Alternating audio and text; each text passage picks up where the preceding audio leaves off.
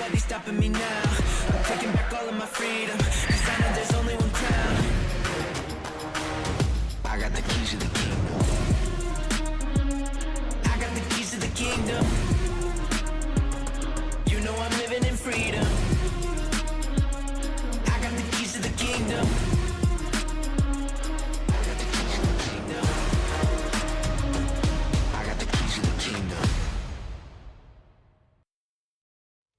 It's a bright sunny day in Hyderabad, and we're back once again on the day 2 to find our top 4. Welcome, ladies and gentlemen, to BGIS 2024, where I'm going to be your host, Castro Necro. John alongside with me on the panel is going to be Fixes. And Fixes, after witnessing what Team Limera pulled off, I've suddenly started to believe in the impossible. We certainly all have been, because the temperatures are definitely soaring high. And coming into today's day, it is again a mixed bag of emotions. On one side, we had all the teams from Grind just failing to qualify into the next round. Whilst all the teams that have been duking it out, have been battle-scarred, they made it to the next round. Exactly. In the round 4, qualifying and forward towards the top 4 is the way to go. And if you manage to place yourself in the top 4 in your respectable group, then you directly move on forward towards the semifinals week 1. And that's where things will get even spicier. But speaking of things, what happened yesterday, some of the known names like Godlike missed out on that opportunity. Exactly, those big teams. It was just not about Godlike, also Team Forever. We had some even bigger upsets, even UP50 and Rush if possible Mizo. They could not make it through. Whilst when you're talking about Limera, from the 12th position, man, it was a bounce back and a half, and I've been loving. In fact, I'm super stoked to see what is on the line today. I mean, the catapult that we saw yesterday, as I mentioned, I've suddenly started to believe in the impossible, and at this point in time, anything can happen till the final moment, right? And you speak of some of the teams that we did not even expect to qualify. They made it in the top 4, man. 8-bit. 8-bit is what I think Necro must be referring to, because now for 8-bit, nobody had been expecting that. Everyone, in fact, had written them off. When everybody thought it was all about Aditya and Max, surprisingly, we could see Jelly Juicy stepping up yesterday alongside Mighty. So such a big achievement for the lads, and really excited to see what they can pull off in the next round. I mean, especially when the day started off 8-bit, they had quite a rough start, let's be honest. They had a really good positioning inside of the circle, but still somehow they messed things up. At the same time, even Metal Esports was inside of the fray too. And Metal Esports was one of those teams that can be the prime contenders for the top 4, but unfortunately they missed out on that spot as well. But now focusing on how things can be in the future and focusing on what's going to be on the stake or what's going to be on the line for these players, it's going to be the prize pool, ladies and gentlemen. Of course, 2 crore rupees on the line in this BGIS 2024, from which the first spot will be getting 60 lakhs, and that's what all these teams are fighting for. Indeed, and in fact the bragging rights as well when you talk about it, right? As the prize pool in front of us, 2 crores on the line, and the victor takes the lion's share of 60 lakhs, like you mentioned. But then again, everybody gets a piece of the pie once you make it to the land. We are talking about Hyderabad. But then again, we do have those individual accolades also for the MVP. We've also got 2.5 lakhs up for the grabs. You've got certain prize pool, in fact 1 lakh rupees for the one team that gets the most finishes. That is true. I mean, in general, you've also got the lonesome survivor as well getting 1 lakh, right? You've also got the MVP of the tournament getting 2,50,000. You've also got the player who managed to go on a rampage getting 1 lakh himself, and the player who managed to get the most finishes as well getting 1 lakh. In general, there's so much money on the line from the 1st to the 16th. There's still a decent amount of money you can get away with, but for that, you will need to try and make it to the land finals. But how do you exactly make it to the land finals, and how do you accumulate this prize pool? Well, let's move on and look at the points distribution. This is how exactly you can move closer to that spot. The first spot getting 10 points, the second placing team will be getting 6, the third one will be getting 5th, and it's going to keep on descending downwards until you look at the latter half of the board. That's where you get none. 9 to 16 getting nada. And that is the game changer, right? We've been talking about, you've got to put in that consistency. You've got to keep on averaging around those 7 to 8 points, get on those finishes. And I think Prime Esports are indeed a prime example of that. Oh yeah, Prime Esports just hitting super heavy inside of the lobby, getting some of the most heavy numbers on the board. And I think so that was the most heavy hitting team yesterday as well that we witnessed, right? They were just going all out war against any other team that stood in their pathway. But for now, let's focus on the day 2 itself, as we've got the group 2 in front of our screens. Kemet Esports, another heavy hitting team in here. You've also got Team Aru, FS Esports, you've got Genesis as well, Big Brother Esports, Blind Esports back in the fray. Fixes. Blind Esports back again. We did see all these matches. In fact, PL Dominators, also one of those underdog teams, making it through grind, making it to the top 16, and now here they are to rule. But when you talk about the others, also big brothers, this is a team that we need to talk more about, because coming from, they were the runners-up of the previous BGIS, but heading in to this time around, things are looking really stormy for them.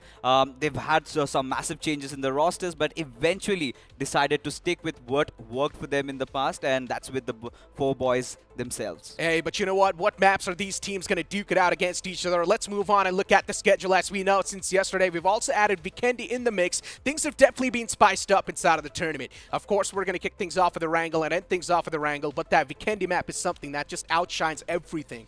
For sure. And in fact, if you talk about the qualification of 8-bit, that was because of this Vikendi map, right? It's been such a table turner. We have been talking about Sanhok that has been flipping the tables, but with the inclusion of Vikendi, that spices things up a lot more. But you know what? Let's talk about some of the newer teams in the fray now. Let's talk about Imprint Esports. It's one of those teams that we have been witnessing in the past. And Imprint, as soon as we saw them on the bigger stage or on the bigger screen, they made a big mark on the scene as well. And I just want to see a little bit more from Imprint, because a lot of these newer teams, the newer viewers do not really expect them to qualify. But then as soon as they do, it's like a big shocker for the community. You know, this is exactly where we get the discussion with Limra Esports also, right?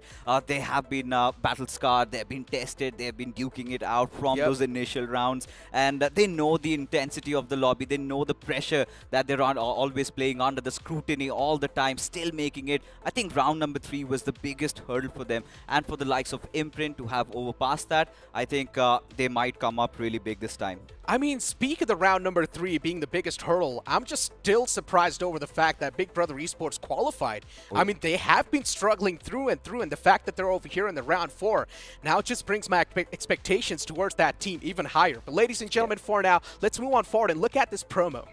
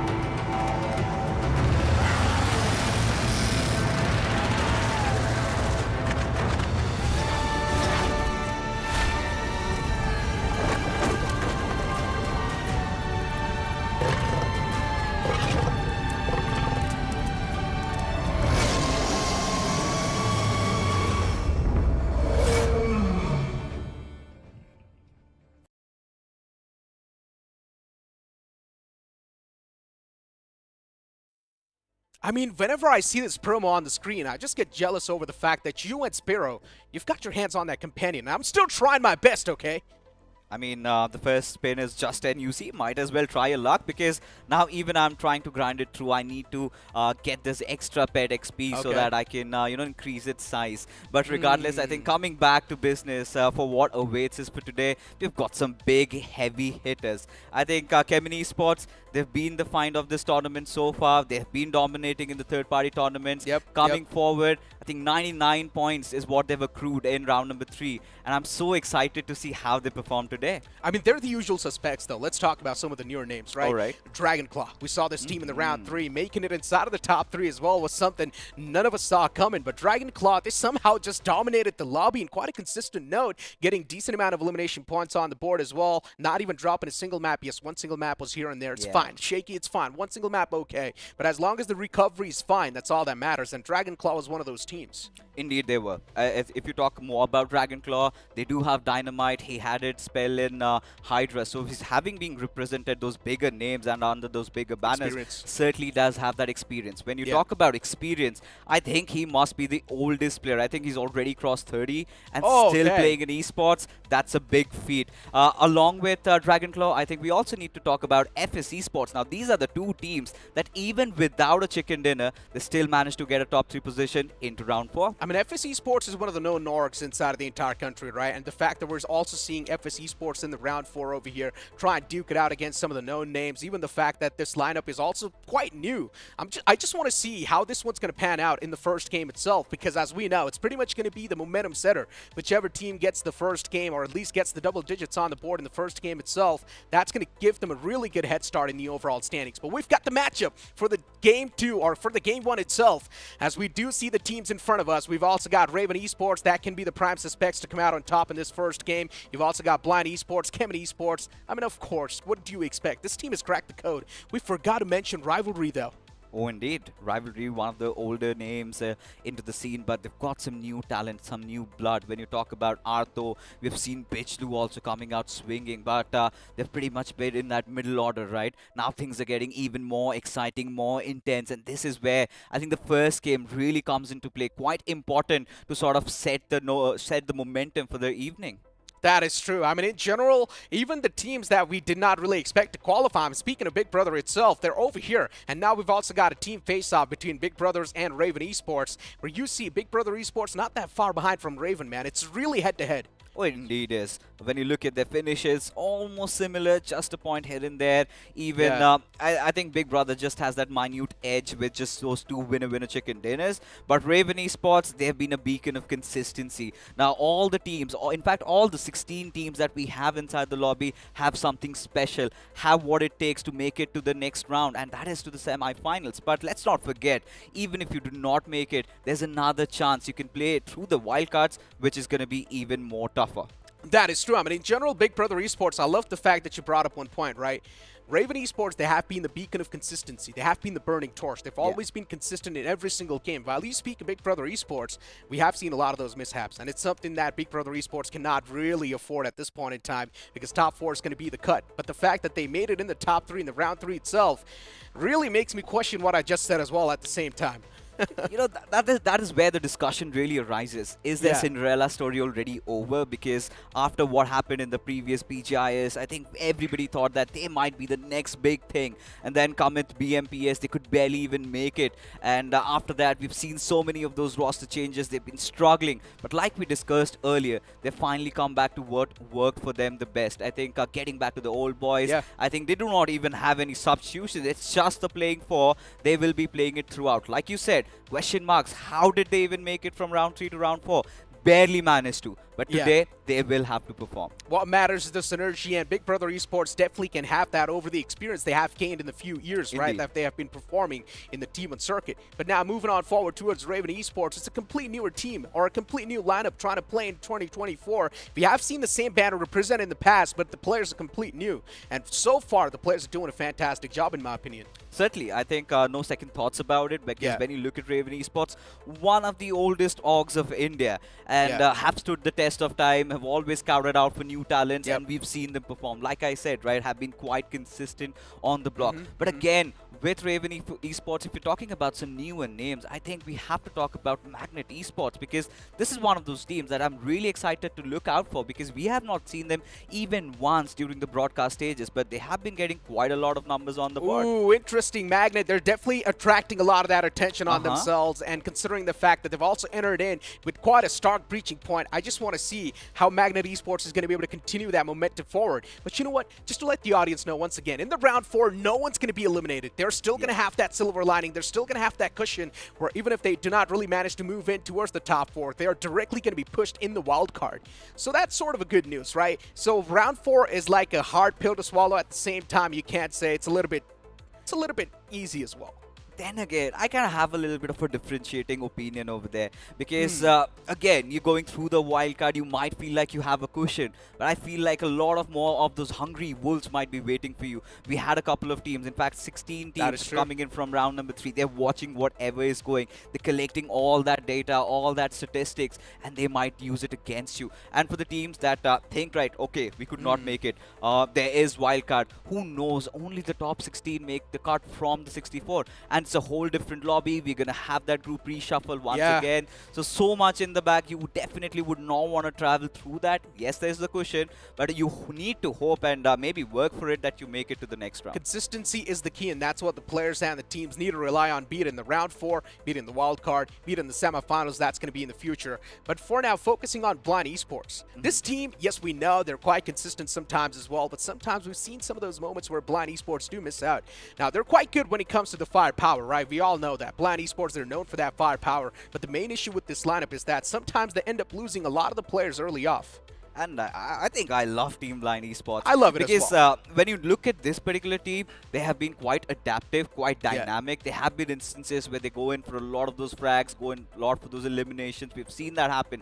But if push comes to shove, we've also seen them play very comfortably, very slowly, then get those chicken dinners, rack up those points. Now, when you talk about their performance in Grind, if you remember week number 1 of Grind, they came out swinging, man. Harsh and Skips are the 2 players that you always look out for. But this time, Dark Lord, he's been firing on all cylinders. I mean, in general, this lineup's past history has been incredible. Indeed. And as I mentioned, they do pack a lot of punch, but sometimes the survival instincts have been a problem. It's all about being able to stay alive inside of the game too late, and if you're not really able to do so, well, then at least try and get as many elimination points that are needed to stay consistent.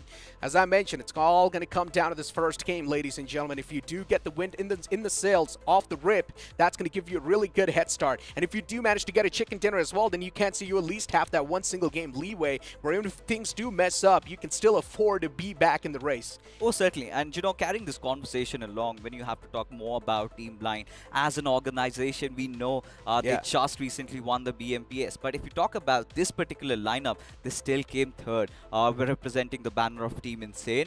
This was one of those teams that did create some history in the BMPS league stages, having gotten so many of those chicken dinners. Nobody could even reach that feat.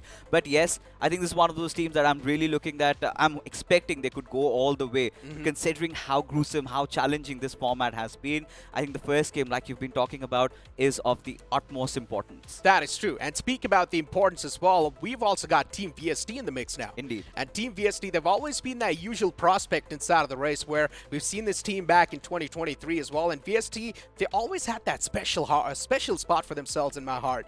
VST, they're quite consistent, they're quite heavy hitting as well, but unfortunately just missing out on a couple of numbers in 2023. And I do not really want to see the same thing repeat itself in 2024 as well. So I'm really going to be rooting for Team VST over here too.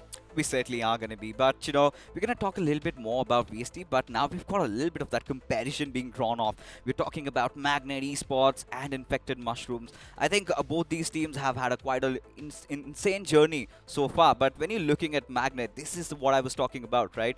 2 winner-winner chicken dinners out of the 6 games, 57 finishes collected. Whilst when you're looking at Infected Mushroom, they're also not far behind. That is true. And both these teams, we haven't really seen them on the bigger stage over here. We haven't seen them on the bigger screen. And finally, they're going to be in the limelight now. 57 finishes wrapped up for Magnet, and you see Infected Mushrooms with 47. In general, both these teams are really close when it comes to the comparison. And also, these two teams, they played in the same group as well in the past. So these two teams, they know each other's playstyle. And that's where things are going to be even more spicier because you expect them to counter each other. Oh, we certainly do. And I think they might be knowing what to do against each other, how to really play it off. But again, when you talk about the variables, so many other teams also into the mix. Now, coming and bringing back the conversation along towards VST, they've lost out on Sue. Sue plays for a different team altogether. Without their IGL, without one of their best fraggers, they still came out swinging. The second week of Crying, that is where we saw them enter in and in fact breach in through the top 16 ranks, and that is a huge feat to accomplish.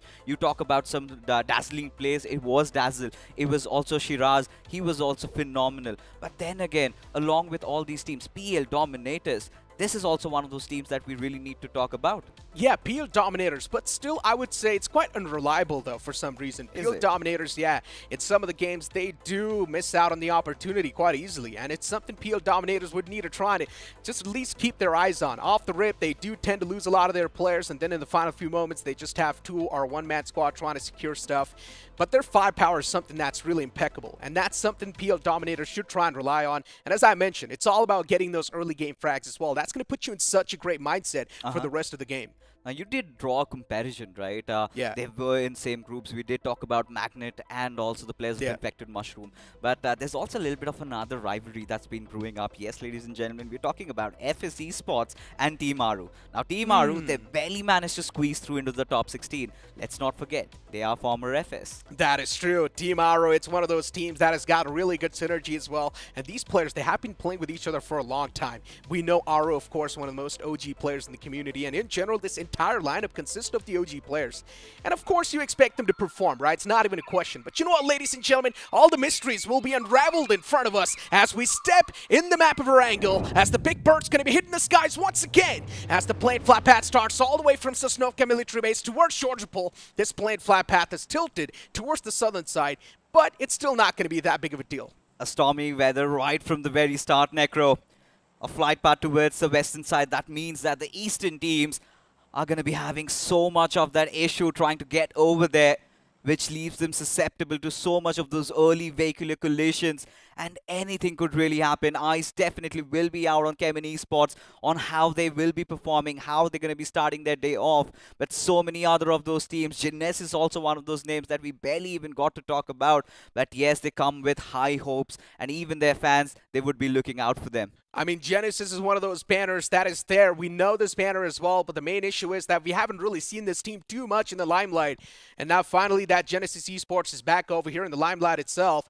There's definitely going to be a lot of expectations, but sometimes expectations are something that can let you down as well. So let's just see how the course of action is going to look like in the first game. Indeed. As we can see so far, no shenanigans, no monkey business. There's been no drop clashes around over Ripnoy and Sosnovka military base. And Rivalry Esports, we did touch upon them. Bijlu and Artho, two of those players, I'm really looking out for them. Now, even for Rimprint, another one of those teams that barely managed to squeeze through into the top 3. But this time, I think there might be a little bit of that kerfuffle, because I see a lot of those colors just around them. Now, Fixes, look, I'm going to put up a point over here, right? The teams that have directly moved in inside of the round 4 itself from the grind, there's been a big gap in the play. I mean, of course, they have been practicing offline. It's nothing taken away from that. But still, it's all about being in the limelight. It's all about being in the spotlight. And when the games are being played in the spotlight, it's a complete different tempo.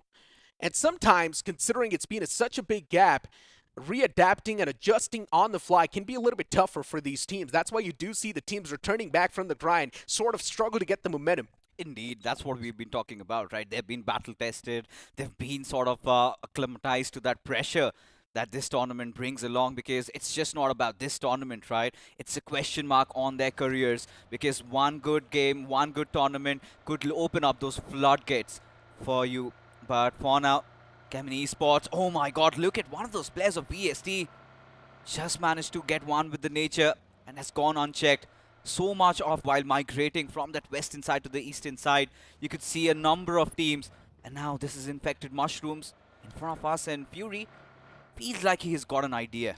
This is what you love to see, right? Kemin Esports off the rip. Just being the hunting squad. And I'm loving this. All the 4 players in one single vehicle, though. It's not something that's given me that good of a vibe, but still, it's way too early inside of the game, so you cannot really expect a team to get sprayed down like that. But Kemin Esports just trying to move in, traverse to their drop location. Focusing on the side of Infected Mushrooms, though. The man from the side of VST has been spotted out for now. And VST, they're trying their best to provide that backup to the fallen players. Well, I'm not sure if the revival's going to come through, but yeah, the man seems like in a really dicey spot for now. The vehicle is there for the rescue, and hopefully he's not going to be knocked out. He tried his best to do so, but yeah, it does not really matter. Indeed, Sparky gets a final knock on the head, and Shiraj is pretty much a dead man walking. We did talk about this play just a couple of moments early, and now he's bitten dust. A huge setback for Team VST. when you look at the circle, I think now they've got to make work with whatever they have, just 3 players. Ideally, we've seen this team can go really frag heavy, but now they will have to play a little bit defensive. Yeah, the recovery is definitely possible. 3 players up inside of the game, now trying to move in towards an isolated spot, which is probably looking like it's going to be Severny, considering the plane flat path was tilted a little bit down south. That's why the team's moving up north. They're definitely struggling. Even Vikendi Esports was one of those. Luckily enough, they got their hands on that dossier, so they're looking pretty safe. You've also got PO Dominators, right? A team that you were having to talk about, and PO Dominators for now. They do seem pretty unsettled. Still trying to find their drop location, still trying to move towards their spot, but they've got decent loot as well in the back. You can see the man with the loadout has already got M416 and a DBS to kick things off. I mean, what can you ask for? What else do you need? The ideal loadout and PL Dominators. One of those teams, like we did discuss, really watching out for them. And for now, heading a little down south, maybe towards the quarry area. I've got to be really careful though, because Dragon Claw, they've already made it over there, and hoping for an early rotation from their side. But the circle this time, however, is quite generic, right, Necro? A little twisted towards that eastern side. You can see the players of Imprint just present above those locations. And for Kemin Esports, this time Yesnaya looks vacant. Kind of really makes the accessibility easier for them to make that rotation down south. But Big Brothers, again, one of these other teams. But FS, now another, in fact, thing about FS is, Rage, it's his birthday today. Wow. He's not playing. That's sad. Uh-oh. Interesting. I mean, it's even Maisie's birthday on the Hindi panel, right? Oh, yeah? I'm going to ask him for a party. We all do. We've never gotten it so far. It's Okay. been 4 years. It's every time to single year. force. Yeah, and he's always somehow managed to get away with it. And hopefully, we're lucky today. But talking about the others, in fact, Raven Esports. Now, this is one of those teams, Necro, we've seen them. They've got that slow gameplay going in for themselves, constantly just playing by the books. They do not go for any monkey business. They do not go around hunting down teams. It's one of those teams kind of quite synonymous with the likes of New Version. And New Version had a really bad fall yesterday. They did. I mean, for New Version, I'm not even sure what to say, right? Moving inside of that day, we had decent expectations from that team, too. But somewhere down the line, I'm not going to lie, I had that feeling that New Version is not going to be able to crack through. I just had that feeling. I sort of knew that New Version's going to be struggling. I mean, yeah, I loved them as well, but it's just that feeling that I had, right? Considering the competition was so cutthroat, there were so many teams in contention for that top 4. For New Version to try and squeeze themselves in, it was looking way too tough. It certainly was, and really not having the best of those starts kind of threw them off, or maybe it was the pressure that they were really not able to soak in. But for now, when you look at Team Aru, right? You've got Aru himself, and he's got such a rich past, so much of that experience bringing on the table, right? Initially in his run with Chelly in OR, was one of the best support players in India, and suddenly he's changed his roles. Had quite a lot of team shifts, but Atanki, he's been sticking along. Now, along with Atanki, you've got a new prospect. You've got Dionysus. We've seen him play for the team likes of Marcus. We've seen him in Hydra. And this time around, this team is finally finding that spell of success. But for how long and how far? Because top 16 into grind was amazing. And this time also, the rotation inside the circle should not really be difficult. I mean, look at Imprint. The split they've got towards the center. One man towards Mansion. The other man is towards Shelter as well. I mean, the split looks good, considering the fact that they've got so much more playing area. But I'm not sure how well that's going to work out in the future stages. For now, Blind Esports, a team that is known for their punches that they deliver inside of the lobby, going up against a complete new team, which is Genesis. Of course, the org is quite known. For now, Genesis, they're definitely taking some heavy blows themselves. Unfortunately, the players do not really have a lot of that breathing space that's needed to try and readjust or remaneuver, but for Blind Esports, yeah, they can try and reposition wherever the hell they want. Look at them taking control over this fight. That spread coming in through as for Genesis, the alarm bells suddenly start tolling, losing out on one of their players, and they seem like to be in a little bit of that disarray. And again, Dark Lord giving them that opener, giving them that first finish in Tapata. Coming out in the open, Harsh goes in for the spray. Does connect a couple of bullets though, but not enough to put him down. Harsh is going for that constant spam through the smoke. I mean, look at that trail. It's so massive. Luckily enough for that man from the side of Genesis is not Nice. knocked out just yet in Blind Esports. At least Skips is able to find the knockout. And even the confirmation rolls up under the bed. So yeah, for Blind Esports, a great way to kick things off in this fight. It's already going to be a 2-on-4. And for Genesis, it's better to just back away. It's better to just let the opponents have that space. Look quite unsettled. The players of Team Genesis looking to be struggling in this situation because Blind, look at them pushing in tandem, getting their things straight forward, keeping each other quite tight to each other. As Gyro God, he's the man standing in front of Skips and Dark Lord. And now these two horsemen just charging in his direction. As now, the moment the smoke dissipates, he might get done to it. But still, Skips comes out swinging. But Blind, they've taken a loss. Adi is down on his knees. Hold on. There's a high chance Genesis, they can't spring back to life.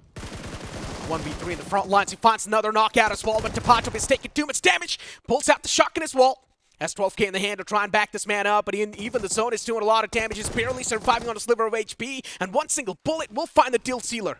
Oh, he certainly does. And Blind taking that one casualty, not a really good news, but have still secured those 4 finishes. And this is how Blind likes to roll, right?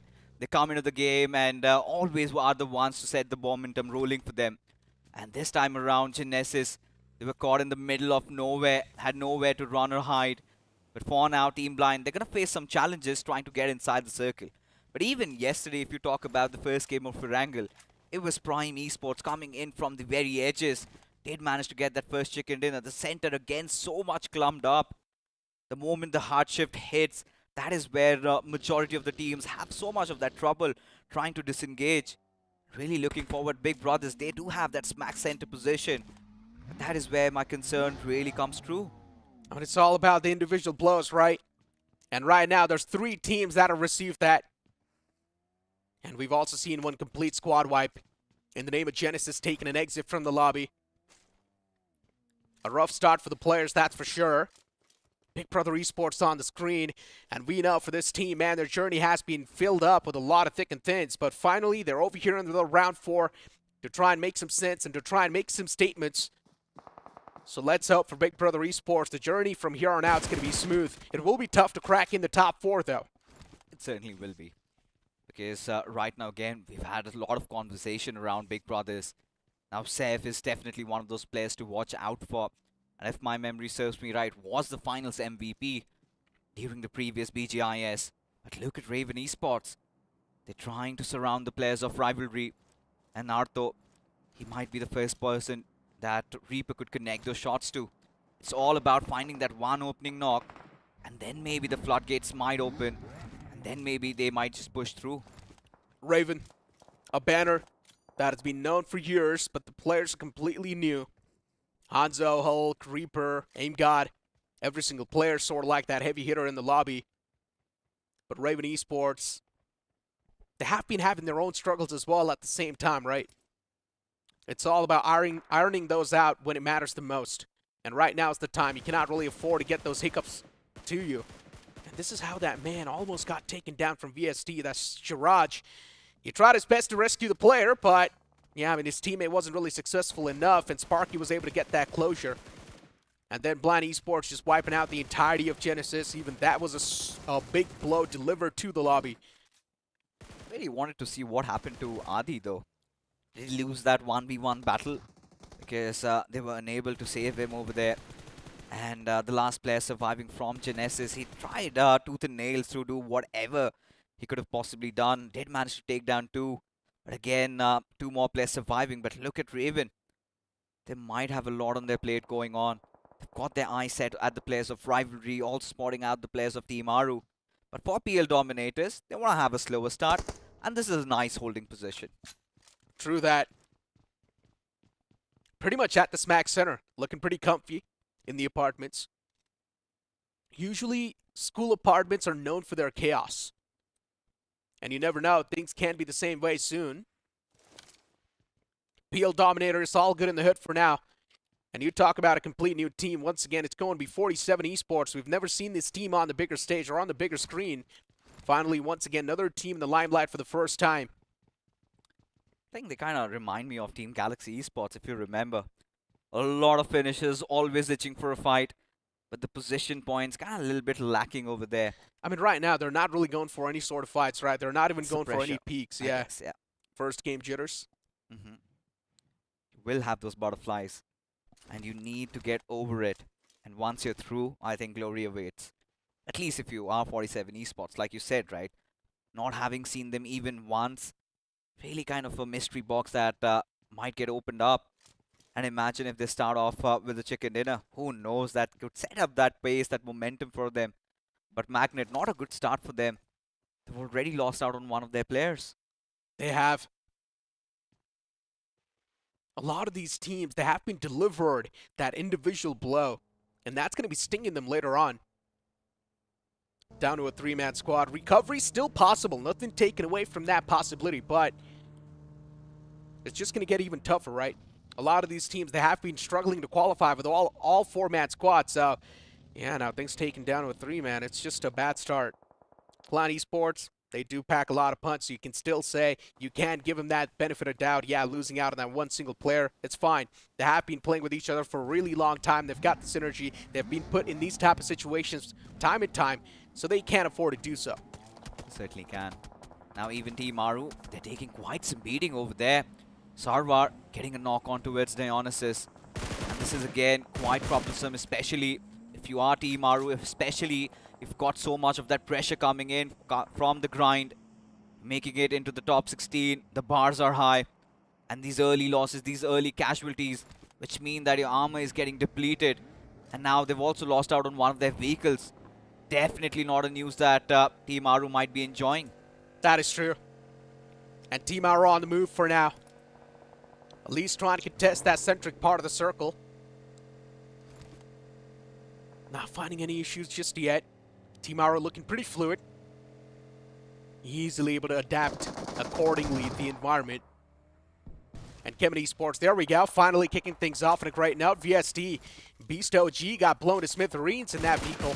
And for VST, this entire game has been filled with a lot of thick and thins. They're not able to just get that flow in the hands. Oh, indeed. And now Fury is just going to follow up. Phantom did connect that final shot though. The vehicle explodes and Phantom will get that finish. 2 more. That leaves the players of VST down to their last man. And for Kemen Esports, who can forget what they did in round number 3, that final game of Erangel and Fury, 10 plus finishes. Every single time when you talk about Kemen Esports, is again one of those teams that you have to talk about them as a unit. It's just not those few couple of players, right? You talk about Fury, yes, he was exceptional in the previous round, but let's not take anything away from Phantom because he's also an amazing assaulter. You got a point. In general, the entirety of Kemen Esports, they're just really good. Everybody hits. Yeah, everybody hits. Maybe Alto, you can't say, is not really the one to be in the limelight, sort of playing that support role. Still gets the job done, though. Of course. I mean, I still remember in 2023 when Medstrat was a thing, Alto was the prime focus of the team. He was always the one to crack the code in the lobby. He was always the one to go for that Medstrat constantly, secure those points for his team. And if you remember, in 2023, that one single moment that we witnessed, right? Alto all the way back in the blue, and the man was able to just beam down the players from the far fray. It was super impressive. Oh, that game. Nobody could really forget that. And from, I think it was away from the blue. He did manage to shoot in from the back lines. It was the player of Revenue Esports too. Yeah. I do remember roughly who the player was. It was Blaze in the end who was alive. And Blaze got taken down, and that's when Alto just secured that chicken dinner. Yes, it was the game of Sanhok. Indeed, indeed. Memories turned afresh again. And yeah, for Alto, he's always been one of those players, right? Does not get enough of that limelight. But if you talk about his role, he does it so well. But for now, Dragonclaw, they've also gotten into their second spot and have taken control over the stunt area. Now, this is a team that needs to be talked about because Dynamite, he's back into the play. And we did talk about them a little bit, have been quite consistent. They know how the pace of the lobby is, and everybody is trying to get some good positions, some good holding spots. And this is one of that. Taking a look at the replay, I think VST, now this has to be one of their nightmares, right? Really did not expect to start off the campaign, or in fact in round number 4 like this. I mean, for VST, being taken down to that one last man, I'm not sure what he can even do because they've got no points accumulated so far. At least if they would have gotten 1 or 2 points, then maybe you can't say, yeah, there's a possibility they can't secure at least 5 or 6 points in the first game. That can still be a bit of a sigh of relief. But getting 0 points so far in the game, and considering you're just taken down to that one single man, yeah, it just makes things even worse. Now, this man needs to make sure he's at least securing that second spot in the game. Yeah, I mean, can't really rule them out of the competition, though. Because still, yesterday we saw, even in the first game, Limra could barely even manage to get a couple of points, right? Of course. Still made it through to the top 4. Oh my god, Imprint. Yeah, Imprint Esports, quite happy with the position. I really like the compound, though, the L building that they've taken control of. And now Rivalry, and even for the players of 47 Esports, having a little bit of a tussle about that Volcano Hills. When you look at Team Magnet, again, down to 3 men. And now Kemin Esports, they might be knocking on their doors, and this is where things might get really dire. It indeed can. Look at the fight that's occurring in front of us. Big Brother Esports. I'm not sure why Safe is hesitating to go for that peak, but eventually it gets dealt with. And FS Esports, there we go. Starts things off with a fiery note. Big Brother Esports losing out on Seth. That's not a great news at all. And yeah, even the confirmation's going to follow up quite easily. FS Esports, even they do lose out on the Hitman. The Wizard is trying his best to push up close and personal. Wizard's taken down low as well. He needs to do something to try and get the pace back up in his team's favor before FS Esports things are taken down to a neutral ground. And Uzumaki just blows his teammate up.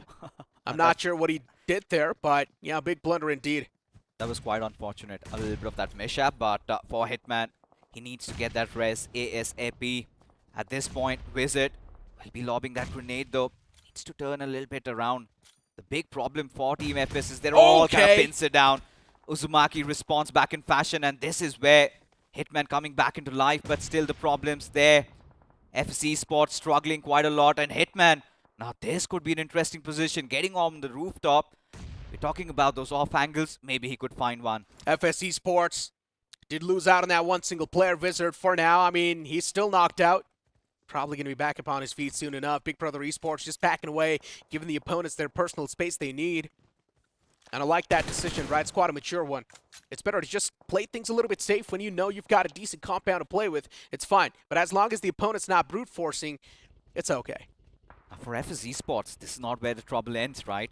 And even for Big Brothers, because look at the far off fray. You've got Kemin Esports, and the moment the smoke dissipates, the moment it fades away, that is where somebody from Kemin Esports might poke the bear. FC Sports, they've started off really strong, but for Big Brothers, it's all about kind of getting that recuperation and trying to find something else. I don't think so. FC Sports is going to be in trouble because the players they've got the compound to play with. Yeah, I mean, they've got the compound to play with, though. It's all about the hard cover, right? And of course, even FS Sports is going to be well aware of the fact that there is another team in the back line, so it's fine. It's not that big of a deal. You've got INS charging on forward against the likes of 47, and for 47, it's not looking too good. Things are looking dicey. 47 Esports, they did lose out on one of the men, and now here we go. The send-in comes through, and even Rivalry Esports looking for a third party and join the fray. Even they want to be a part of this fight. They want the piece of the pie. One man knocked out. Confirmation instantly follows up. 47, they're taking too much damage, and eventually the nade will settle the deal. It certainly will. But look at Rivalry. Lucifer coming in from the back lines. A little far off from his back. Rivalry not able to provide the cover fire. Look at Dragonclaw. They also want to charge in. Look at Root. Just drives over in your dreams. Says it is on your face, my friend. As Lucifer has got no other measures but run out from over here. But that does not end over there because Magnet, they've come in out of nowhere. There we go. Third parties after third parties. All thanks to the points table that we've got so far. Every single team, they want to get their hands on the elimination points, and even the players of Dragonclaw, they're trying their best to claw back up, but then even Team Aru, they want to be a part of this fight. It's the fifth party so far in this entire fray, and even Team Aru, they're almost on the verge of getting some of the closures. How is Starboy even alive from INS? I have no idea. The man's just tucked behind that vehicle, just making sure he's not even moving a muscle, not giving his position away, but look at it towards the compound. Magnet, they're taking some heavy blows upon themselves. It's raining hellfire over here as Magnet. Yeah, they've lost out on one of the other players also as Sarwar tries to lob in that grenade, but kind of ricochets back on him. Needs to patch himself up, but that is not where the trouble ends because the Hounds, look at them, still firing those shots. Kemin Esports could come in any given moment. They could. Magnet. IGL looking to toss that nade in the closet room, but still the players aren't going to be safe for now. Rivalry never would have even thought about this entire circumstance just breaking out this way. And Beast now pushes up and he still gets that knock. Nicely done. Brings the number back in his team's favor now. And Rivalry looking decent so far. They've also got a lot of utilities to back him up, fixes. This is definitely possible to clutch it out. And if they do get this compound control, it can be so good for them. It certainly can be. But look at Team Rivalry. They do not have the numbers to work with. As the entire cavalry of Team Aru comes knocking on their doors, it's all about getting that initial grenade knock. But you've got to be really careful, really watchful. Look at the floor, it's completely lava. Kind of trying to succumb them, kind of trying to suffocate them over there. As Arthur and Beast barely push to a corner. Dionys is trying to find that opener, but somehow he's been managed to get knocked off. Oh my god. And this is where Starboy out of nowhere, he comes in. Whereon he's taking some massive amount of damage. Team Aru, they need to be a little bit careful. From the back, there's still INS as well, just waiting for some of the players to step out in the open and maybe take the opportunity and hand out some finishing blows. Another team's going to be joining the fray once again. It's also going to be Raven Esports wanting to be a part of the fight. What is this compound? It's one of the most cursed compounds so far in the map of Erangel. There's so many teams trying to duke it out for this spot. And at the same time, we're seeing a lot of those eliminations hit the deck as well. Even Raven Esports, they've been showcased the pathway to hell. It's absolute pandemonium, folks. What's happening in front of us? Somehow Rivalry is still alive. Somehow they're still breathing. But the numbers on Team Aru, that is dwindling down. Arthur does come out swinging, and there you have it. Team Aru sent packing to the doors, as now Rivalry still alive with 6 finishes to their names, as Arthur and Beast will try to get a little bit of that high ground compound. And how on earth did that Dacia make it over here? It's all about the stunts, my friend. Making the impossible possible. And look at Rivalry. Oh, a big mishap right there. Losing out on that crucial player. Now Server instantly just brings back to life.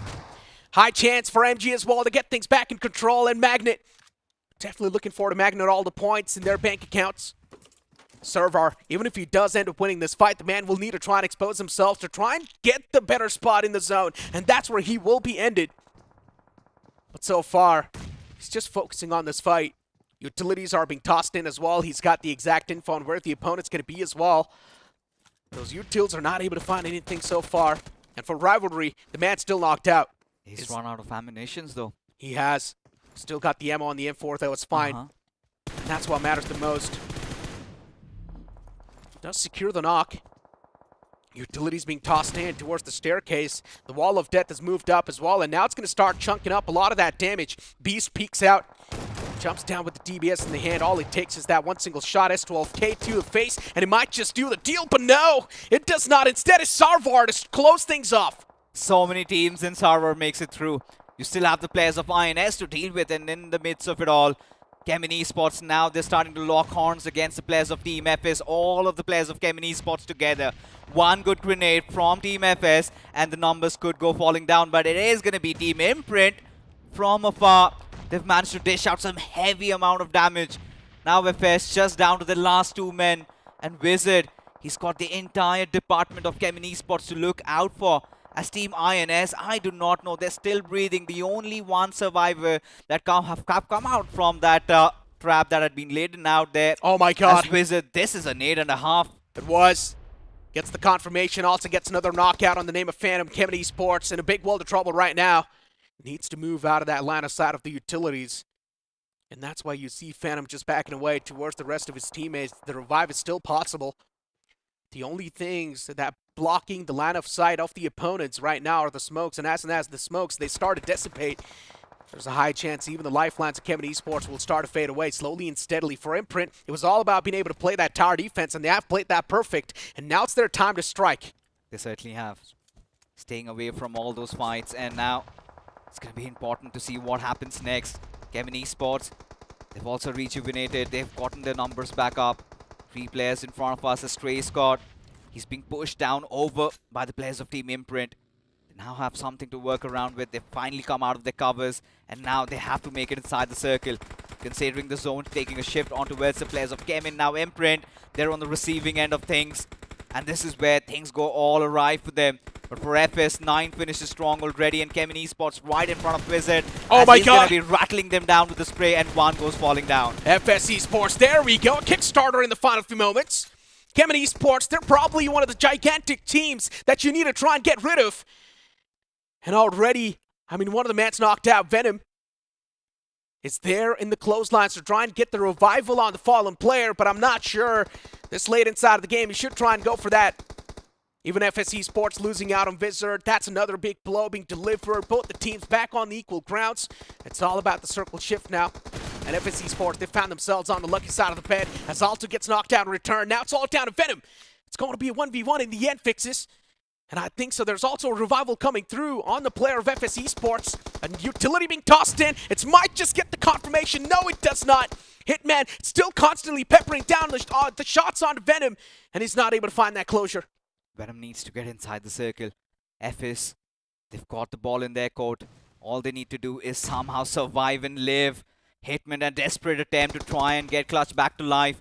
But Kemen Esports, they also want to play with the numbers. And there you have it. The final grenade gets tossed in. And this time, it is perfect. Kemen Esports starting things off with a bang. 7 finishes to their names and a chicken dinner. But FS Esports, another commendable performance from their side. They were impressive as well. Inventory management at its finest. This late inside of the game, still Kemen Esports had so many frag grenades, and it's something you do not really expect as a pro team, right? You usually expect the players to exhaust all their utilities in the early phase of the game, but no, instead, Kemen Esports, they had their backpacks filled with a lot of those nades, and that's what got them that chicken dinner.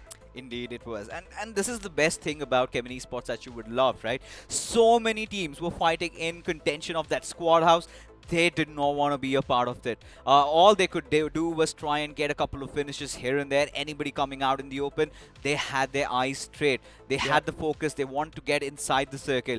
Hence, they had so much of that utility to work around with. But for FS Esports, it was a long, arduous journey. They had to fight against some of the big names. They went on punching the players of Big Brothers, putting them down. They got a lot of utility over there. But we have been talking about how underrated Altu was. He got so much of those knocks. I think the best knock was against Wizard when he did take down 2 of the players of Kemen Esports. If he had not gotten the trade, and even before he went falling down, he still took down one of the players of Team FS. I mean, in general, Kemen Esports, as I mentioned, every single player does pack a lot of punch, but it's still all about adjusting to the roles that are given to you. And I think so Altu is one of those support players that is trying his best to adjust, but still at the same time, he packs a lot of punch. And that's what he showcased today itself. Moving on forward, though, Imprint, they had a solid position to play with, but the fact that when it came to leaving that compound and moving out in the open, that's when they got screwed up.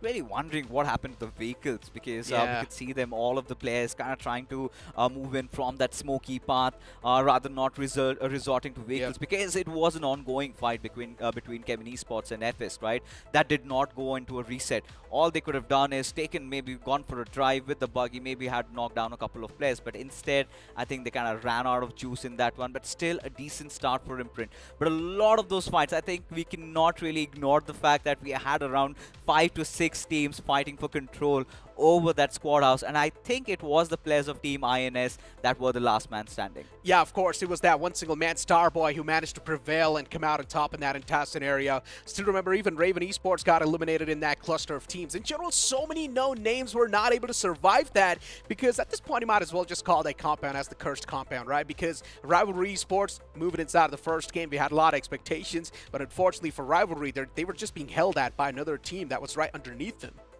And in fact, you know, we have to take a look at that winning moment, really, because kind of missed out on that final grenade, how it was flung over, right? Hitman was still alive. He was trying to get that revive done. That did not happen. But look at this. This is where I say, right? Alto is so underrated. Takes down Wizard in that situation. And even before he gets knocked out, gets knock on clutch. That kind of sets Kemen Esports up for success, because had this fight elongated little bit even further, it would have had to be the players of Kemen Esports trying to go in for the push inside the circle.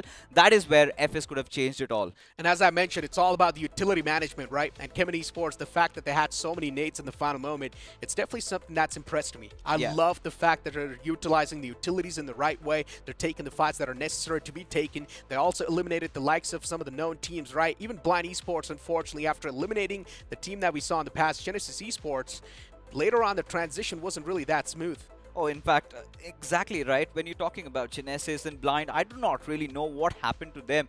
They kind Yeah. of vanished in thin air because we had so much of that focus on that squad house fight. But who might the MVP be? Because Kevin Esports, they did not get a lot of finishes. Maybe someone from the side of Imprint. What about FS Sarwar? Esports. Even Sarwar can definitely be there. Has to be someone who was in that cluster of teams. Just third parties after third parties coming in, and there were so many elimination points up for grabs. Maybe it can also be someone from the side of FS Esports, right? Another heavy-hitting team. We did see them push up close and personal towards that compound that was there. And yes, it is going to be someone from FS Esports. It will be Wizard with 5 finish points wrapped up and 791 damage dished out.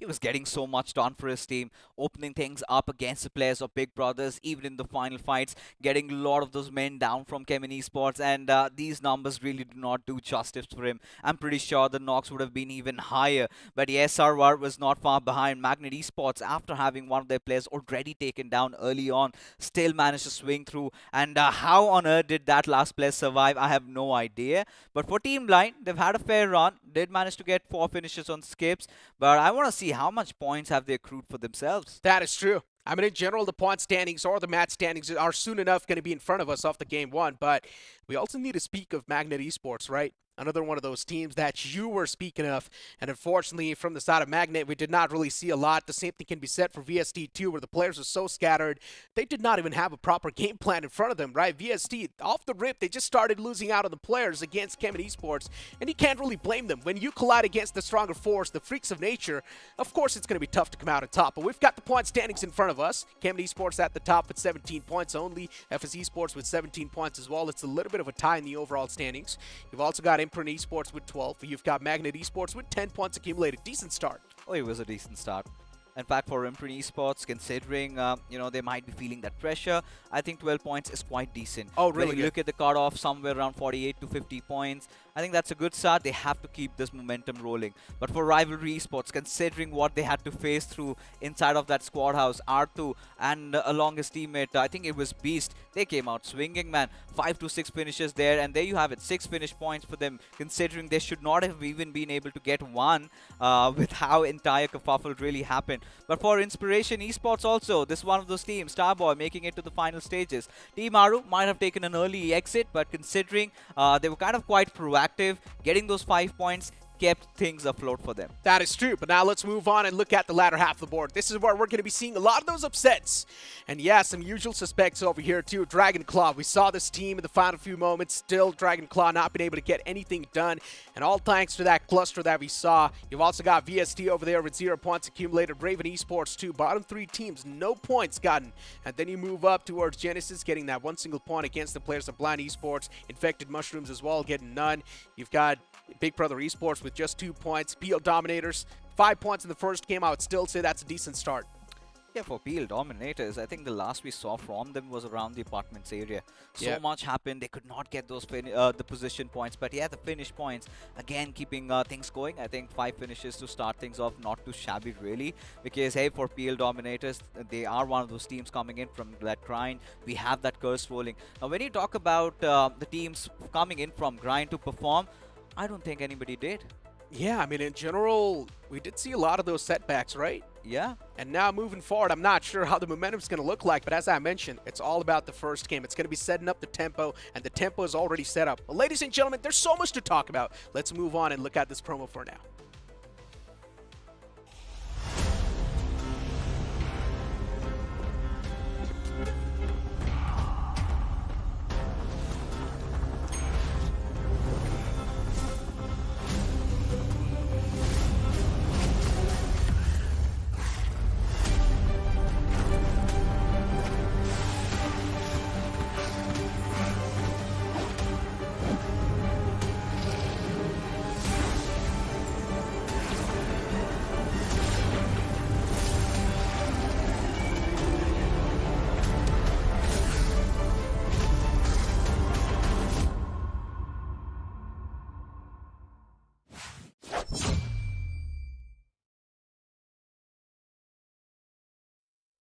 The Ignis X suit. It looks amazing, and of course, all it takes is 10 UC per day to go for that first spin. So what are you guys waiting for?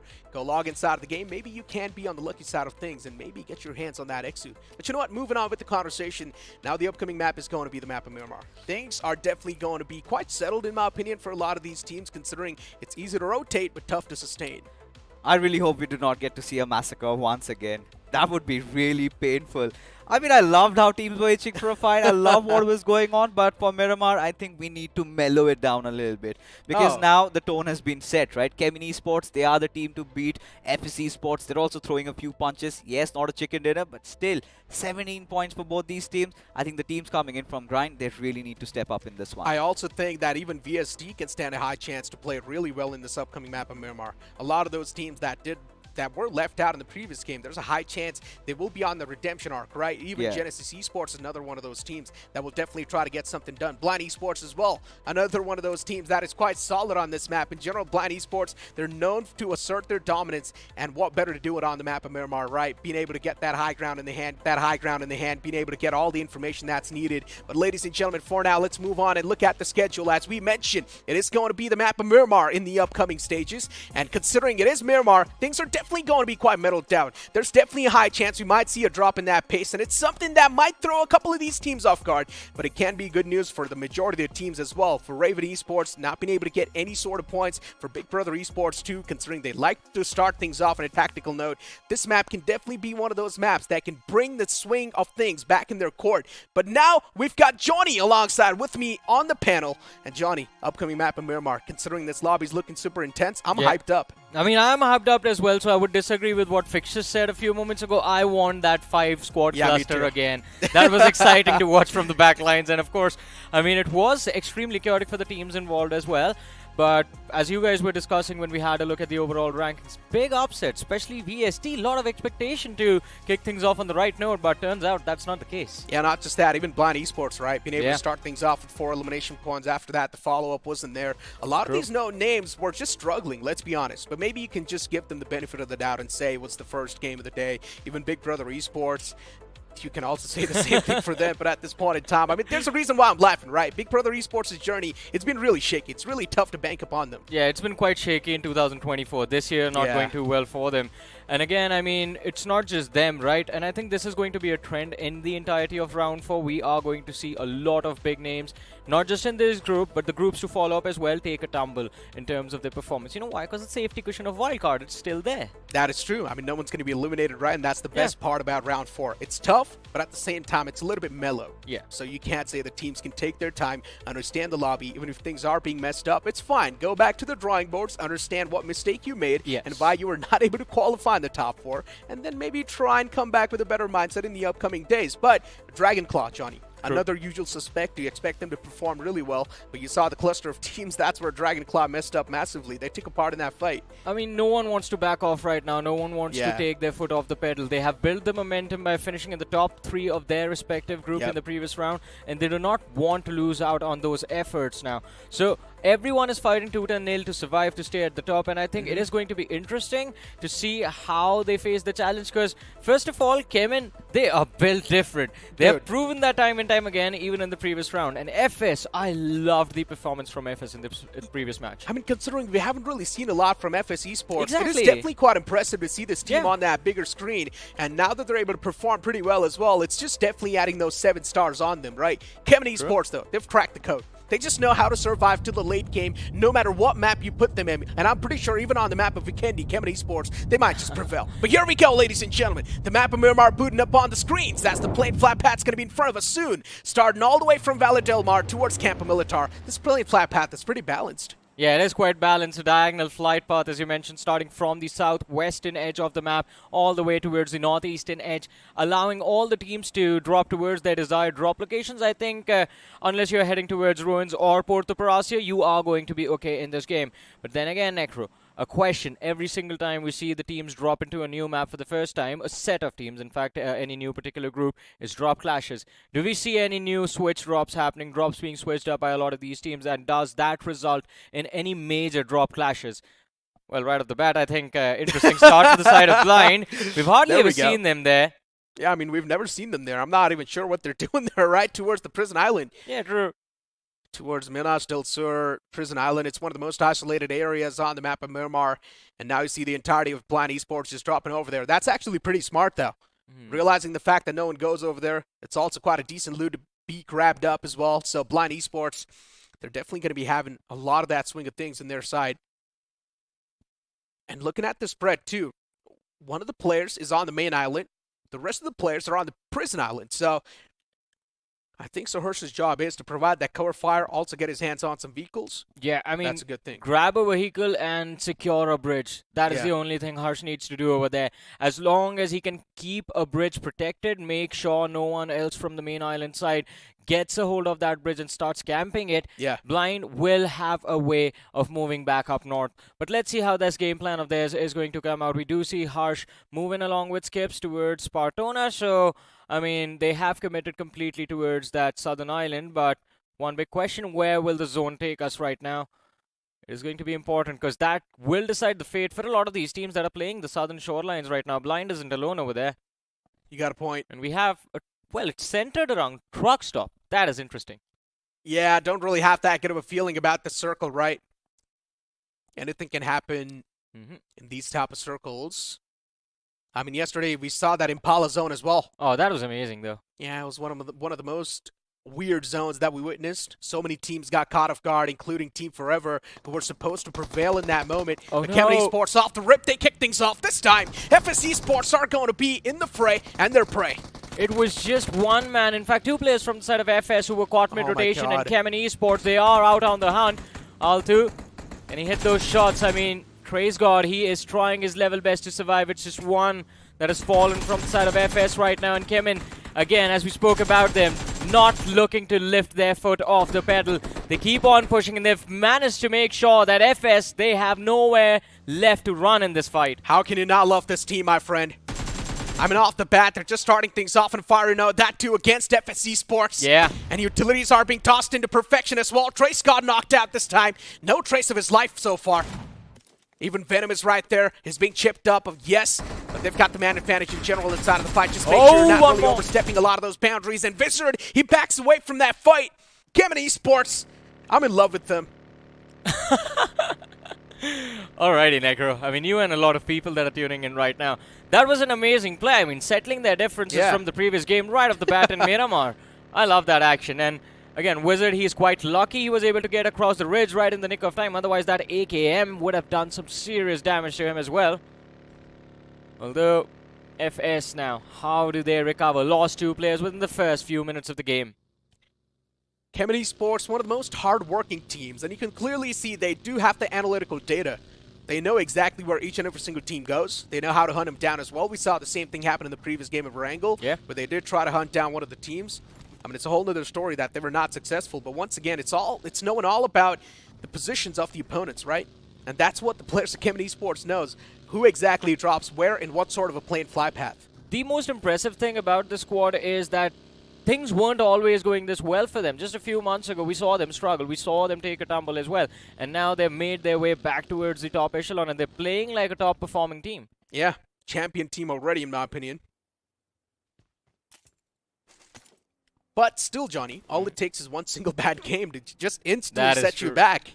So for Kemen Esports as well, hopefully they're not going to be overstepping their boundaries. FS Esports, though, I mean, after such a good game in the first one, now being left out in this one, it's definitely going to be a massive stinger for the players.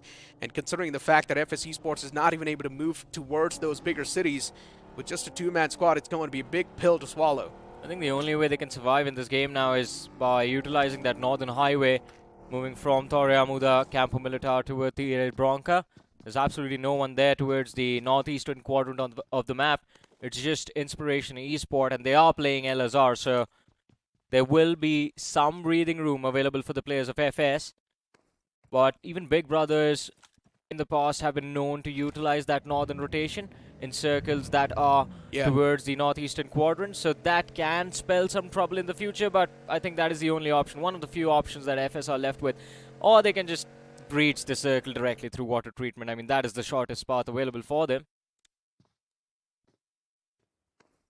They definitely can. I mean, at this point in time, I'm just waiting for Blind Esports to get back in the groove of things. Oh, yeah. Just start swinging left, right, and center, man.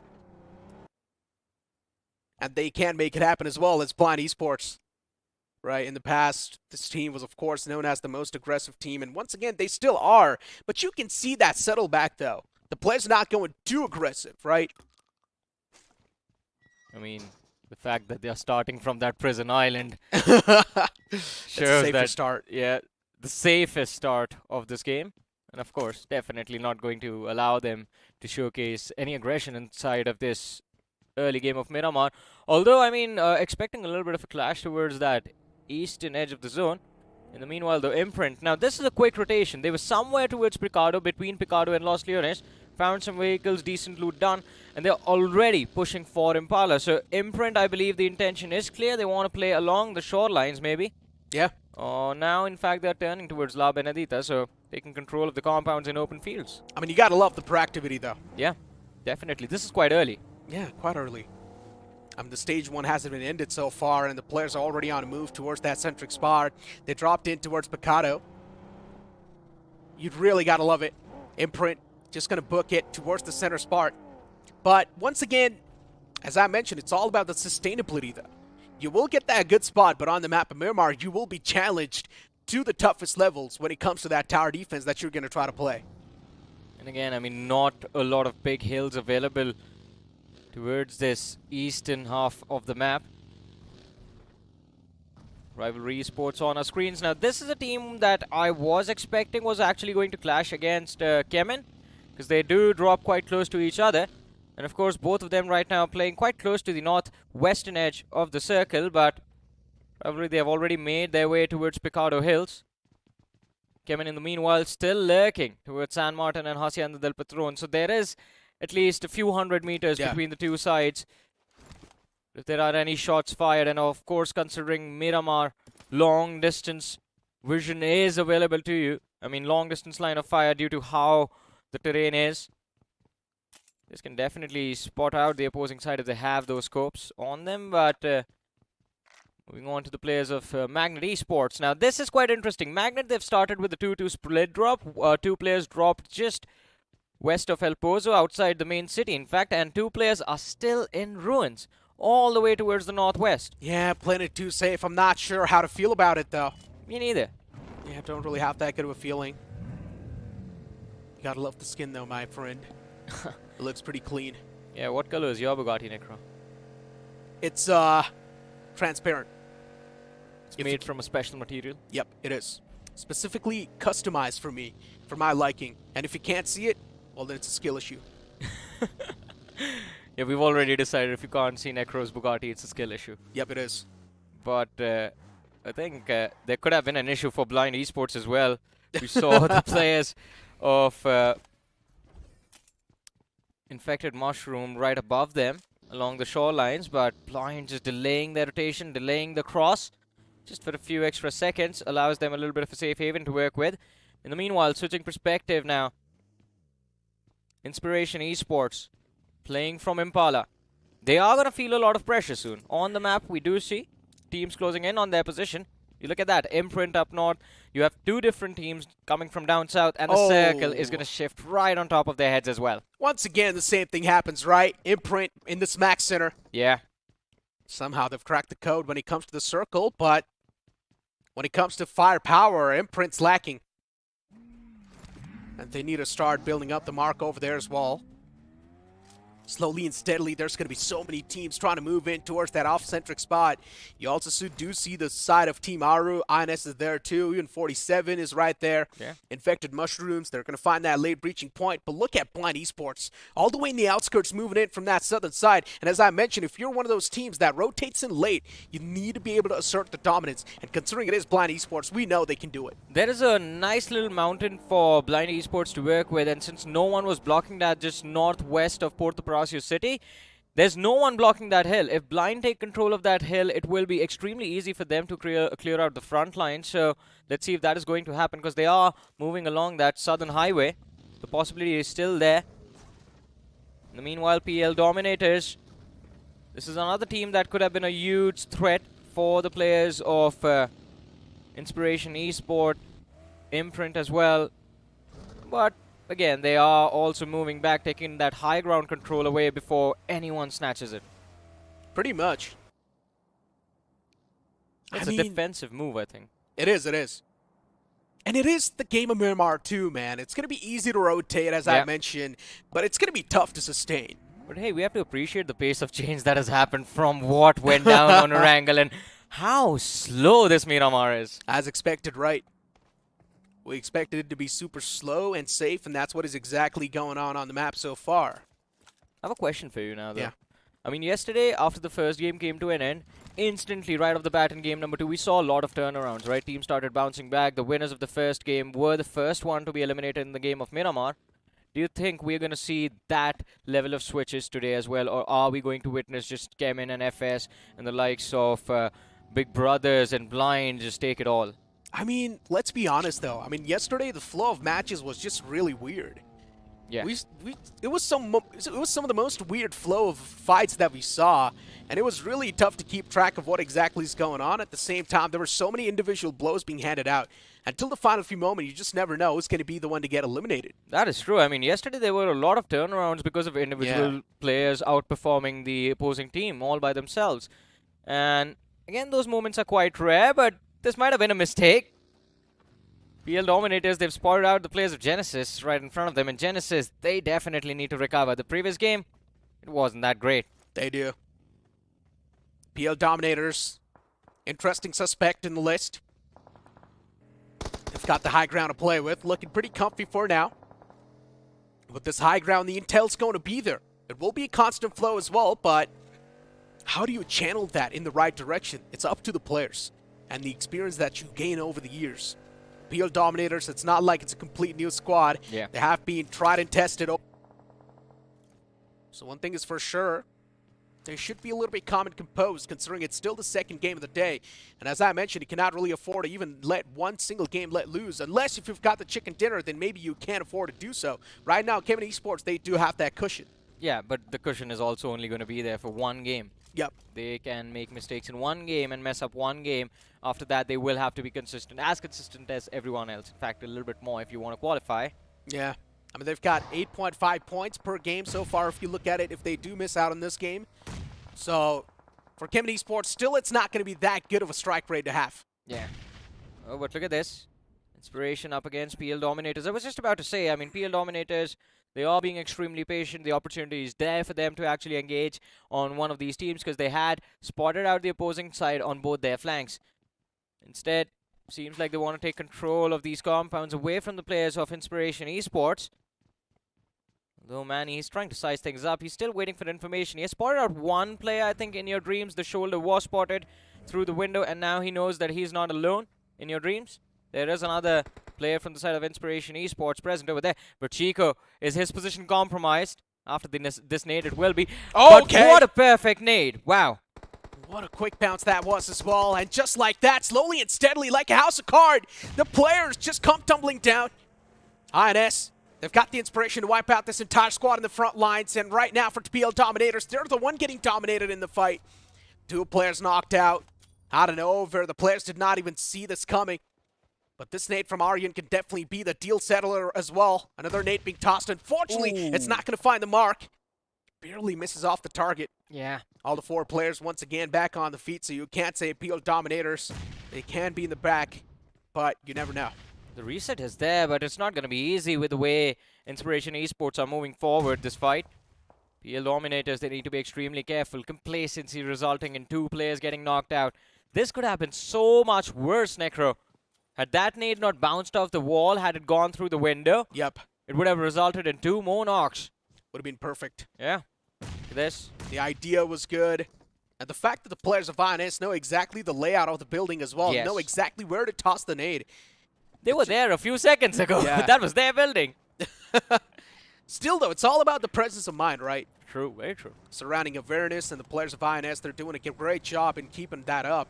Oh, but I love this shift again. We're sticking to the shorelines this time, it seems. Yeah, you gotta love it. Can't really hate the zone. It's going to be challenging these teams to their fullest potential. The players at the high ground will, of course, have the most advantage, as you do see the players of Raven at the top.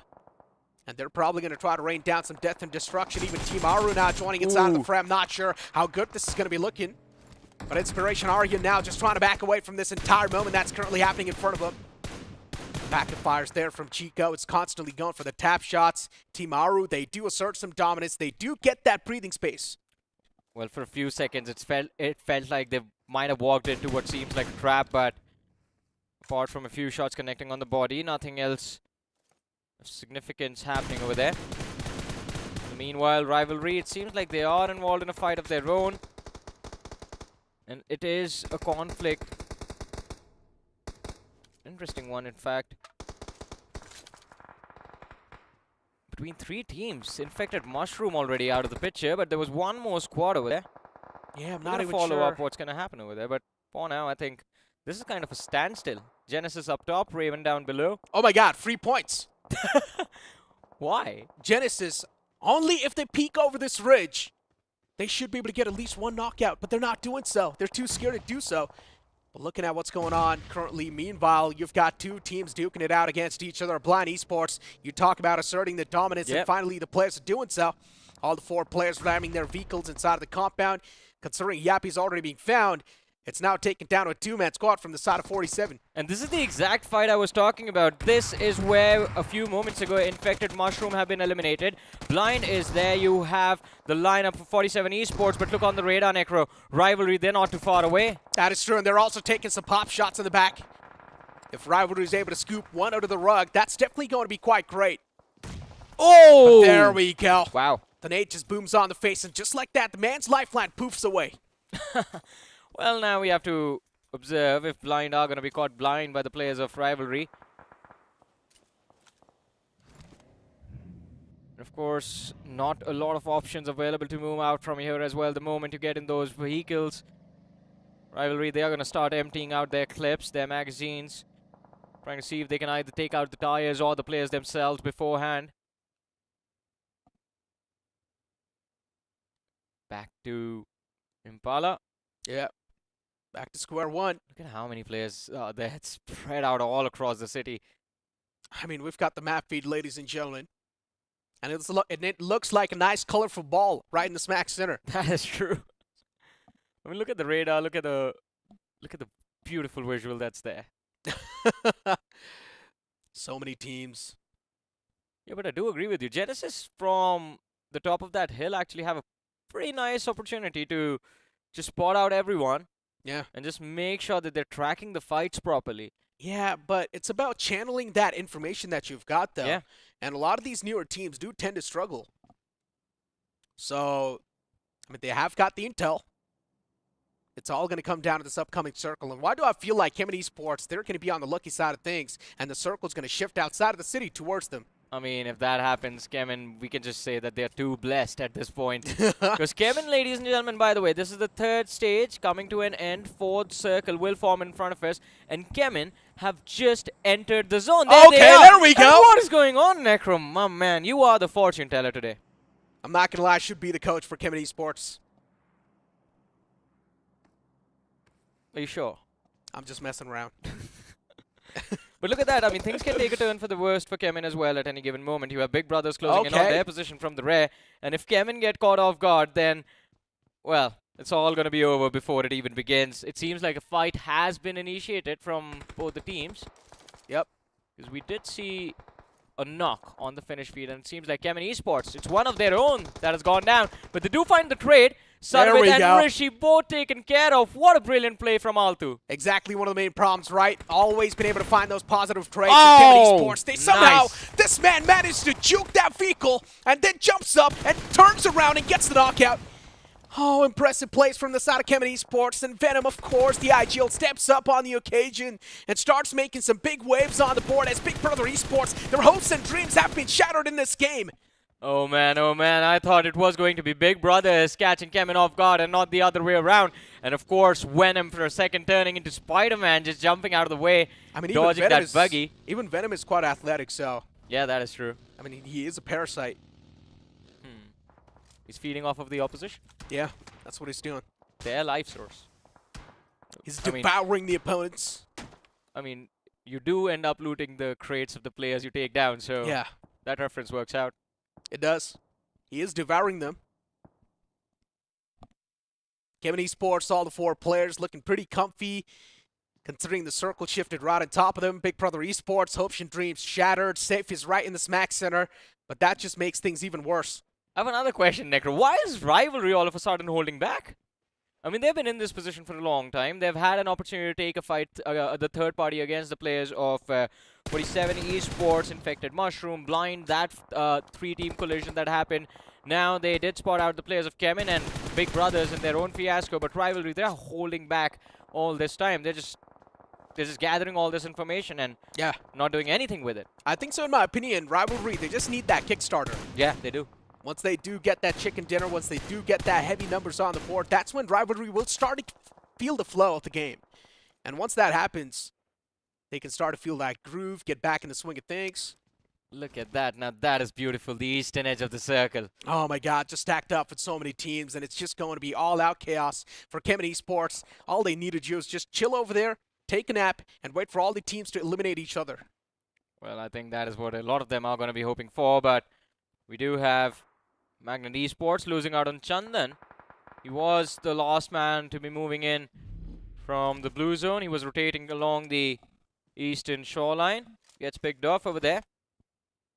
And FS still looking to recover after that fiasco in the first few stages of the game. Okay, the circle moves in towards that city this time. But I'm not sure for how long it's going to stay there. VST now can be a really big foe for the likes of Kemin Esports, and the only way Kemin Esports can secure a good spot inside of the zone is by eliminating VST and directly pushing up close and personal against him. Well, let's see how that is going to turn out. In the meanwhile, Genesis again. Now this can be the opening that Genesis were looking for. All the threat laid out in front of them if they are patient enough and if they follow up after those initial knocks properly, I think can line up those finishes. In the meanwhile, oh, that's a long nade coming from PL Dominators just to deter the players of Magnet Esports. Not a nade Molotov, my apologies, but it does deny them the push up the ridge. Johnny, we completely missed out on Blind Esports, though. They're on the southern side, just waiting for their opportunity to pounce inside of the safe zone.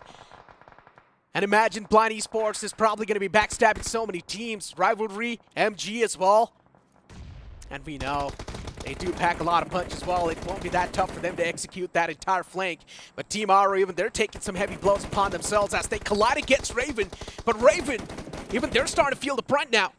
Hanzo knocked out, the confirmation instantly follows up. Hulk is there a little bit, trying to creep and claw his way inside of the safe zone. In a cluster like this, a lot of third parties happening, because as you mentioned about Aru and Raven colliding, well, the finishes from the players of Aru picked up by Inspiration Esports, while the players from Raven, their finishes, I believe, have been taken by PL Dominators. So, again, look at the radar. The teams are extremely, extremely close to each other, just a few meters away. And all of these compounds do, in fact, provide them the line of fire as well while keeping them safe. The airdrop, it's going to fall right next to the players of PL Dominators. I wonder what they gain from that. But look at that. And Necro, as you mentioned, VST. It seems like they've picked a fight against the players of Big Brothers. Not Big Brothers, Kemin. My apologies. As I mentioned, right, for Kemin Esports to come out on top in that entire scenario, they would need to try and take the fight against VST. And there we go. Genesis. I mean, at this point in time, it's just going to be all-out VAR. Unfortunately for Blind Esports, losing out on Hirsch, that's going to be a big string missing in the fray. But FS Esports, even they collide against the likes of Blind Esports, and just like that, the entirety of Blind Esports, they come to an end. Oh, wow. Now, that is interesting, because Blind, they had the numbers to work with. FS down to 2 players, and yet, because of the involvement of the team surrounding them, it's Blind that have been eliminated quite early in this matchup. Genesis, they can be the next one, or maybe it is going to be Kemin, because Kemin, that is a desperate push. They've pushed up right close to the ridge. Rivalry in the backlines. You have the players from Magnet Esports on the flank as well. Not really a good position to be in. Rivalry, they need to play this confidently. Yeah. They need to start taking fights and eliminating the foes in the front. If they're not going to be doing so, well, then they will be the one to be left out from the zone. And Rivalry, they need to start firing on all the cylinders, but they're not doing so far. Not a lot of time left, Johnny. Only 1 single minute left on the clock, and it's also ticking away. As the wall of death soon enough will start to close in. Rivalry, they would need to start making some big decisions on the fly. And if those decisions do not really pan out that well, then there's a high chance Rivalry can be instantly eliminated from the entire game. Genesis on the screen so far. The players being left outside of the zone. This one single man. He's trying his best to get something done, at least find that single ledge to grab upon. But I don't think so even that's going to be possible at this point in time. Kevin Esports, they've got so many foes around him. Yeah, but as we were talking about rivalry, it seems like they've tried to move in. Lucifer has been sent up front, quite close to the players of Kemin, and the Molotov does connect. Although he's taken a lot of damage, but Lucifer goes down to a nade from Phantom.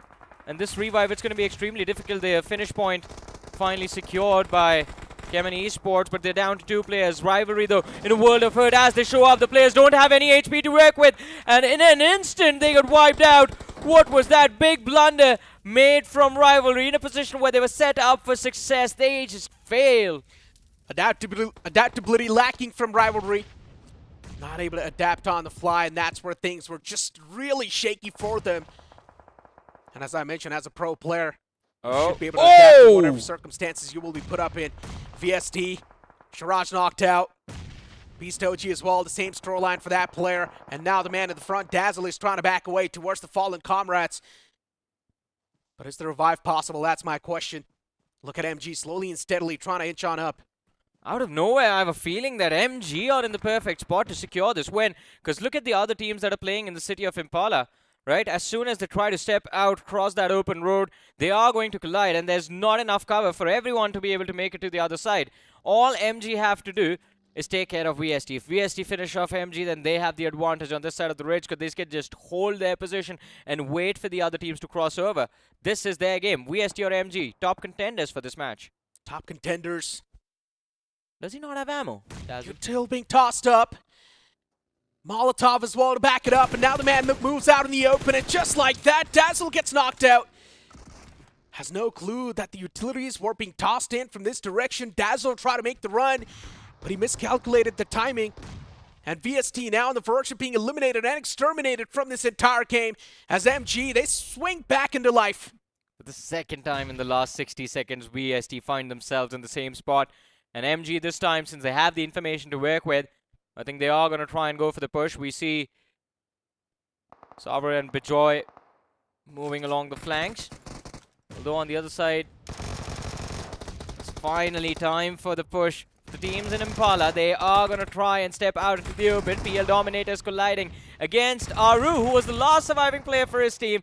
And of course, Inspiration Esports as well. Dragonclaw, they have the front lines all secured, but they need to clear the back lines first. INS Inspiration, Starboy. Okay. He has a clear line of fire available, but it is still a 3v3 between these sides. Oh man, look at the weather. It's looking way too foggy inside Impala. Too many smokes being tossed out at this point in time. The visual just not there. Reminds me of a place before now. INS, all the 4 players, way too congested inside of that one single house. All it takes is one single piece of utility. That's being tossed up to perfection, and maybe the closure can be instantly found as well. But INS, all the players trying to peek out at the same time. The closure is going to be there on one of the players, but maybe the overstep is also there as well. Both the teams starting to face the brunt, as even PL Dominators, they want to be part of this fight. And PL Dominators, one man is on the top. Nothing you can do about this though now. Inspiration Esports, they have been brought down to their last 2 players. PL Dominators down to the last man. And of course, Dragonclaw, they are also still in this matchup. But look at this.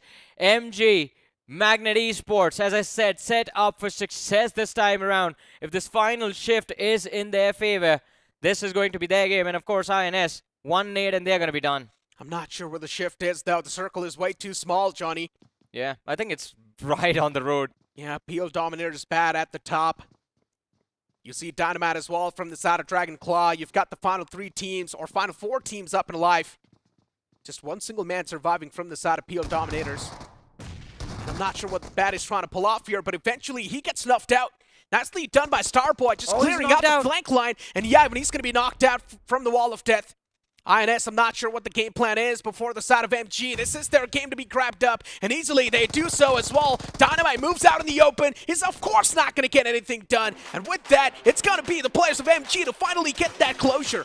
I mean, the win was pretty much secured when they were able to wipe out the players of VST. From there on out, it was just about holding on to their composure and not letting go of of their patience, basically, because had they overexerted themselves, had they pushed up the ridge just trying to secure all of those finishes, then they would be the ones sitting in a corner, wiped out, back in the lobby. Second time we're seeing that same circle inside of Impala pop up once again. Yeah. And the fact that the Circle was also playing a lot of those mind games, right? Once moving outside of the city, once again moving inside of the city, and then moving outside of the city in the end. That stage 3 shift was something else. I think it made sure a lot of the teams that were holding their position inside of that Impala city started to panic. I mean, I would have panicked if I would have been in the city. I mean, we did see a lot of those fights occur at that time instead. Because Genesis stepped out. I mean, Genesis was a perfect example of this. We saw them take that high ground right a little bit north of Puerto Pracio, and they were moving from the top of the hill. And then as soon as that third shift happens, where we see Kemen in kind of an advantageous position, Genesis instantly come down that hill, and that just turns out to be the wrong call over there. And how can you forget about Blind Esports? Oh. I genuinely thought they are going to be having such a great position. Yes, they were outside of the zone, but considering it is Blind Esports, they're known to assert their dominance in those type of moments. But unfortunately, just straight up booking it for that compound inside of Impala. I'm not sure what exactly went through the IGL's head. Yeah, and it's not like they're not winning fights. We saw them walk into a third party and come out on top as well. Yeah. They were able to avoid any conflict with the players of Rivalry as well. Big Brothers also avoided for a little while. But then again, as you said, they just booked it for the center of Impala. And, well, that was extremely late. So you're running into a trap at that point. I mean, you also got to give it to the players of FS Esports. Oh, Two of the players getting picked off that early inside of the game by Kemen Esports and still being able to make it till the late game scenario. I would say that's a good recovery, but still it's a big miss out. But Kemen, as you mentioned them, Kemen, amazing Phenomenal performance. Yeah. I mean, this was a pretty bad game for Kemen. They got taken out pretty early in the game. But who cares? They had 8 eliminations on the board, so it's all good. They're looking pretty good. As I mentioned, it's all about the win to the sail. It's all about the consistency. And Kemen Esports, they have gotten it so far. Yeah. And somewhere down the line, it just reminds me of the round 3 once again, where Kemen Esports was doing the same thing. And then in the final game, they also got the chicken dinner to get the closure. Just played with a lot of the fans' hearts. Yeah, I think that is their game plan, right? Win the first game. For the rest 4 matches, you just go after finishes, make sure 5 to 6 eliminations every single game, and then another chicken dinner to just make it a sandwich. Now we're still waiting for some of the usual suspects to step up. You've got Big Brother. You've also got Blind Esports. Yes. That's another one of those teams. You've also got FS Esports still wanting to rise up and start make waves on the occasion, right? Raven Esports too, another team that should be a part of the conversation. And so far, these teams, we haven't really seen that step up from them. I mean, you talk about Raven, and you can't really ignore what happened to Raven and Aru at the same time in this matchup as well, because it was kind of an awkward position. And Raven, as you're talking about them, I mean, I guess we did not really see them run into any of the fights until they tried to make a push for Team Aru and got wiped out in the process, because they did not realize that they were surrounded from every single direction. And across the road, down the line, PL Dominators actually had a line of fire, because of which Raven were getting picked off, and I think it was inspiration that resulted in the players of Aru falling as well. So again, positional awareness lacking a little bit, but then again, this was kind of a complex game. That is true. In general, that Impala Circle is something that's been playing with a lot of these teams' emotions. Yeah. And how can you forget even Imprint Esports, right? For a moment, you thought that this team was in the prime contention, but then later on, the Circle moving away from them, and that's when the conversion from the side of Imprint was looking really shaky. I blame you for that, though. I mean, you were the one who called it, like, oh, I have a feeling Kemen is going to be an advantageous spot. That is true, and that's exactly what happened, right? Usually the Circle tends to shift away from the cities, but then once again, Circle shifting back in the city, and then shifting outside of the city once again. What can you even say? As a pro player, I would be frustrated. I mean, I think one thing we can do right now to take it away from the frustration, right? Okay. We're going to have a look at the MVP. Let's talk numbers. That is easy for us, ladies and gentlemen. So we're going to have a look at the stats and see how many points the teams were able to secure. And, of course, which individual was able to outperform everyone inside of this game. And, oh, it is from the side of Magnet Esports. Once again, it's going to be the same man, Sarvar, with 5 finish points and 753 damage wrapped up with 1 single headshot, though, and 28.59 survival time. Decent stats from the man. Yeah, I think his best play that we witnessed mid-fight was that 2v2 against the players of VST. That was pretty complicated, but Sarvar was the man who was leading the charge for the side of Magnet. It was his nade that secured the opening knock, and of course, the follow-up push resulting in VST getting wiped out. But we have the top 5 performers from the previous match as well, ladies and gentlemen. It's going to be Starboy from Inspiration Esports on second, Bijoy from Magnet again. You have PL Dominators represented by Stone over there, and Big Brother's Seth is going to be making the list on the 5th position. Yeah, and Johnny, if you remember, even VST was looking really lost in that previous game, right? They had a decent position, to be honest. Yes. Yes, they were out in the open. They were of course, taken some heavy fire upon themselves, but still it's a decent position, and VST should have utilized the smokes a little bit properly. I think it was the timing of the push for that ridge that was being held by Magnet that resulted in, well, Kemin, Rivalry, VST, 3 big names getting wiped out. And if I'm not wrong, I think Big Brother Seth was also surviving right behind them. Yeah, he was. So, again, another big name that got wiped out from that open field towards the west of Impala. So that was extremely complicated. And to be very honest, I mean, VST played their cards very well because VST lost 2 players before they reached the ridge.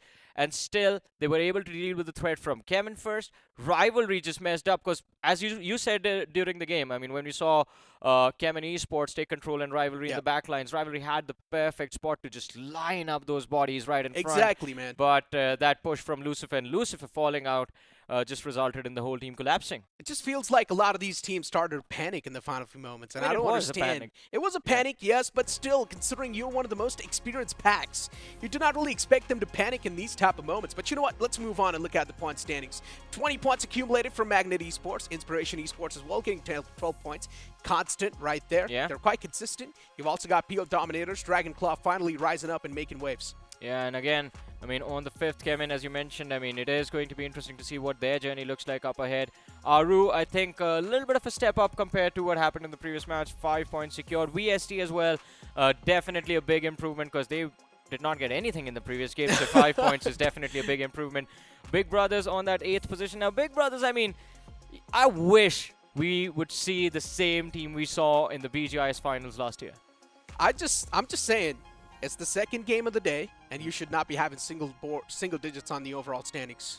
You should not be having that. You should at least have some double digits on the board. That's going to keep you in that comfort spot, maybe still in the first half of the board. But if you've just got single digits, then it's the big problem.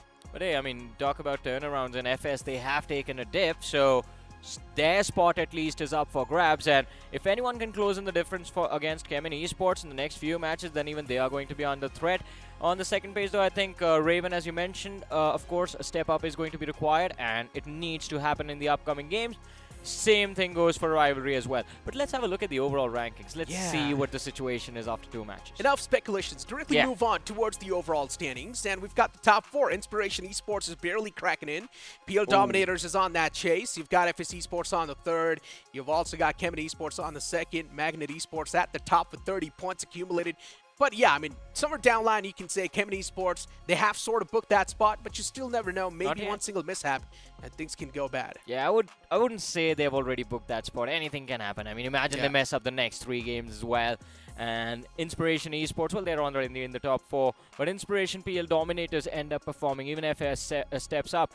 And if you look at the second page of the rankings, that is where the biggest threats are. You have Rivalry on the 9th with 10 points. You have Blind on the 10th with 9. Big Brothers on 11th with 6 points. And VST on the 12th with 5 points to their name. And these teams are extremely deadly. A lot of experience under their belt. They know how to survive in lobbies like this. And with 4 more matches remaining, especially considering the next one is the unpredictable map of Sanhok, and of course Vikendi is going to be played later on during the day as well. There is opportunity for these 4 teams to bounce back. In fact, not just them, for everyone on that second phase of the leaderboard. I mean, the latter half of the board now, the room for error is none. 0. Yeah. They cannot afford to make any single mistake. They cannot afford to let loose of even one single player. The communication between the players needs to be flawless. Yeah. They need to keep track of everything. Surrounding awareness needs to be on the point, considering the upcoming map is going to be the map of Sanhok. And you know, there's a high chance you can be shot at from some of the most anonymous spots, and you'll just be sitting down and wondering, from where exactly did I get shot at? But you know what, ladies and gentlemen, for now, enough of the conversations. Let's move on and look at this promo.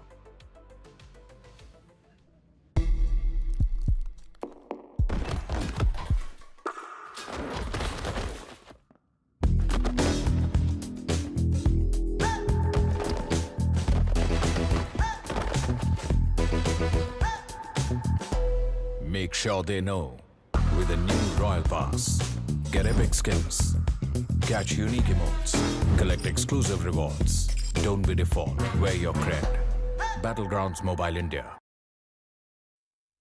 The Royal Pass, of course, guarantees you the skin only if you play the game a lot. But you know what, Johnny? Recently I've been enjoying playing BGMI, and Fixes still hasn't gifted me that Royal Pass. Oh, I mean, don't worry. I'm going to have a conversation with him about it. Let's see if we can get you a Royal Pass. Specifically, you need it from Fixes, right? I mean, yeah, of course, you can give it to me as well. No, I'm not giving you anything. Wow. You see, this is what you really call a rude friend. But you know what, ladies and gentlemen? Rude things are definitely going to be happening on the map of Sanhok. So off the rip, once again, we're going to be expecting that aggressive start. But who do you think is going to be eliminated first? Oh, that is a tough question. Now we're taking the other way around, right? All right.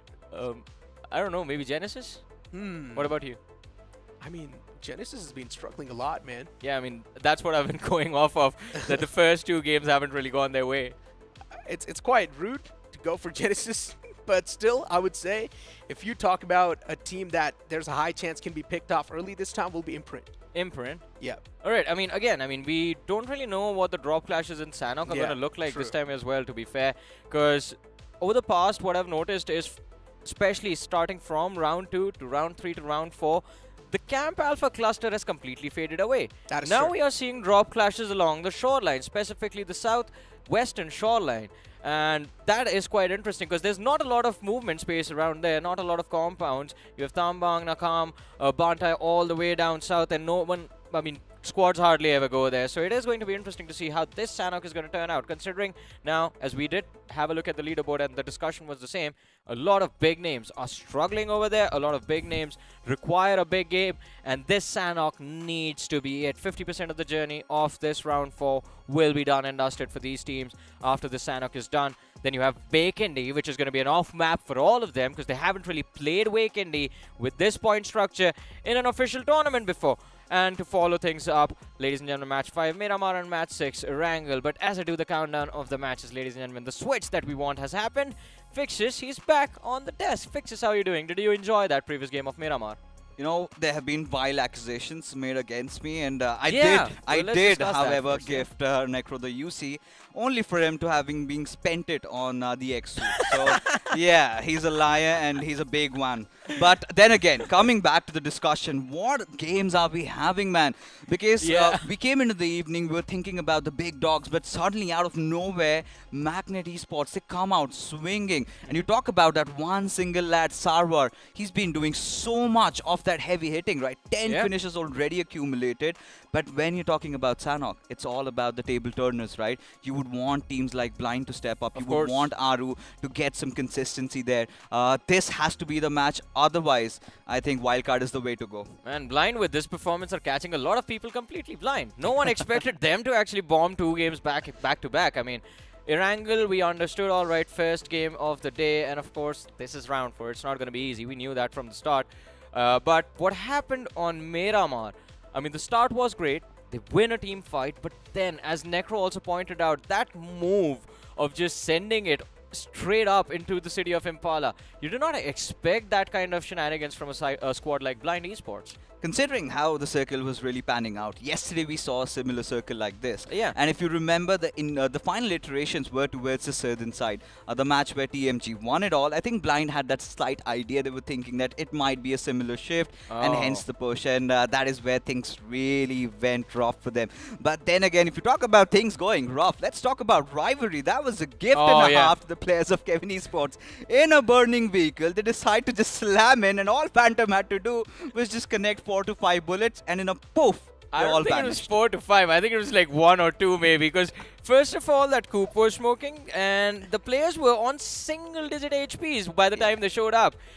So yeah, as you said, I mean, finishes served on a silver platter to the players of Kemen.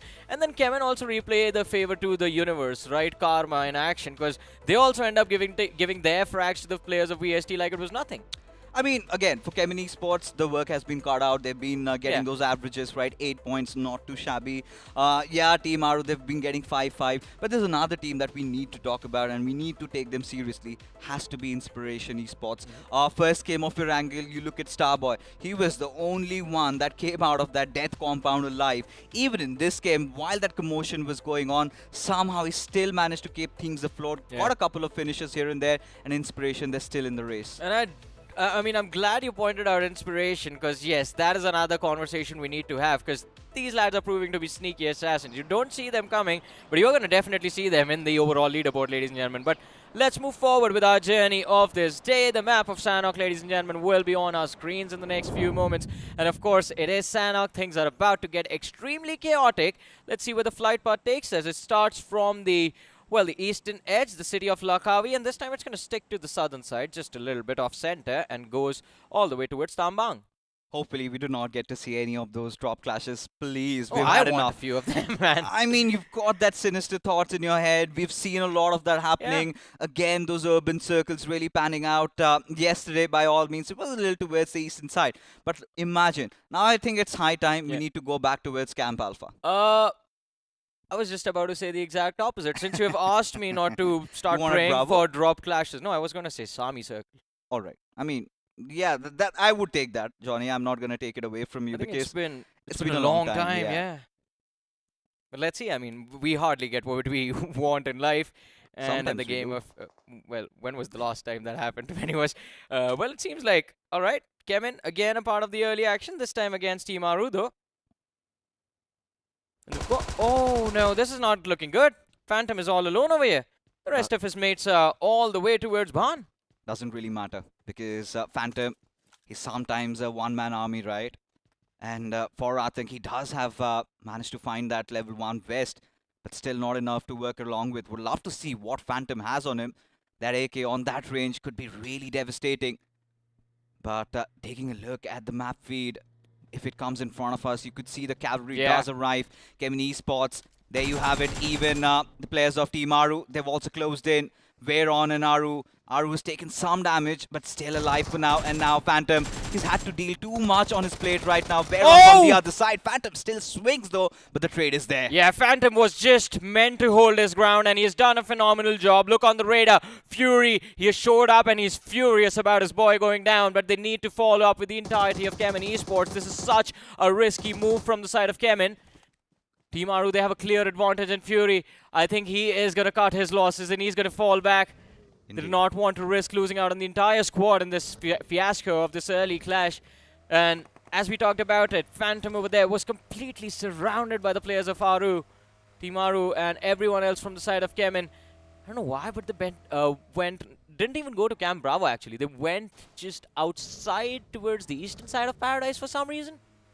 This is kind of unacceptable, right?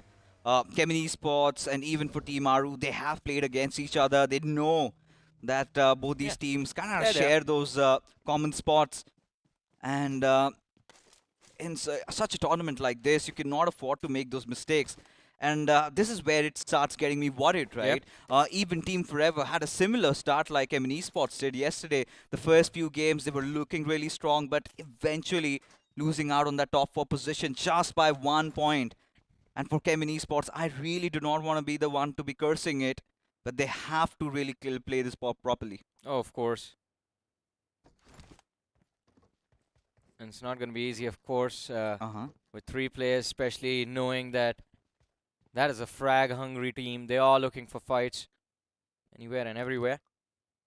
Meanwhile, Magnet Esports on our screens, the winners of the previous match, ladies and gentlemen. Brilliant positioning, brilliant control in terms of holding on to the aggression, and it seems like they have actually baited the players of PL Dominators in a trap, but it is PL Dominators Manny to kick things off, and Magnet Esports all of a sudden find themselves in an unfavorable position in this fight. Because look at the radar, the 3 players have the 4 lads from PL Dominators surrounded, but they lack numbers, and if IGL falls, then the other 2 players from the side of Magnet, well, they're going to stick with him and they're going to fall as well. Adding insult to injury, they went after the big dog. Sarwar already being dealt with now. Yeah. For the players of Magnet Gaming, got to be really careful. IGL, he knows where the players of Team PL are. The idea is to just lob that 1 grenade and connect it, and then maybe the rest could follow. That's the problem. The moment you need a nade, he doesn't have any. I was just about to say that, man. I mean, look at how cruel life can be sometimes. I mean, I'm remembering lyrics from a song, but not exactly befitting the situation over here. It's fine, Johnny. Sometimes just things don't really work out the way we wanna. Yeah. Especially for Magnet Esports. That is a loss and a half, and they had been building up that momentum, and that is going to be such a huge setback for them. But PL Dominators, they are playing with fire. Mind you, when I'm saying that Stone, a little bit of that bait and switch strategy, trying to draw some attention out from the players Magnet Esports, but nobody seems to be responding. Yeah. Nobody seems to be reacting. Are they aware of Bijoy's position though? Because he's not moving a muscle. Yeah, this is all about trigger discipline from the side of Magnet Esports, but too exposed. IGL, he has an opportunity, needs to line them up. Goes for the first, looking for the second as well, but fails to connect the spray. Swinging wide would be the only option, but Chandan helps out. And all of a sudden, PL Dominators, they have been perfectly baited by the players of Magnet Esports. As we said, Fixes all about trigger discipline over there. IGL just holding on for that extra few seconds, making sure that PL Dominators do not realize where he is. And it's a 2v3 now. All right, that is how you kind of throw a game there. PL Dominators. All right, too harsh. I mean, you've got to be, right? You cannot afford to do that. And coming in from Grind, you expect that performance coming in from you. And all they've been able to muster is those few points out of the finishes that they could accrue for themselves. And PL Dominators, this was a death rush. Yeah. And what the entire idea was for them, that maybe Magnet Esports just had that one player. And even if you are sending somebody out in the open, maybe that bait and switch strategy we were talking about, send one player. And suddenly you decide to send two. And nobody had an idea that there could be somebody up the hills kind of being unaware of that situation. They've been punished so hard. How do you come back from this? My question is, how did they miss out on IGL while they were making that push as well? Because he's been standing there for a long time. But anyways, I mean, it was lack of information that is going to result in PL Dominators getting taken out. Because out of nowhere, Magnet, they have found utility in the crates of the fallen PL Dominators players, Stone and Manny. And look at that, bad. He's in a bad spot. He's getting pushed up, close and personal. Bijoy taken out though. Rexon doing a brilliant job trying to even out the numbers, and he has in fact brought it down to a 2v2. Those jump shots are working out. Rexon runs out in the open and pulls out a 1v3 clutch. What a play, man. That is amazing. It's a comedy of errors. Yeah. That is all I can say to summarize this fight. I mean, suddenly you had the players of Magnet Esports. They had everything in line. They had pushed the players down to the mannequin room. All they needed to do was just play that patience game. And getting a little ahead of themselves. They've been punished so hard in this one. Now imagine, they just recently won a chicken dinner and now are the first team to get eliminated. Now coming back to this game, the circle, I think this looks quite familiar. Nothing really out of ordinary. We've seen the exact same circle even yesterday in that map of Sanhok. And VST still around that bootcamp area, but Raven, they're starting to close in. Oh yeah, Raven is closing in, but it's not going to be an easy push. And look at that, Beast in the backlines has the info. Raven they've dug their own grave, Fixtures. There's no getting out of this. In a few moments, VST will have them surrounded. Beast needs to avoid the line of fire. He's trying to run towards the other side of the raid so as to completely avoid the two individuals from Raven in the backlines. Finally, he's in a safer spot, but you just walked out. Why are you walking back in? All right. This is awkward for Raven. This is starting to look pretty rough for them. I mean, to be fair, nothing bad has happened yet. It's It's just about that VST is not a team you want to go up against like this. Oh, there you go. We spoke too soon. Just while Team Raven were trying to catch their breath, maybe get inside that compound, suddenly they've been dealt with. But another fight, it is the infected mushrooms taking on the players of Team Aru. And suddenly you could see those numbers dwindling down. Two of the major fraggers, they've been dealt with. And now there's nothing left for Veyron and Dionysus to be a part of. They started off strong, taking down the best player of Kemin Esports. And suddenly, now even their numbers have started dwindling down. Well. Team Aru, it seems like not a good day for them today. First game didn't work out. Game number 2, Miramar, another early exit. It seems like on Sanhok as well. They're going to be forced to play for survival. Or at least they have the luxury of not being surrounded by the opposing teams. They are quite in an isolated spot outside the zone. You know, for Aru, so far, they've been getting those 5 points every single game, right? They've been trying to kind of hold on, trying to average it out. But when you talk about the points that are needed for qualification, that's too high. And suddenly they've decided to choose Genesis. as Tapata gets to be the punching bag, and he was not prepared for this. Yeah. He did not see it coming. Now, coming back to the conversation now, yeah, they've managed to get 2, and they need to kind of push in a little bit more deeper, right? Kind of get around 10 to 12 points, but it's going to be really bad. They just got away with daylight robbery. Yeah, that was a heist. They showed up, finished off Tapata, took stuff from his crate, and by the time the players from Genesis Esports show up, hey, stop! We need revenge. They're like, all right, bye-bye. You know what I was just about to say? Yeah. Like, if they come back and finish off these 3 players, their average of 5 finishes per game will be maintained. I mean, could be the case, though. That's the big discussion, right? Are these 5 points going to be enough? No. They really No way. need that one big game.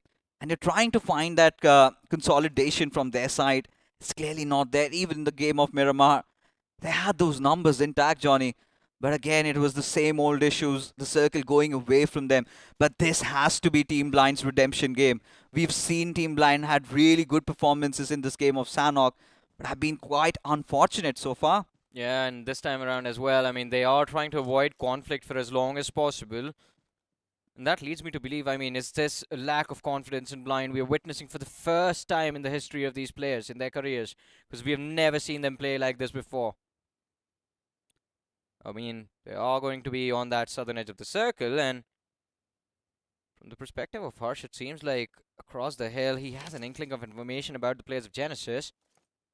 Although this zone shift, I think VST, they can take a lot of points from the shift. They have 3 teams lined up towards the northern and the eastern side of boot camp.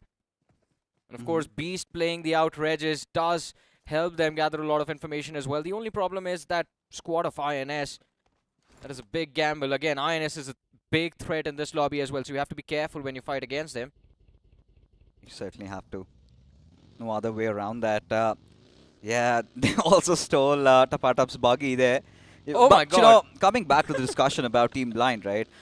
We have been talking about few of the bigger names really bottling it up during the finals. And yeah, it's been the tell-to-tell story also with Team Blind. When they kind of get overshadowed with the likes of Orangutan or even Revenant. We've seen them, they have such a good league stage run. Yeah. But in the previous BMPS, somehow managed to make it to the podium, did place 3rd.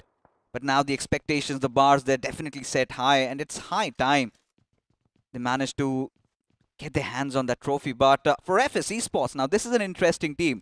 They've always somehow fought their way into the top 3, round 3, one of the biggest challenges.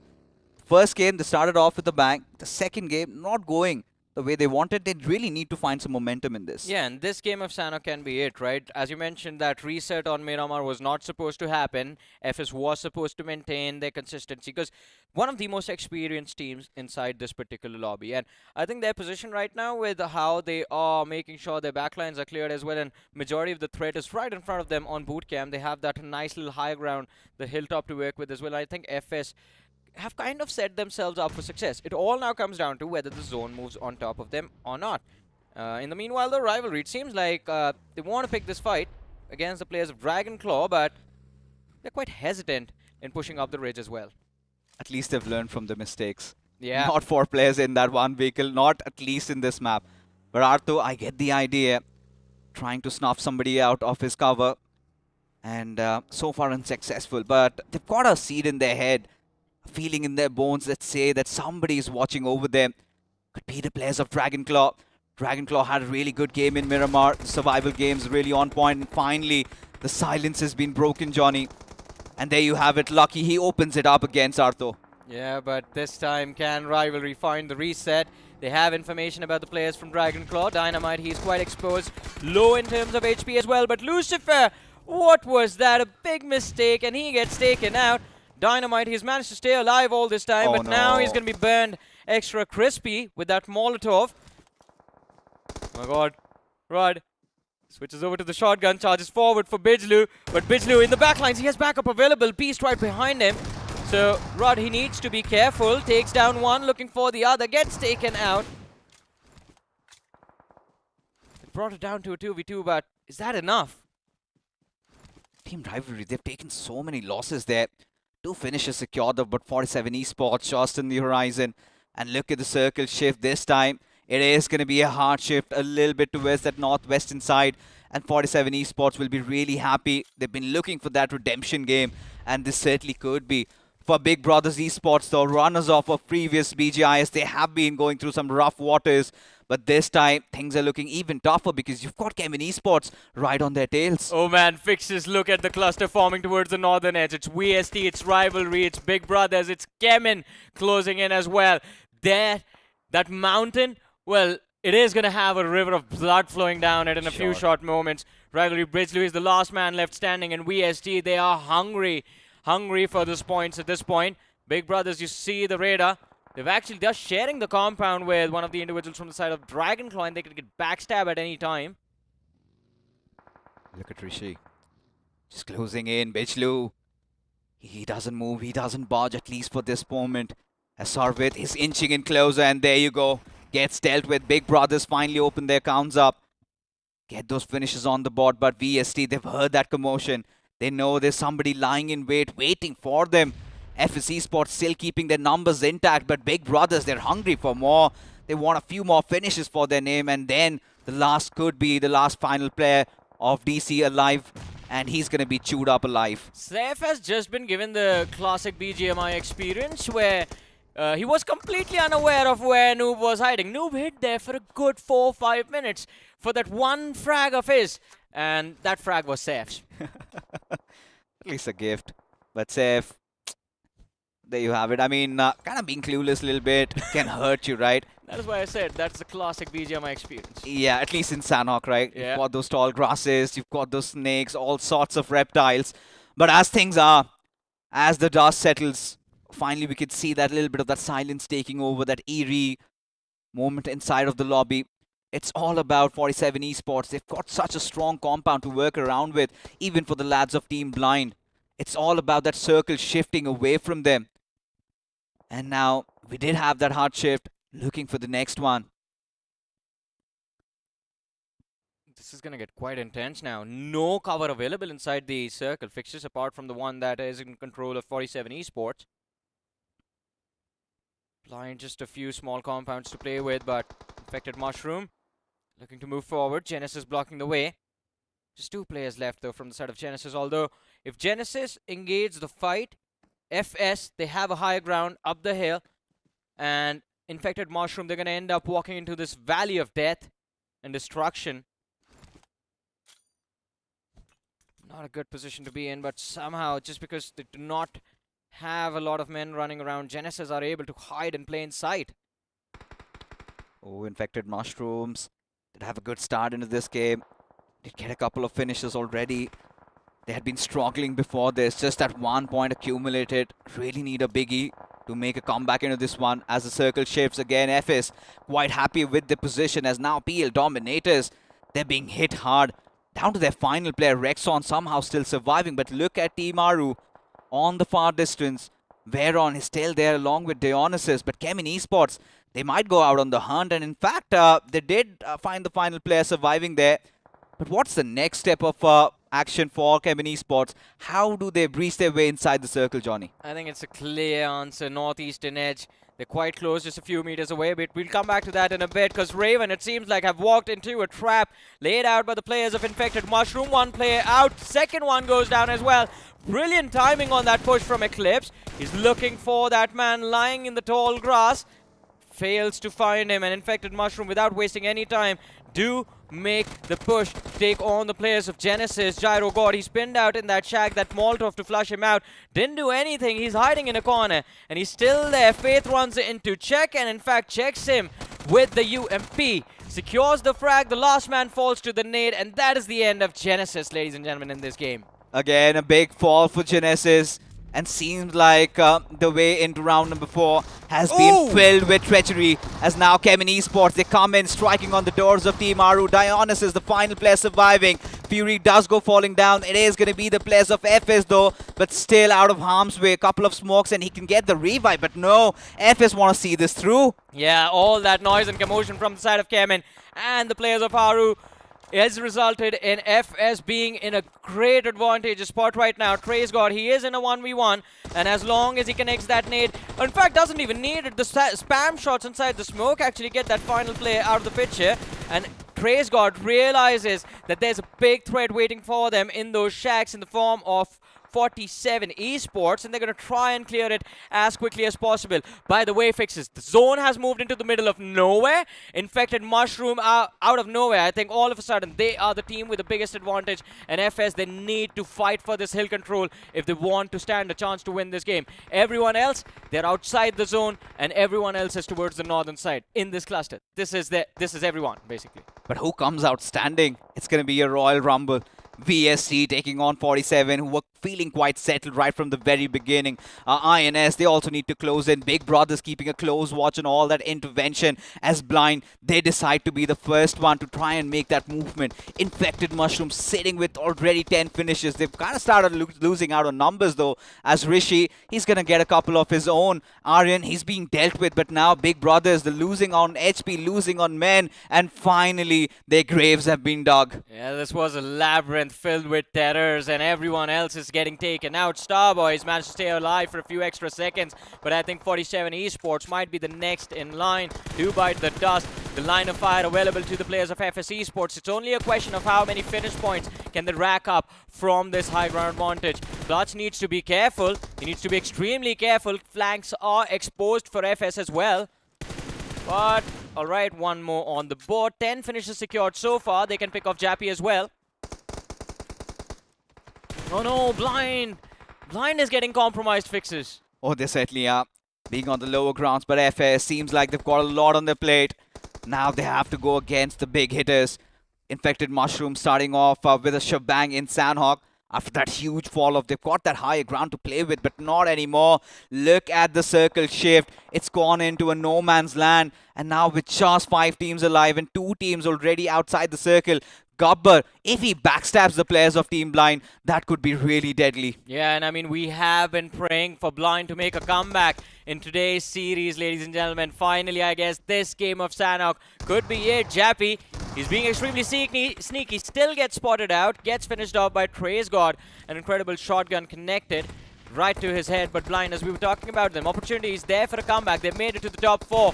Now they need to be careful. Let the players of Infected Mushroom and FS fight each other. Just stay back, let the chaos brew, and then capitalize at the right time. But it seems like FS completely tunnel vision. The team down below has allowed the opportunity of Infected Mushroom to take control of the circle. Trey's got no options left but to go for a heal battle behind the rock. He can actually cause a lot of problems for the players of Infected Mushroom before he gets taken out. But Wizard, wait, he's an actual magician. How did he hide inside the smoke? And in fact, first of all, how did he get there? I have no idea. I have no clue, but he is Oh fighting my tooth goodness. and nail against the world, still keeping the board afloat. One of the final players surviving needs to patch himself up there, as now IFM, they're going in for the res, and now at this particular situation, Gabbar, he still has those first aids to work around with. The best possibility for this player has to be around those 7 first aids, as Wizard, he goes out in the open, he wants to fight tooth and nail, he goes falling down, and now Infected Mushrooms feeling quite comfortable, 15 finishes already,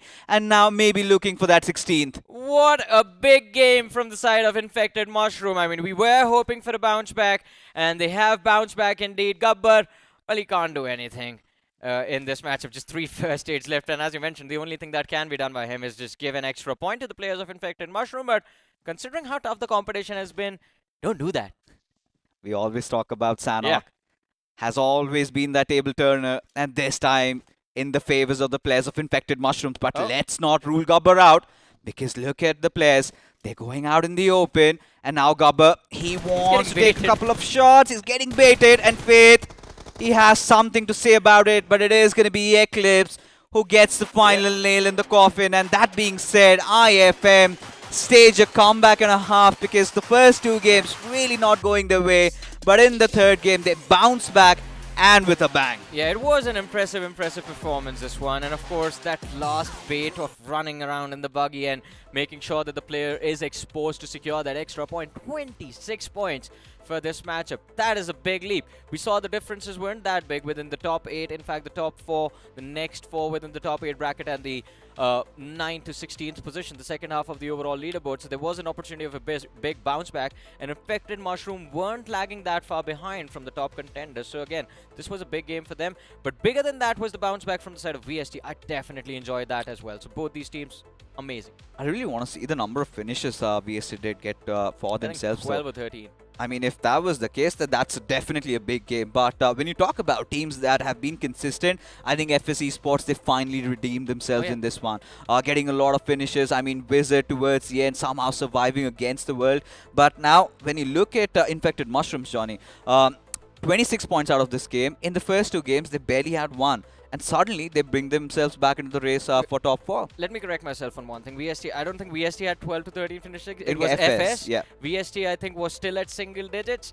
So, yes, the struggle is going to be there on the overall leaderboard. But I think those survival points definitely do help them out. They were able to secure 6 points from the top 2 finish in this game.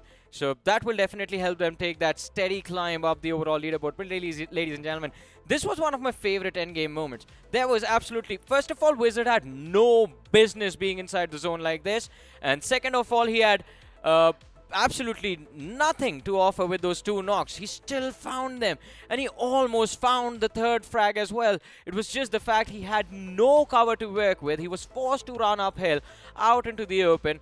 And the only way he could have won that fight was like basically be a fortune teller and predict where the opposing player was going to peek from. Who knows? He might have had his sorcery ball there. But regardless, you know, getting back to talking about what really threw teams off, I think it was the circle shifting away from them. Everybody thought it would be going towards this compound. So, there were so many teams. Yeah. I think VST was there. We had the players even for Big Brothers. 47 Esports had a good stronghold. Yeah. But the circle shifting away from all of them. Infected Mushroom having that high ground. I'm pretty sure one of the players of IFM might just be the MVP in this one. Oh, of course. I think that is definitely going to happen. But the question is who? Let's find out the answer to that question, ladies and gentlemen. Let's have a look at the MVP of the game. And it will be... Oh, it's not from Infected Mushroom. It's Trace God from the side of FS. He's gotten 6 finishes. He has 914 damage. And, of course, an incredible performance. Oh, certainly. I mean, for FS Esports, this was a game that they were really looking out for. Because you've got these off maps. You have to perform in Sanhok. You have to do well in Vikendi. And FS, I think they've crossed over that first hurdle. Yes. The idea is to get across at least 45 points by the 5th game. And if you've done so, you're going to spread open your wings. But this game was all about Team Infected Mushrooms and their comeback inside of this tournament. Yeah. And this is something I think everybody now striking their hearts. What are they going to do next? I think, again, fight for the top 4 just got tougher. Oh, yeah. Because Infected Mushroom made a bounce back. Blind made a bounce back in this game. FS, that reset that happened in Esports Miramar. failed. Chem and Esports, they faded away. Yes, completely forgot about that because they got eliminated super early in the game. That is also another big move because, I mean, in the wrong direction, but a big move nonetheless. So, a lot of changes happening in this game of Sanhok. And, of course, to consolidate those changes or, in fact, to reach that stabilizing point, well, you have Vikendi next. Just to make things worse, Yeah. you've got Vikendi next. But, you know, Vikendi has always been one of those maps where if you have not been playing well, because if you cannot connect the dots, yesterday it was 8-bit. It was that game of Vikendi. It was that game where they got that chicken dinner. And by that, I think by the virtue of Vikendi, they kind of staged that comeback. So we're going to be definitely looking out for those big names. But looking at the point standings, 26 points. Look at those damage numbers. That is preposterous, Johnny. Yeah, it is. It is insane indeed. It's not.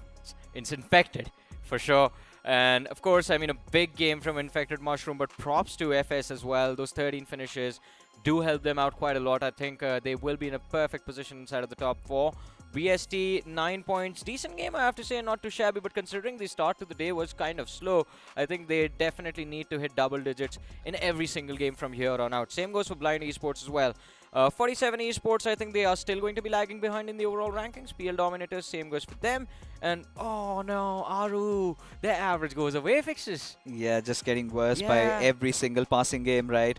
10 points in the first 2 and now just 13. So really they need those bigger games. Even Dragon Claw, after such a good game in Miramar, just 3 out of this. Kemin Esports barely 1 point, considering the fact that even Magnet Esports, I mean, we completely forgot about them. Yeah.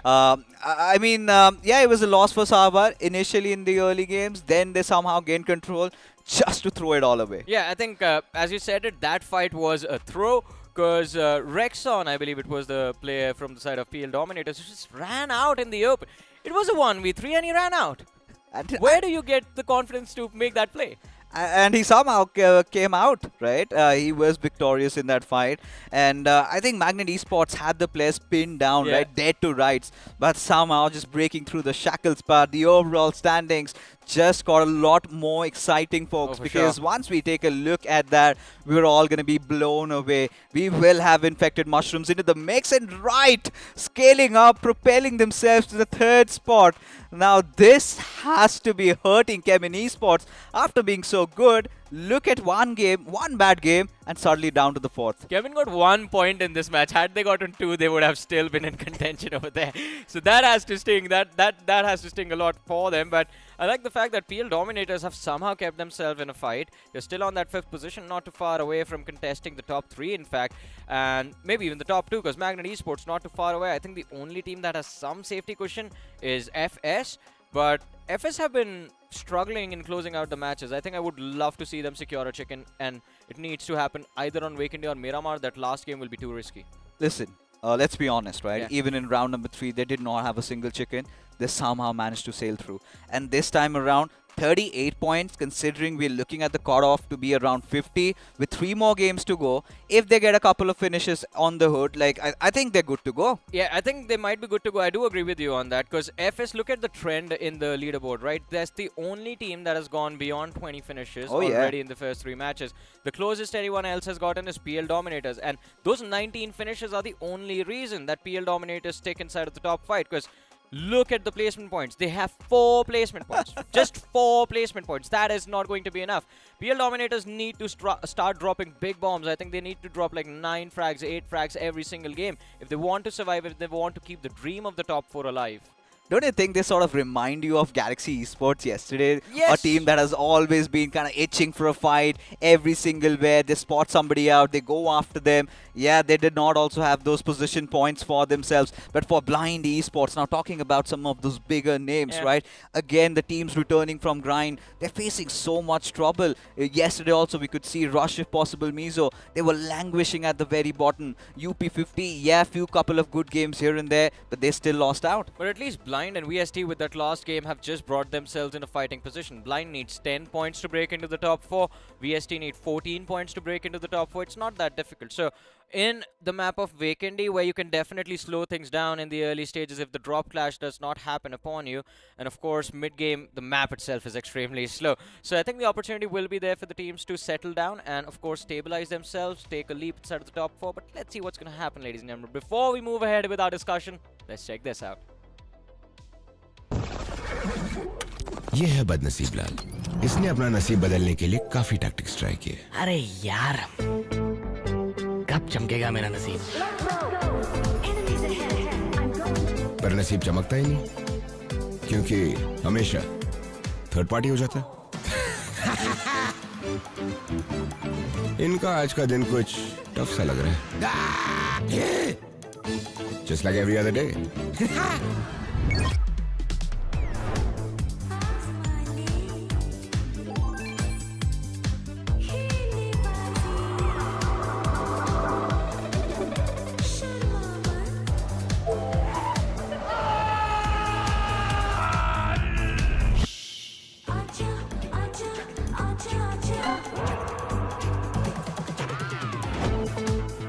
Gold spin में items जीतने के tactics तो बहुत होंगे.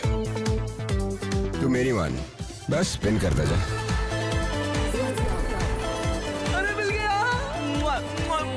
तुझे भी नसीब चमकाना है. बस स्पिन करता जा और फ्लेक्स कर गोल्ड स्पिन का all new luminous muse suit, upgradeable weapons and epic sets.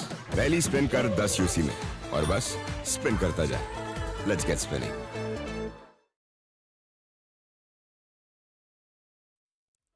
Again, a lot of exciting stuff constantly being added inside of BGMI, ladies and gentlemen. Do go ahead and check out the new things that are being added, but we're going to talk about the new map that has been added into round 4, Vikendi, because that is the upcoming game, ladies and gentlemen. Yesterday we saw an amazing matchup on this particular map. We saw drop clashes, we saw early action. The slowdown in the game wasn't as extreme as it used to be, and of course my favorite thing that happened, it was the Goroka Frozen Lake endgame fixes. Yes, and we love that. I'm so excited. I'm just like a baby right now because I get to cast my first Vikendi. I love this map. Yesterday might have been a little bit of a slower start, but hold on. Never forget that Vikendi does throw us off. That is true, but let's have a look at the schedule. You know what, fixtures, since you are this excited about Vikendi, I'm going to give you a little bit of a detail as well. It's going to be not, well, I'm not going to be joining you for this Vikendi. I'm going to leave my co-host of the podcast hours with you, who's going to take an interview with you. Alright, interview time. I'm starting to feel nervous already, but still, gotta be a little stoic in this one. But my big man Necro, my panda brother, is back on the desk. And hey Necro, Sanhok, this has been an absolute table turner. Infected mushrooms, they've woken up from their slumber and have started clobbering everybody down. What do you have to say about this? I mean, I'm just surprised. That's all I'm going to say. Infected mushroom just coming in out of nowhere, getting that chicken dinner. In the first 2 games, they just had just single digits on the board. 1 point. Exactly. They had nothing on the board. And then after that one single game of Sanhok, everything has just flipped up. But it's also a prime example of not to underestimate any team in the lobby because they can strike back anytime. Oh, they certainly can. We have been relating that storyline, haven't we? 8-Bit did manage to get a chicken dinner. And if you need to follow their trail, I think Blind is one of those teams that can do that. A very important game. But when you look at Blind's history in Vikendi, hasn't really been a smooth sailing game for them. And for Blind Esports, I really want to understand what they're trying to do because they've been going on and taking fights. But I think it's all about those casualties that they have been having to suffer. Yeah, it was a decent game in Sanhok. It was looking like to be a decent game in Miramar, but they need to survive a little bit longer. I mean, we had a conversation about this, right, before the day even started, saying that Blind Esports, they really need to work upon that man number. Usually they end up losing out on that man number because they just take too many fights. And now Blind Esports, all they need to do is just get back in the flow, man. We know what they're capable of. We know they're the heavy-hitting teams. The main issue is that in the fights, they're losing out on too many players. And now, considering it's going to be the game of Vikendi, Blind Esports will be forced to play it super safe. Yeah, they've not got no other choices. Yeah. And I think yesterday also, like Johnny said, right, the circle kind of shifted away towards Goroka. And I did not like it personally. I love Vikendi. It has its own flavor, right? What is a Vikendi if the circle does not kind of have that extreme start, right? Yep. Take that 50% inside of the waters and then maybe start the game. It might be a little bit of a slow one after that. But considering the way the lobby is going and the intensity increasing tenfolds, I think we're in for a match. Anything can happen, Fixes. You've also got Rivalry Esports still in the fray, and even they can make the bounce back. All it takes is one single chicken dinners and maybe a decent amount of elimination points to back it up, and instantly you're going to be back in the swing of things. The same thing can be said for the likes of Blind Esports too. Blind Esports, they're doing okay so far in the overall standings. They're not that far away from cracking in that top 4. Kemen Esports as well now slowly and steadily slipping out in that spot, and we had a conversation about this, right? Anything can happen. Kemen Esports as well struggling in these lobbies, and it should be a prime example. But looking at the previous game, FS Esports 2 played really well. There's so many questions in my head, dude. I mean, for FS Esports, I really feel like they're in the greener pastures. Nothing to worry about sitting at the top.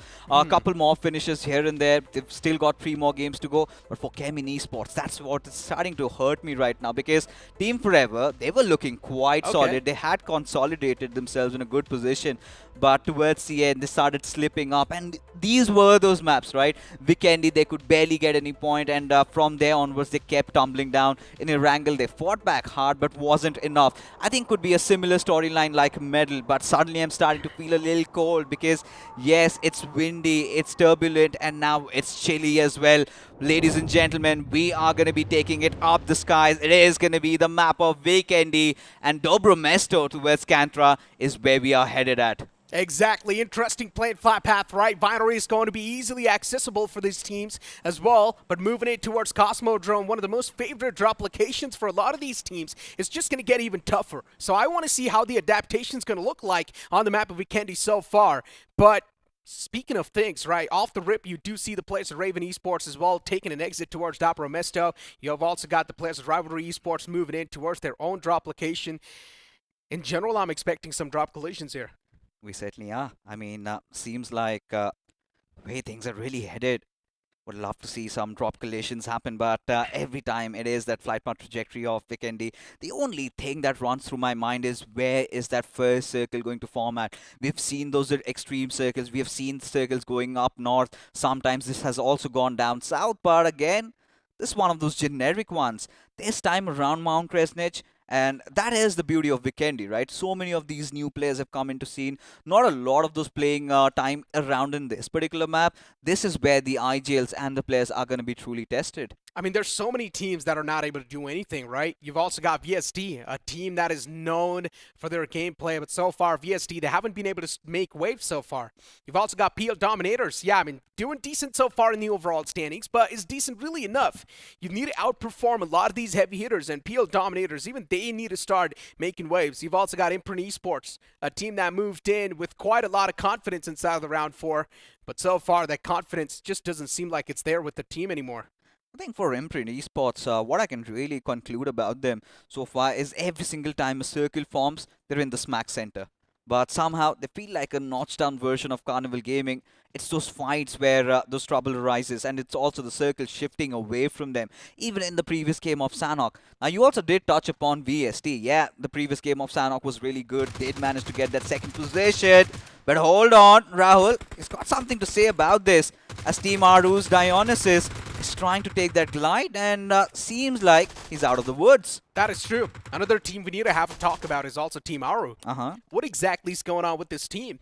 I mean, Aru moving inside of today's day, we expected a lot from them, and now considering the top 4 is looking pretty stacked for Team Aru, it's looking a little bit tough.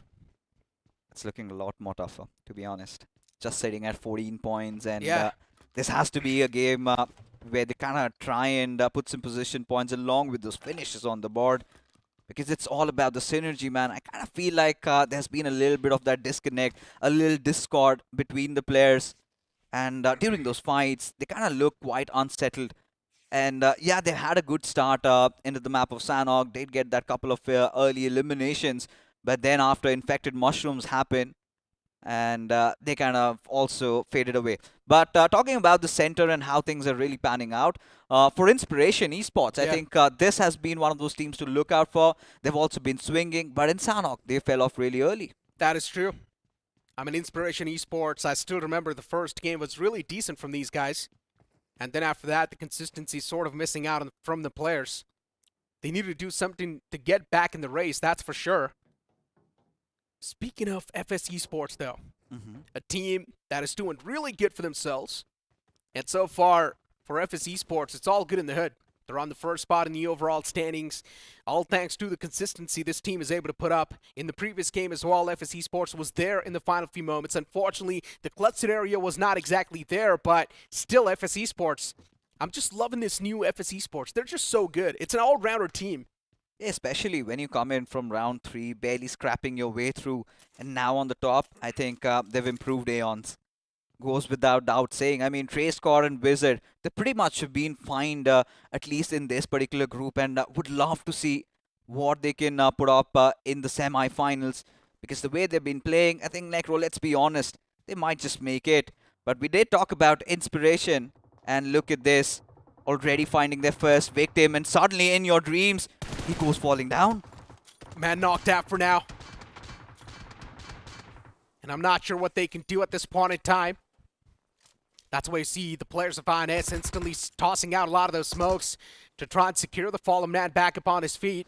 Starboy just looking forward to back away from this entire kerfuffle and maybe secure a spot towards the compounds, which is understandable as well. This was a sticky situation. It was. And Inspiration, have they lost control of their vehicles, or did they even have any? Because right now, look at Maxis. He's on the chase, and he does not have any idea that the players have already run scot-free. Got away with murder there. But again, now talking about Imprint. Now we did mention one of those teams always has a good position inside the zone. But you know, these early losses, they've really been hurting what they've been trying to accomplish, right? The objective always has been to kind of find the center of the circle and defend it with all their lives.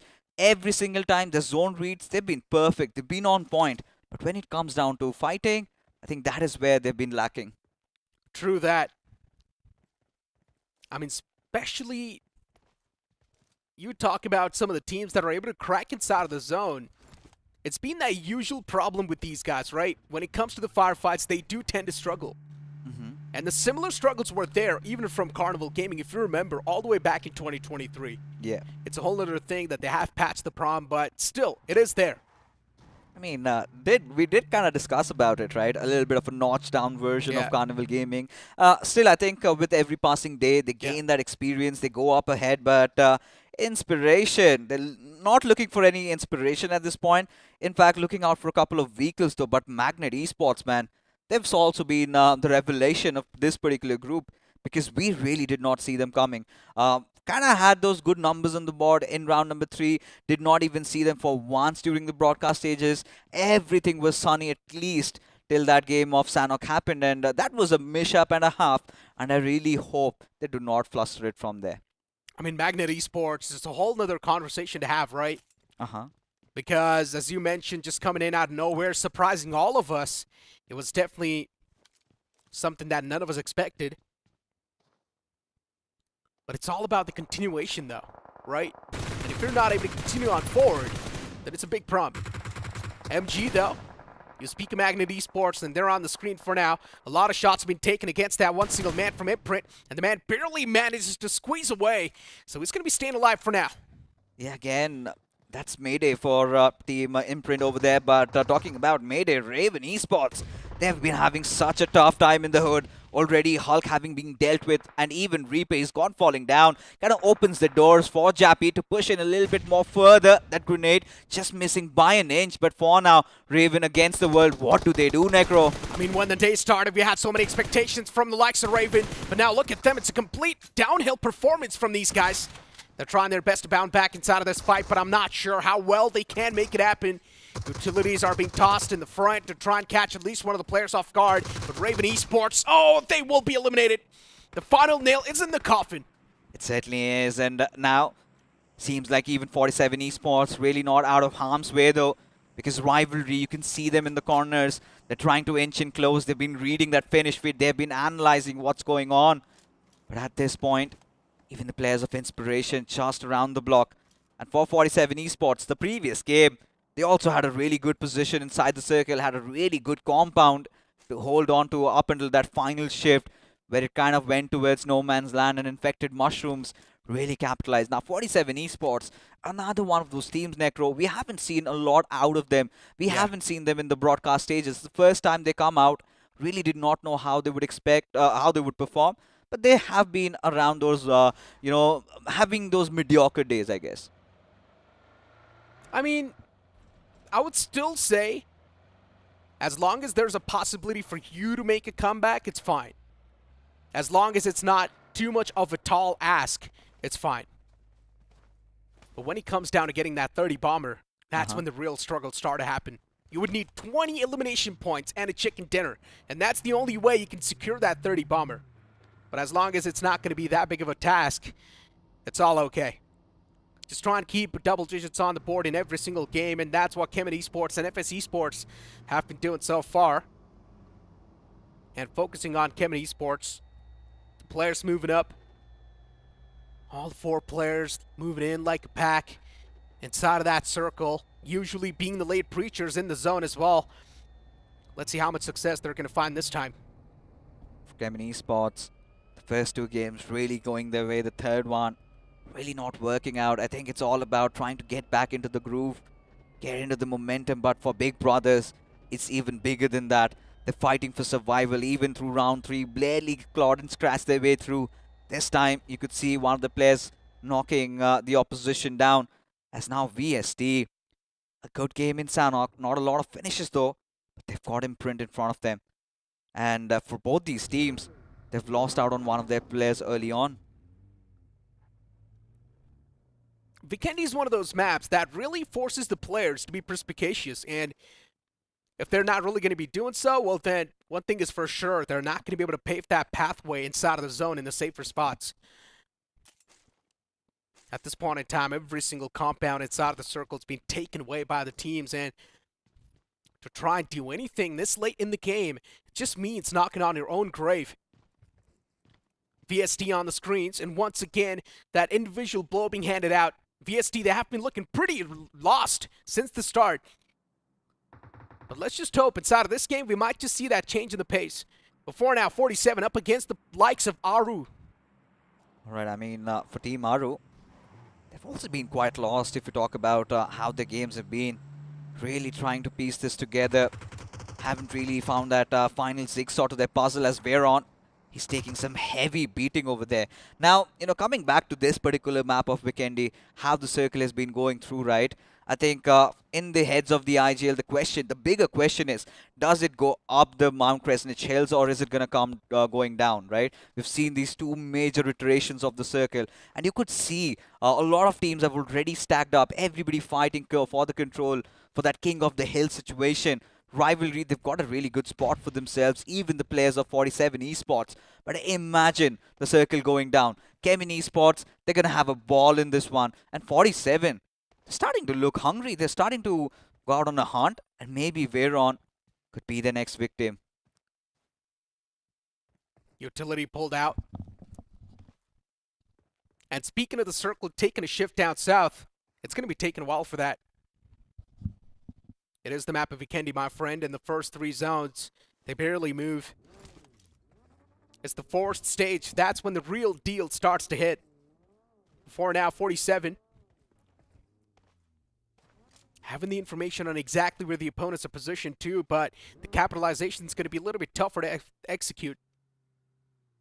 And I'm not sure what 47 can't do, but there we go, finding that opener. That's going to give them so many more possibilities. The second man's inside of the vehicle too, but a good cover five from the back. Dinosis is there to try and save the day, and Team Aru, they might just live to see another day. Well, they certainly can be. Because for 47 esports, they do not have enough numbers on them to work around with. Now going in for the revive, Veron should get another lifeline, should get that revive also onto him. And for the players of Team Aru, they need to get the hell out of there. Got no business staying around because Rivalry, they've heard all that commotion and suddenly they also want to be a part of this. Trifecta of death. And 47, they get that confirmation scooped up as well. Rivalry right next to him in that spot. You've got Bichlu, you've also got Beast right next to him. I'm not exactly sure what you can expect from a team like Rivalry, but so far for them, the journey's been quite tough. It's been dicey. Bichlu, one of the players who's supposed to be the star man for this entire squad, but I'm not sure what you can expect. You've also got Lucifer. A lot of question marks on the board for now. And soon enough, the next circle is also going to be hitting the deck. Certainly will. But when you talk about Rivalry, the first game of Erangel just screens in front of my eyes. And it was, I think, Beast and Artho survived for quite some time and did get those couple of finishes, those eliminations. But Rivalry have really been trying to struggle with consolidating, finding a good spot inside the circle, getting those position points. Has been a big ask from them, and they failed to deliver. But looking at Team Blind, they're kind of injecting their way from that eastern side. They're also waiting for this shift, waiting for that curveball to hit. But Big Brothers, they've also closed in on Rivalry. The uninvited neighbors. That's what's happening. The circle did not even move.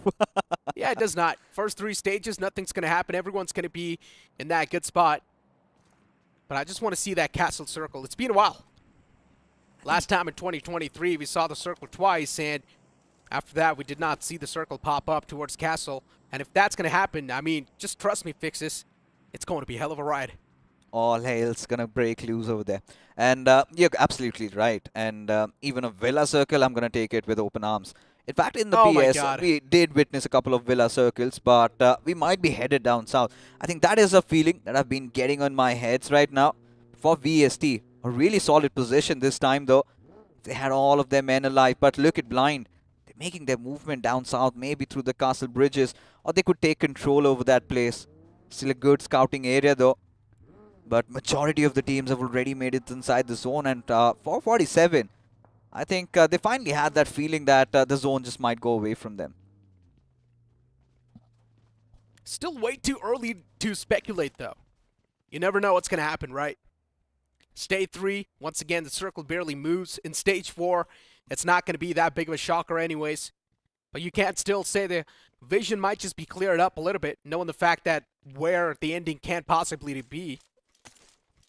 Before now, INS on the screens. The consistency seems like it's lacking. And INS, they need to start rising up and making waves right now. They cannot afford to let any more games go from their hands. You know, they've sort of been the notorious goblins inside of the lobby. Takes you down to the first game of Erangel. It was a whole lot of commotion happening. They decided to just jump in and still somehow survived. In the second game of Miramar, you could see Starboy and his heroics. They got a good game in that one as well. But the third game is where they kind of fell down and really need to bounce back. Still in the race though, I think around the 5th or 6th position. And inside of this game also securing those 2 early eliminations. Yeah. They're going to be feeling happy about themselves. But more than inspiration, I'm really worried about the likes of Big Brothers. And you've also got the likes of Team Aru. Now all these teams returning from grind, they're facing so much of that trouble. The question goes on, have they been warmed up enough? Are they ready to face what's ahead of them? And infected mushrooms. Now all of a sudden, they go lull. They're completely silent, just waiting. I think camouflaged. Maybe once the moment comes, they might replicate what they just did in Sanhok. I mean, I just want to see that happen once again, right? Mm-hmm. Heavy numbers on the board being put up. Every single team in the lobby just gets astonished. Because this is something you just never see coming, right? Infected mushrooms in the first 2 games, they had next to none points. And then in the third game, they instantly just bounced back. With double-digit elimination numbers on the board. Yeah, it's surprising all of us. So infected mushrooms, at this point in time, anything can happen. Considering they have cracked inside of the top 4. They're not looking comfortable just yet. They still need to fight for that consistency. And infected mushrooms are playing in a really interesting spot. Really checking every nooks and crannies. So that's quite a gutsy move, right? Getting on top of a roof the moment, you know, if you get spotted out, you're going to get picked off. For Vikendi Esports, I like how they've notched down that pace. They've notched down that aggression. Oh. And look at this. Your prayers have been answered. A castle circle is something that we might get to see. And Blind Esports, they're going to win the race, at least now in control of this. But look at Inspiration. They're having the same idea. And imagine if Chico just closes in and they find the players of Blind. That could be where they might crumble. Yeah, playing that castle defense, though, gets really tough. And Blind Esports, I'm not sure how well they can do so. But imagine if the circle does shift away from the castle. That's when Blind Esports will be completely screwed up. And I'm not sure what they can do at that point in time to make it out of castle. But for now, it seems like it's a decent spot. Vikendi Esports as well in a really good spot playing.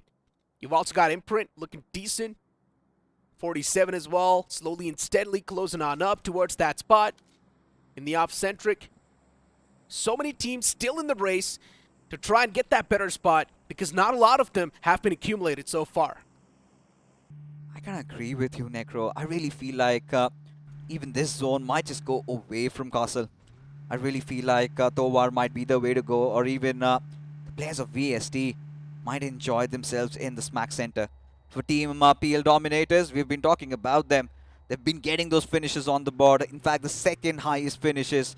But what they've been failing with is the position points. Still keeping things alive. Still having that lifeline. Still could bounce back.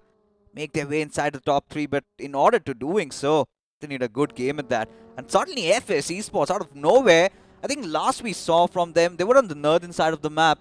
Oh my and God. took a long rotation down from the southern side. Yeah, I mean, it seems like they're chasing down the likes of PL Dominators. And PL's on the move. They're also choosing the same pathway that the players of FS Esports are taking right now. High chance for a collision. And FS Esports, at this point in time, they just cannot really afford to go for this collision against PL Dominators because they just need to focus on that rotation inside of the circle. This is quite a long rotation that these players are looking for to pull off, but there's a high chance they might just collide against PL Dominators, who's barely playing on that edge. And just going to make sure they're going to be the Guardian Angels off the edge lines of this entire zone. No ID, no entry. PL Dominators. The big question is, are they aware that they have been chased, they've been being followed? But look at this. This is exactly what I was talking about, right? Gemini Sports this time around that smack center. Towar haven't really been contested. And for the players of Team Aru, they want to go for it. And 47 Esports could have made a run, but somehow the numbers have already crumbled down. And we could finally see the finish feed kind of lighting up a little bit, because now so many teams are going to be migrating from that northern side. Rivalry, one of the players I think Bijlu is being dealt with. It's a fight against Big Brothers. True. I mean, Blind Esports isn't really in that bad of a spot too, right? If they do want to move out, They will have to. it's not going to be that tough in my opinion. It's Yeah, going there to is be- the bridge lines. They can be isolated, that's for sure, but once again, it's really up to them, right? They can send a couple of players from the water lines to try and make it in towards the opposite side, while a couple of players stay back towards Castle and provide that cover fire. It's up to them how they want to use the strategy, but Big Brother Esports, you know, in some trouble themselves. Wall of Death as well now starting to close in. You really need to start respecting the Wall of Death. And right now is the time you do so. Big Brother Esports on the move. Rivalry was right next to him, who was creating some troubles for them. But Big Brother Esports, they ignored that problem, and they directly focus on the safe zone. I do not like the feeling of this. Big Brothers, it's already that 5th circle. They want to go in for a slam in, and VST, they might be lying in wait, and there you have it. Gubber opens it up, and somehow Big Brothers still keeping their numbers intact, as now the panic button hits. It's Siraj. He's going to find an opener. Seth also out in a whiz, and there you have it. Big Brothers, they made it inside the circle, but with heavy casualties. Yeah, Big Brother's not really feeling too good after that rotation that they pulled off. All thanks to that panic and the circle shift. Genesis on the screen for now, and MG right up close and personal. And even VST just looking forward to make that slam, and they do so as well. Look at the likes of MG. They're going to be in such big trouble. While VST, they need to get rid of another opponent that's right there in the corner. And that's what the man from Genesis is trying to do. Just wait for the right moment to strike, and he finds that. Strikes down the first man. Up close and personal, and VST, this is such bad news for them too. Oh, indeed it is. As they slowly but surely kind of go out, the lights fading off, because now Dragonclaw, they also decide to claw their way in. Chandan still alive though, Dazzle bleeding, yelling for mercy, screaming. And now suddenly Dragonclaw, look at Rivalry, they're also on the ball. And now suddenly down to the last player of DC, as now he's got to take that 1v1 fight against Chandan inside that Oh my murky God. smoke, and he comes out swinging. Dragonclaw still keeping the numbers alive. The revivals, they're going to be there. That could have been way worse, my friend. Dragonclaw could have been eliminated by that one single man. But luckily enough, they push in tandem, and that's why they're still alive. And focusing on Cayman Esports, still barely playing on the edge. For them to make it inside of the circle, it's not going to be that tough, but just need to make sure that the backlines are going to be cleared up. But unfortunately for Cayman Esports, there's too many teams on the backlines. And look at Team Aru. Aru Gaming himself, slowly and steadily creeping and crawling his way from the water lines, being the shark in the water, waiting for his opportunity to pounce. Before now, PL Dominators in also a decent spot, but they need to move in the circle, and that's when the real problems are going to start to hit them. They need to leave this comfort zone that they've gone so far. For PL Dominators, they're on a hunt. One of their players initially was knocked out by the players of Team Blind, right? They know that now Blind has to enter inside the circle, and they want to be the Guardian Angels. They have not yet left. They've not yet gotten inside the circle, as now this city of Towar is going to be filled up with a lot of those teams. The real estate prices are definitely skyrocketing, as FSE Sports, out of all the odds, from the northern side, to the southern side, and injecting themselves quite comfortably inside the circle. This team has been impressing me by every passing game. INS, all the 4 players up and alive, and Neo Dreams as well was knocked out. And as you say so, another man hits the deck. What is exactly going on with the likes of INS? They've got such a good position to play with, but still somehow they're messing things up. And now taken down to a 3-man squad. Look at Yush as well from 47. Not even moving a muscle. Just keeping his position anonymous, making sure that the opponents are not even going to have a single clue of where that man is positioned. And INS, there we go, some more problems approaching them as Blind Esports 2 look forward to knock on the doors now. And in fact, they've taken quite some losses there. Skip's already knocked out, and it is going to be that bombardment coming in from the backlines. Team Blind, PL Dominators finally strike, and now they're in a disarray. Harsh needs to be that Guardian Angel, has that little bit of that high ground to work around with, as now Dark Lord, he's trying to get that res up on him. Has been knocked down, and Adi, he finds some success, but Skip's also going down. This is not good news for Team Blind. It's not. 2 players knocked out. Skip's trying to crawl back to safety. High chance the revive can definitely be there, but no, says Kemen Esports. They steal it away. PL Dominators right around the fray as well, right around the corner. And all the 3 players now looking pretty healthy, back up on their feet. And look at Adi slowly and steadily pushing up close and personal. Tosses in some more utilities in the front lines and Blind Esports. This fight matters a lot to them. They need to convert and come out on top. If this is not going to be happening for Blind Esports, their journey in this match might just be done. Nate being tossed to the face, and it actually does find the opener that's needed. A great start to the fight. It indeed is, as now Dark Lord needs to follow. The damage has been done. PL Dominators, they're already wounded. And at this point, Blind just have 3 finishes to work around with. The idea is here to try and clear the backlines. It's a 7 circle, and they have to make a move, and that has to be quick. Adi is going to still try and take his chances with the final player of Team PL Dominator still surviving. It is going to be bad, and he has to come out proving, swinging across, as now Dark Lord from the sideline will put him down, and that's all she wrote. Adi has to be the hero in that one, but now Harsh, he finally has his eyes gazed at the players of Kemen Esports, because even for Kemen, they have to get inside the circle. Bad wrapped up in a sheet and sent back packing. 4 finishes wrapped up so far from the side of Blind Esports. Looking decent so far. In the top 7 as well. Exact game that Blind Esports really needed. Even the backlines, they seem clear. But still Blind Esports, the circle moves away from them. The woes keep on continuing as Blind Esports, they're still going to be unsettled. Because they need to move inside of the safe zone. Kemen Esports, 3 players, still playing in the outskirts. And now they also want to be a part of this entire fight that's currently happening. They want to be the 4th team to chime inside of the action. Look at IFM though. Already have lost out on Sparky, Faith in a whole world of trouble. Kemen Esports also coming in from the backlines. For Team Blind, they are being shredded apart. Starboy already taking down 2 along with him, and Phantom, he does the rest. And the only player that survives is going to be Adi. Needs to carry that torch along, because for Team Blind, they cannot afford to lose this game. They cannot. If they want to be in the top 4, they cannot afford to lose this game, as you mentioned. Oh no. And the entirety of Blind Esports, they were just being beamed down to death. And Adi, he stops right in the center of between 2 teams. Yush can actually have a chance to hand out the closure. And Adi's right in the front. Some utilities is going to soften the man up. And eventually, the elimination points is also going to be grabbed up. And all thanks to INS. FS Esports from the top as well. They've got the high ground to play with. They've also got the man number to play with, Fixes. This is a date with destiny for the likes of FS Esports and Kemen. Oh, look at this. Infected Mushroom Eclipse, the final player surviving, still outside the zone. Needs to patch himself up. Somebody needs to remind him that the meta has changed. It's going to be very difficult, as Kemen Esports already 8 finishes strong, and having 3 of their players alive, I think they are set up for success. But FS Esports, it's been such a consistent run, but Team INS, they're finally putting the pedal to the metal, as look at this, Hitman already down on the ground, and so for same goes for Clutch also. It's been a consistent run, as you mentioned. And look at FS Esports, the players now slowly and steadily trying to crawl back to safety towards their teammate, who's still up. And to get the revival, it doesn't seem like it's going to be too tough unless Kemen Esports, they've got their eyes locked up. And that's what it seems like for now. Phantom, Kemen Esports, they're known for their surrounding awareness. And that's what they're doing once again. Surrounding awareness out on the point. They know exactly where the foes are too. You saw that scoping.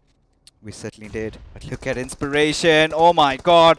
That was a carve and a half, just breaching their way from the lower grounds. Phantom and Altu, the 2 players surviving, they will have to deal with the wrath of the players of Inspiration. And in your dreams, trying to carve a way through as Altu, he's in a whole world of trouble. Phantom has already been dealt with. Altu just hiding inside the smoke, now switches inside the vehicle, but from the backlines gets dealt with by Eclipse. And this is something that even the players of Kemen Esports did not see coming. Infected mushrooms. Once again, they spring back to life. A consistent ending to this game of Vikendi as well. In the top 3. And all thanks to Eclipse. The final glimmer of hope is still up for that team. Their position is compromised before now. FS Esports, they've got their own troubles to deal with, and that's going to be in the name of INS. 2 players still up, and they're also quite softened up as well, and the constant barrage of utilities is just applying that constant pressure on these teams. Another nade being tossed up, and that's going to hand out the closure. That's it. FS Esports, all they need to do is just crack through this last wall that's there. And that too, this wall does not seem that strong. It's going to be a 2-on-1. Eclipse can definitely try and isolate these duels. He certainly can. But right now, it's a 1v2 situation. Him against the world. This has to be his moment, and this time fails as FS Esports land one more in the bag. And that being said, this is a biggie. 10 finishes for FS Esports and certainly cruising through to the semi-finals. No stopping this team. Way too easy for FS Esports. I mean, we expected them to play well, but not this well. FS Esports just proven the competition unparalleled. And I think with every single round, they're certainly evolving. Yeah. Round number 3, barely scratching their way inside the round 4. And suddenly in round 4, I think they've soaked in that pressure and in fact thriving under it. Especially this game of Vikendi, that had to be it. I'm pretty sure they were sitting at around 38 points. After this, 20 points secured from this game. I guess they've already made it through. Even No INS, questions asked. Even INS, man. Oh, We wow. asked them to be consistent, and finally they were consistent in this game of Vikendi. It's a decent performance being put up by INS, but still they've got 2 more games to go. And they cannot afford even one single game to be let slip up. The same thing can be said for the likes of Kemen Esports too, considering they were there in the final few moments. But unfortunately, Kemen Esports was not really able to withstand the amount of damage that was being put up against them. I think another big question is now Infected Mushroom and Kemen Esports were really close to each other. Yeah. Kemen Esports did have a lot of finishes, but for Infected Mushrooms, they kind of slowed the pace down. But they did have that good position point. I think 5 points, considering they made it to the top 2. In fact, 6. Yep, And yep. the big question is how many finishes did they have to their name? Because the competition is looking too strong. But at this point, for Blind, for Team Aru, I think we now have to make peace with the reality that they will have to face Wildcard. I mean, the competition is definitely looking way too cutthroat, and as you mentioned, for Blind Esports, the chances for them to move in the top 4 are now even less. The only way Blind Esports can move inside of the top 4 is by getting 2 chicken dinners back-to-back. And big ones. Yeah, it is still possible. 2 chicken dinners back-to-back, I would say. It is still possible. Blind Esports can make it happen. It shouldn't be even that big ones. Maybe 17 or 18 points per game can still make the cut. I do not know. At this point, right, the last we saw of Team Blind, they were having something around 17 points, right? Yeah. And if you're talking about making it into the top 4, especially with all the consistent teams constantly pushing themselves, performing. Yesterday it was about Prime Esports creating that vacuum up top. Who knows, the cutoff might go beyond 50. There's definitely a possibility. I mean, in general, for Blind Esports to make the cut, I just think they need 1 solid game and a second consistent game. That's all they need. Blind Esports can definitely make it happen as well. We know they've got the heroics. But moving forward, I mean, looking at the chicken dinner moment, right, INS, they definitely got ever so close to securing this entire game, but unfortunately FS Esports in the end, as usual, they just swing things back in their favor with a beautiful placed utility, and considering INS, they were way too chipped up, they stood no chance. Again, Starboy being the hero today. And he certainly was the kryptonite for the players of Blind Esports. You could see Blind Esports took a fight against PL Dominators, did manage to win that through, but he was waiting on the doors, and he did say no ID, no entry, and he stopped everyone from Blind at their tracks. And he's been not just doing in this particular game, he's been doing it through the entire day. I mean, enough talks about the teams, though. Let's move on and look at the MVP of that previous game. Who do you think is it going to be? It's going to be someone from the side of FS Esports once again? Yes, it is going to be Trey Scott, with 4 finishes handed out to the lobby and 1,004 damage. The conversion's not that great, but still the match contributed a lot. I mean, for Trey Scott and Wizard, these are the 2 players they've been firing on all cylinders. Every single games they have been delivering. But when you look at the top 5 players, you're going to find a few players also from Team Inspiration. There you have it, Starboy being into the mix of things. For Rivalry, they've also sort of vanished. And early initial game, we did see a couple of finishes here and there, but that is all she wrote. For FS Esports, though, Clutch also into the mix of things. And for 47, I think, considering it was a beautiful start for them, towards the end, Tufan also did survive, as a result of which is in the top 5 performers, but is that going to be enough to push his team through the top 4? Of course not. I don't think so. 47, they've already given up on their dreams of actually cracking in that semifinals week 1, which is completely fine though, right? You still do move on towards the wild card, and that stage will be quite a wild, that's for sure. But the real focus over here has to be INS. Now this team is going to be way too close to crack inside of that top 4, and we mentioned this too, right? INS, if they do want to have a chance to make it into the top 4, this game has to be good, and it was a good game for them too. It certainly was. As we take a look at the point standings, 20 points for FS Esports, for Inspiration 11, still keeping things afloat, right? For Kemin Esports, so the 13 points, quite important. And Infected Mushrooms barely getting 8. I feel like Kemin Esports have toppled them over. Now for 47 Esports, 7 points, really good. But for Blind Esports, 6. I really do not think it's going to make the cut. I mean, the way FS Esports is performing so far, it's the same way we expected Kemin Esports to perform. But unfortunately, Kemin Esports, we are seeing those slip-up moments. Blind Esports, too, just not exactly able to make waves on the occasion. 47 Esports is there with the 7 points. Dragonclaw moving inside of today's day. There were a lot of the casters rooting for this team. But unfortunately for Dragonclaw, the struggles, man, they just don't seem to end.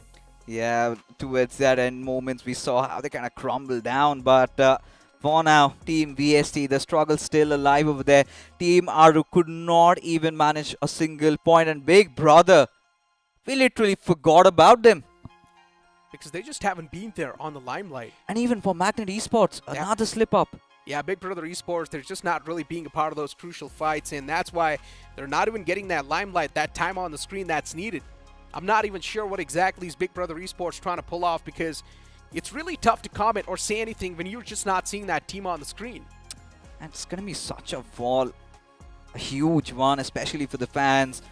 You know, they kind of had that underdog story going there. They were the rising superstars.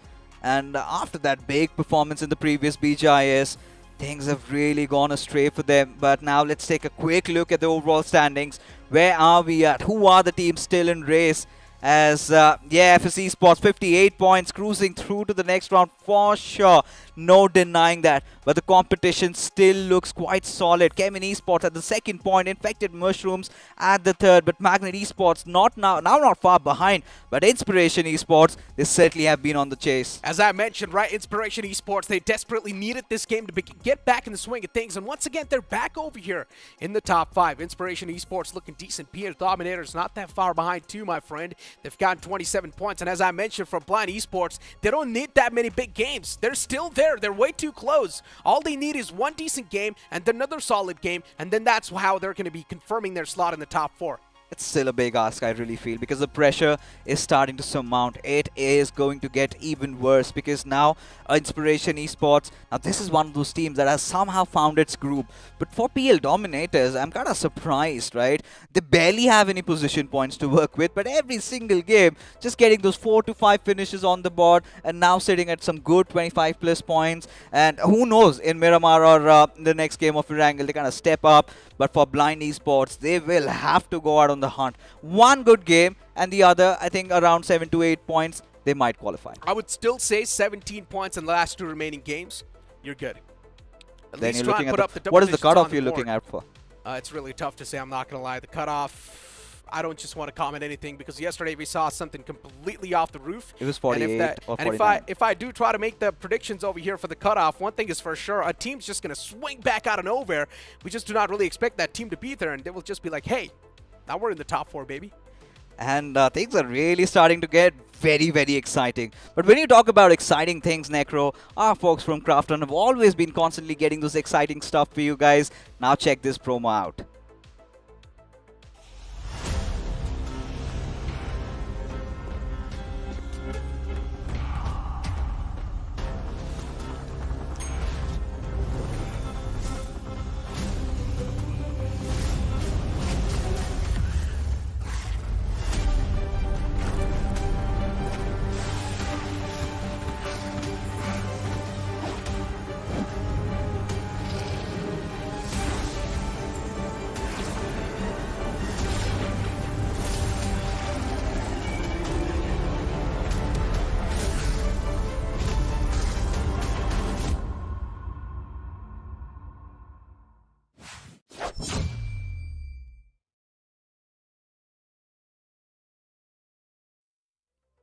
that scorching and majestic Lynx AMR, man. And guess what, Necro? I have it.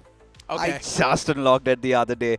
And now I'm kind of in a pickle which one to really upgrade. Still stumbling between my Glacier, still that I have that Barrel, and now the Lynx AMR. And guess what? It was my first spin of the day. You can get yours too and flex it like I have been with this kind man. Because he's still been hoping for a Royal Pass. I did gift him the UC.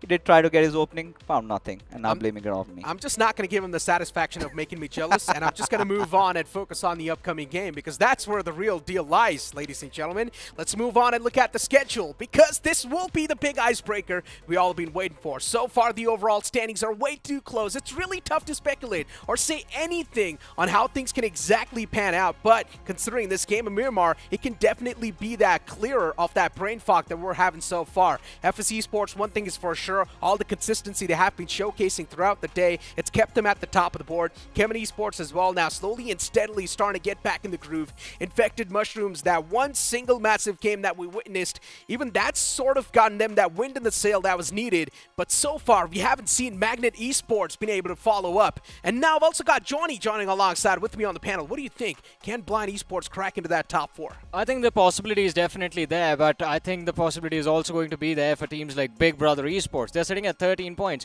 With the way this group is working out, I think the cutoff is going to be somewhere around the 40s. Considering you have 2 games left, if you can get 15 points per match, I know it's a big ask, but I mean, you're going to have to drop those big numbers if you want to qualify. 30 points from those 2 matches, I think they can push through. Big Brothers, I still Yeah, feel like 13 it points. might just be too much to ask for, though. I mean, mean, looking at the past stats and how the game's been going so far, Big Brothers, they need one solid game. They need 2 solid games. Yeah, I mean, then later on, the consistency can definitely be there with the double digits, right? Maybe some elimination points to back it up. And then Big Brother Esports can also get that sort of second spot, and that can still put them in the race, maybe? I mean, it's all about maintaining that average, right?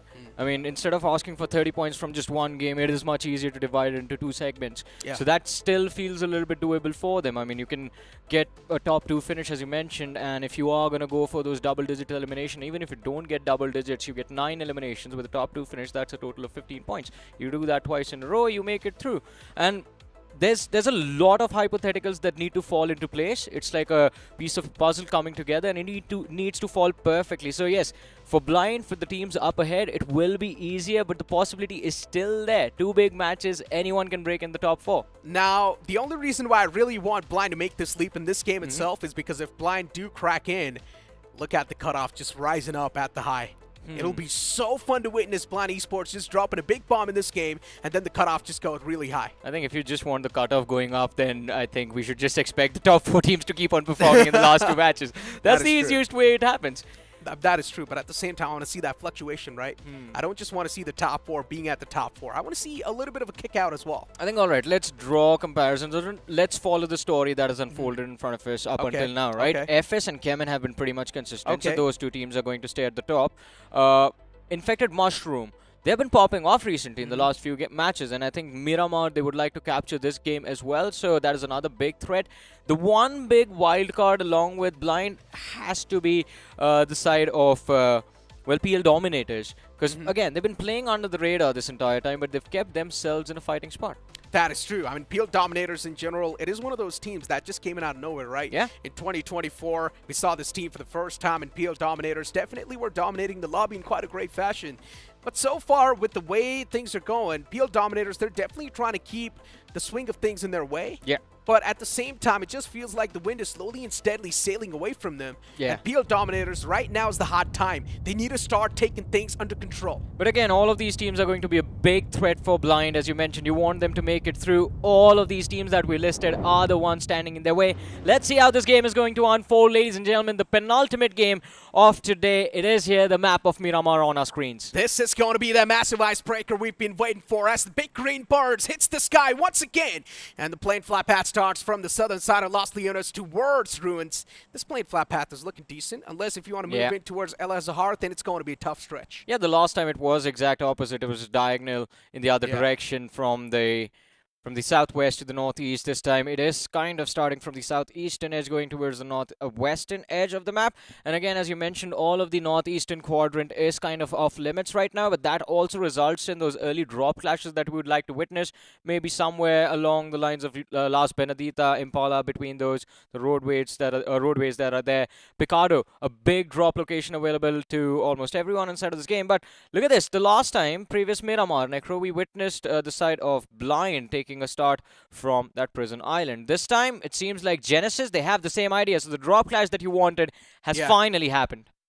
Genesis Esports, yeah, as you mentioned, even dropping down towards that same spot.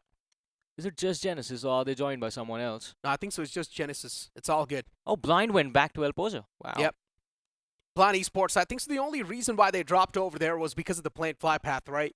Considering Blind Esports knew the plane fly path is way too far away, but still, it gives us that clear picture of Blind Esports being able to adapt on the fly, or at least trying to adapt on the fly. That is considering true. Blind Esports dropped all the way down south in that isolated spot, that's why moving in towards Impala just got even tougher. Yeah.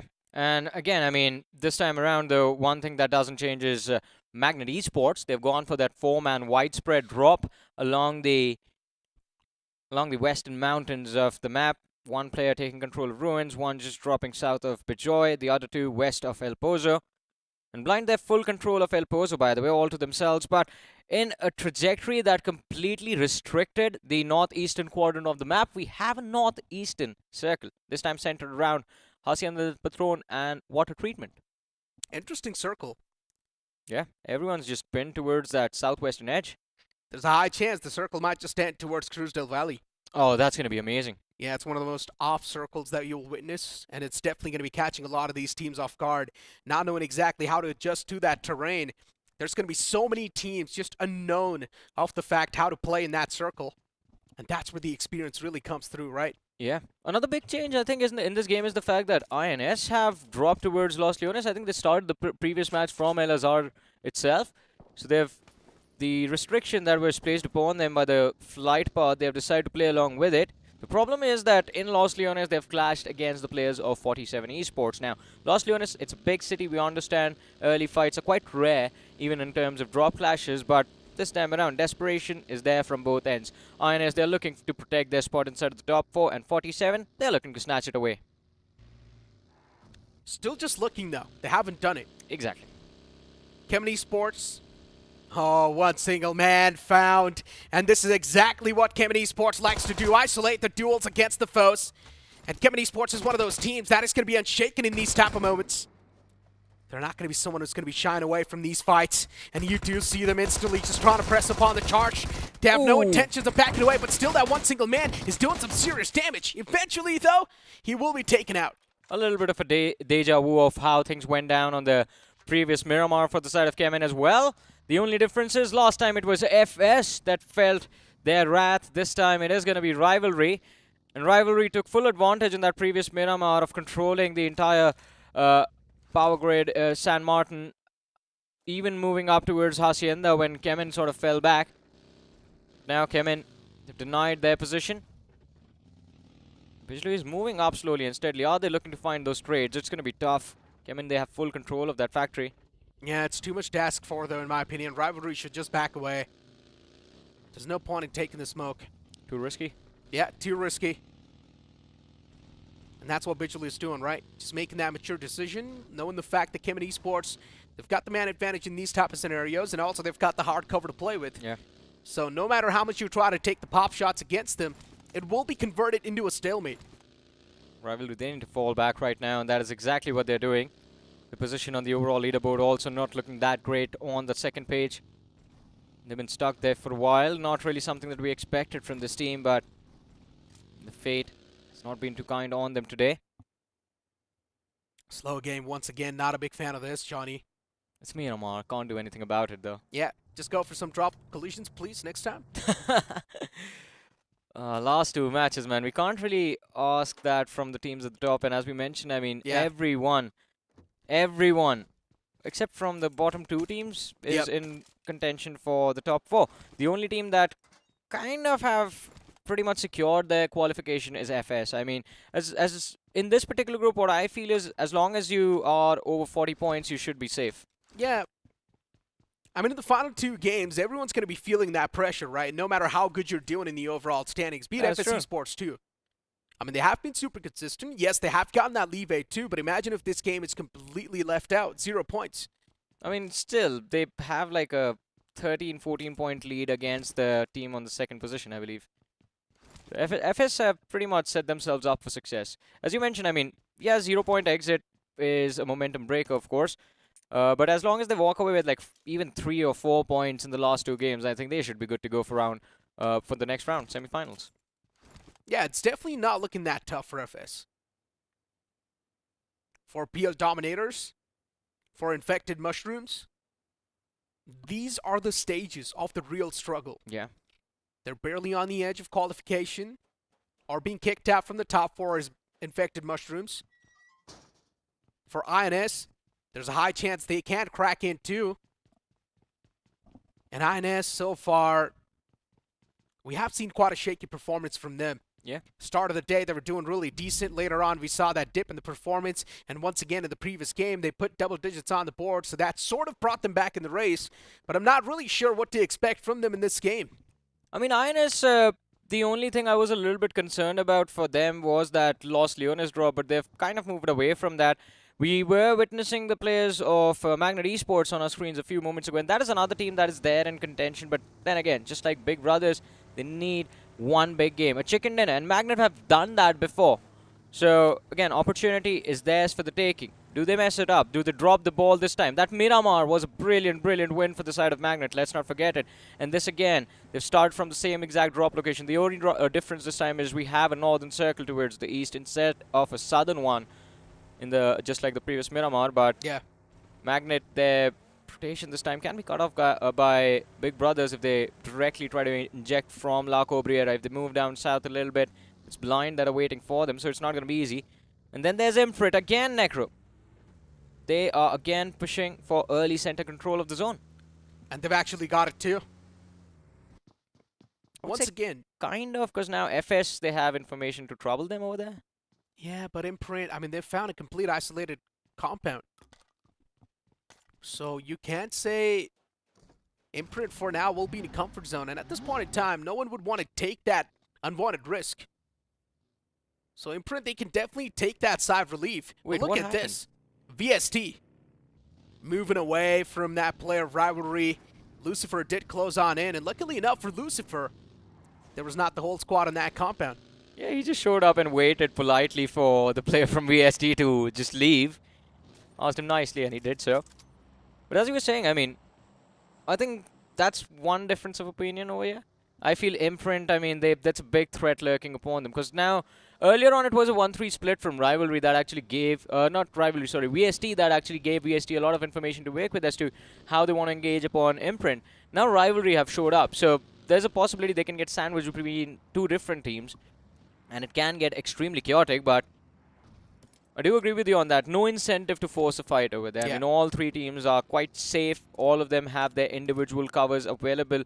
And since they are close to the center, the circle moving away from them in the next shift, even that is not a threat as of now. Big Brother Esports now. Having the players of FS Esports in the sights locked down. And FS Esports, the burning torch of consistency. Oh, yeah. Can this time that torch will be extinguished? That's my real question. I hope not. I mean, I'm loving this FS. Just before that game of Vikendi, me and Fixes were having this conversation like, all right, FS, they've been doing very well. The only thing is they're struggling with closing out the matches with the chicken. And, well, guess what? They changed that instantly. And now I think that was the one thing we were hoping that FS would deliver upon. They have done that. And I want to see, again, can they be consistent? So another big win that pretty much establishes them as the most dominant team in this group. And nice little leap from Seth. Quite stylish. Does not land it, though. A leap of faith with the buggy. Yes. Ooh, look at FS. No conclusion found, though. But transitioning on forward towards FS Esports once again. The players are moving out from the open. I'm not sure what the game plan is for that team right there, but they're taking a lot of shots upon themselves. Dragon Cloud in the open. Still somehow, they haven't even caught a single bullet. How is that even possible? That's not looking good over there. But Dragonclaw, they will be quite happy about it. Although look at this, Imprint, they are the ones engaging upon the players of Rivalry. RN is dropped extremely low, but Rivalry, wait, what just happened? They've lost 3 players instantly down to their last man. There's no coming back from this. Yeah, Imprint looking pretty cozy taking this fight. I'm not gonna lie. They seem like they're still inside of that comfort zone. What is the man in the front doing? A big mess up from the side of Bitchloo as well. Now he shows his back, and yeah, we'll be eliminated as well. What just happened from the side of Rivalry? I think they did not predict or even expect Imprint to push upon like this. I mean, this is not their style. They usually like to hold on to their cover and play a little bit slow than everyone else, but here's the third party, Necro, Dragonclaw. They showed up, heard the commotion. Aryan, he's been knocked out since he was the man playing on the outer lines outside the compounds. But should not be a difficult revive for Imprint. Yeah, I mean, to secure. Once again, looking in a really good spot. The only team that can be in big trouble is definitely going to be Dragonclaw. And the man's now trying to blow up that vehicle too. Things could be way worse for them. And Lucky 2 Noob did spot out one player trying to go on that flank. It's better to just back away from this spot. Lucky 2 Noob is just forcing things at this point. I think it's the entirety of Dragonclaw that wanted to force it. They were trying to pick off Nito as well on the flank. Ninja, that position that he has taken can definitely catch the players of Dragonclaw off guard. Blind in the meanwhile. It seems like they've come and in fact crossed paths with the players of Raven Esports. One man was knocked out in the open, but the recovery is going to be there. That high ground vantage, quite brutal, and Aim God, he's dished out a lot of damage on Skips, gets the knock as well. What a brilliant way to kick things off for Raven Esports. Exactly, and Raven is one of those teams that has been struggling throughout the entire day. They're just not there in the overall standings. They're completely on the latter half of the board, being missing out on the games, that's for sure. But Raven Esports, the man oversteps and instantly will face the brunt. And this is where the players of Blind Esports will spring back to life. Blind Esports, one of the men was knocked out. Look at the cover fire being provided from Hirsch as well. All the way in the back is there out in the open. Hirsch has taken a lot of bullets upon himself, but Skip's still knocked out. And Blind Esports, I think so they've given up on that fallen player. Ooh, this is not going to be easy at all.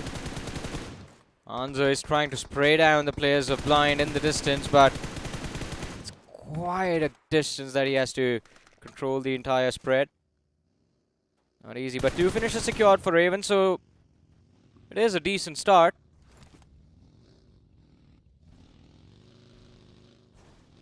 What is going on with Blind Esports though, man? The way they're approaching the fights, I mean, it is how Blind Esports likes to approach the fight, but still, the execution isn't looking that well. It's not polished. It just seems quite abrupt. I mean, the initial initiation was perfect. They did punish that player for not looking, or in fact, no one from the side of Raven clearing that right flank. But the follow-up, there was no follow-up. Too much distance between Adi and Harsh and the other 2 players, Dark Lord and Skips. And Skips, first of all, the engagement that was there to kick things off completely ignores the push from Raven. That one man taking control of that high ground. And Raven, it seems like they're trying to just chase down the players of Blind. Yeah. On the radar, they've closed in quite a lot of distance already. They have. And for Blind Esports now, the recovery just looks even worse. Just with a 2-man squad, they would need to try and aim for the stars. I'm not sure how they can do so. But yeah, I mean, I guess just cross your fingers and hope for the best. Uh-oh, the buggy's stuck. Okay, there we go. It is out now. Some parking problems. Yeah. Maybe you should take some tips from me. What do you mean? I don't park, I just slam. Oh. Yeah, then you should not be handing out tips or instructions to anyone on how to park, Necro. I don't think that's going to be wise. But Big Brothers, they're taking their sweet time in this game. They're quite close to the center of the circle as well. And I think they've kept things pretty simplified, at least the mid-game stages of this, as far as the mid-game stages of this Miramar is considered. But here comes trouble, ladies and gentlemen. Look at the shift of the circle. It takes us back towards El Azhar, Cruz del Valle. And of course, Genesis. My goodness, what is that rotation? Yeah, I'm not sure. I mean, they did start from that Prisoned Island, to be honest. So they've taken that southern highway and moved along the roads along the periphery of the map. Although the entry, the injection into the circle, it's going to get extremely complicated. You have INS blocking the way. You do. There's a lot of teams that will try to block their way. And if they try to move in from that El Azahar side, they're not going to have that big of a piece to play with. Yeah. They need to be somewhere in the center towards 47. And for Genesis, the breaching point, it does seem clear for now. So that's a good news. And as you mentioned, right, dropping in all the way towards that prison island, it's going to force you to take that late game rotation. And that's what has exactly happened with the likes of Genesis. Now, the only reason why the teams go for that late game rotation is because they do not know the exact information inside of the zone. What is going on? They do not know where the teams are positioned. So at the end of the day, as a pro player, the mindset's going to be, it's okay, just wait for the first stage to cross on, and then maybe we're going to move in, tanking that damage from the blue, because we know the lines will be safer.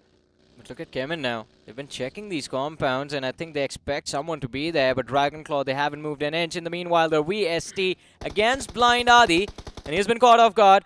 But Harsh, he helps him secure that opening knock. Adi, the only problem for him is that he does not have any HP to work with, although the fight has been converted into a much more favorable position than before. It has. Blind Esports at the top. You can't sort of stay when it comes to the stances. Blind Esports definitely do have the advantage. But VST, they've got the man number, and that's something they can definitely try and add on with some more pressure against the likes of Blind Esports. And look at this nade, that's going to be tossed up. It might just find the initial knock that's needed, but no! The man repositioned in the nick of time. Adi, the man's got the nade cooking up, and this time he's going to probably toss it up as well. There we go, finds the opener. Gubber knocked out. Adi exactly able to play the way he wanted it to. And now patches himself up as well in that nick of time, pulls out the shotgun, up close and personal. Of course, S12K is going to be the one to prevail, but this fight is looking way too dicey, and in the end, it's going to be the opponent to swing back to life. It was like a clash of Mr. Smith and Neo in the Matrix, both of them colliding with their shotguns mid-air. But now Harsh, he needs to settle the difference, and in a situation where Blind were... well, they were lacking a lot of firepower, just 2 players were left alive, they still end up wiping the side of VST. But incredible move from Adi, handling that pressure inside of the building. 3 players pushing in his direction, and he was able to delay the fight long enough for Harsh to get into position for the cleanup. Infected Mushroom, it seems like they can be caught off guard by Raven. Blind Esports was one of those teams that was super desperate to win that fight. Luckily enough, they do so as well, but at the cost of 1 more player. Blind Esports taken down to that 1 single lonesome survivor. And now looking at the screen for now, Raven. All the 4 players up. 2 finish points accumulated so far. Raven Esports looking decent. There's so many teams out in the open. Constant shots are being taken against them as well as they try to rotate. And Raven Esports, at this point in time, this is one of those teams that has probably given up on the hopes and dreams of making it to the top 4. I would say it's still alive if they win this game. But they're going to need more than 20 points. Yeah, 10 finishes and the chicken dinner. Yeah. If that happens, then I think the dream is still alive. If that doesn't happen, then again, going into the last Miramar, Erangel, it is going to be too much pressure for anyone to deal with. So whoever wants to make a comeback right now needs to make it happen in this match itself. I love what this man is doing. Wraps up all the way from the back from the blue itself to try and get at least that initial knocker. But unfortunately, he doesn't do so. And Raven, aim god is separated out, that's for sure. But finding that injection point, as you like to say, inside of the circle, it's now even tougher. Look at the northern lines, right? You've got MG, you've also got Genesis camping that northern lines. You've also got INS on the right side. On the southern side, you've got Team Aru and Kemen Esports and Team Aru. That collision's going to be happening soon. Infected Mushroom, they need to be careful though over here. We saw them avoid the players of Raven. Avoid the chase as well, but as soon as they try to go uphill, they can be caught off guard by the players of Genesis. But here we have it, ladies and gentlemen. Kemen up against the players of Team Aru. And Kemen, they have been on the run for a long time. They're going to be forced back into the blue. And with Phantom knocked out, I think this is going to be a tough game for Kemen. Yeah, Kemen Esports, they do realize they're in a massive disadvantage inside of the fight, considering the opponents they've got the high ground to play with. And the high ground is a little bit too much. It's giving them too much advantage to the point where Kemen Esports, they cannot strike back. That's why they move back all the way in the blue and try to play inside of the city. But look at what Aru is doing. His position's going to be contested. Even he's inside of the city, barely making it in the zone. is not going to be tanking any damage, while on the opposite side, Kemen Esports, they're taking that constant damage. Kemen Esports, they better have a lot of meds to try and patch themselves up. Aru does hear one of the players taking an exit from that city, and I think so even Aru's position now is going to be noted down. Let's see, he has spotted out quite a big rotation from the side of Kemen, and he's trying to cut it off. Fury, can you escape? It's not going to be easy. Atanki this time leading the charge, and Kemen, they are split apart from each other. Fury is the man who is being the distraction as of now, but in the back lines, the other two lads, even their position is compromised. But what a brilliant way for Team Aru to set it all up and secure that opening frag. Maybe the next target can be the players of Imprint, but Kemen, they want to take this fight. They do. Atanki, sights locked in the front. They do hear a lot of that commotion. Just want to make sure they're securing at least some fadeaway elimination points. Fury on the left lines. Kemen Esports slowly and steadily inching inside of the circle with that monster truck.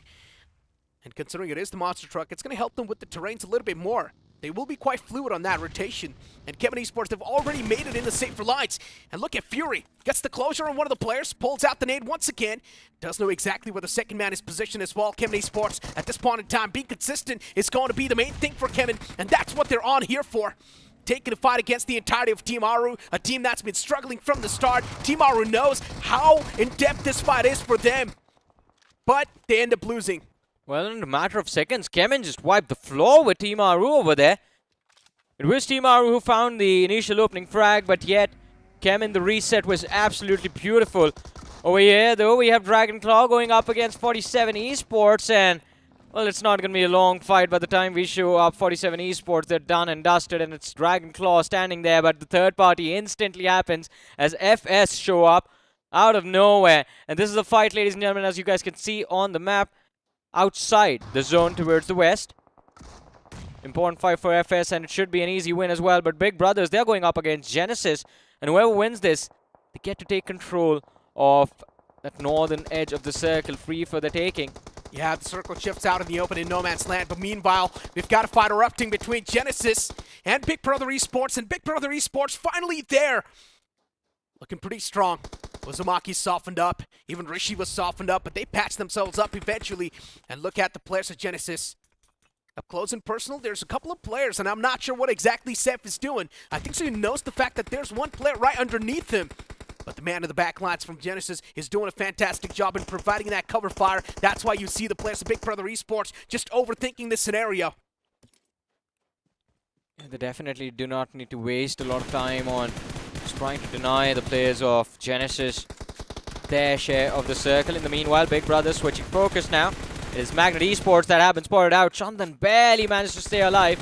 He's down to around 50 HP. Prone's out in the open. Big mistake. Gets taken out. Magnet attracting a lot of bullets upon themselves if they're going to be out in the open. The man's knocked out. The confirmation, though, luckily enough, he's found himself that little bit of a ridge he can play around with.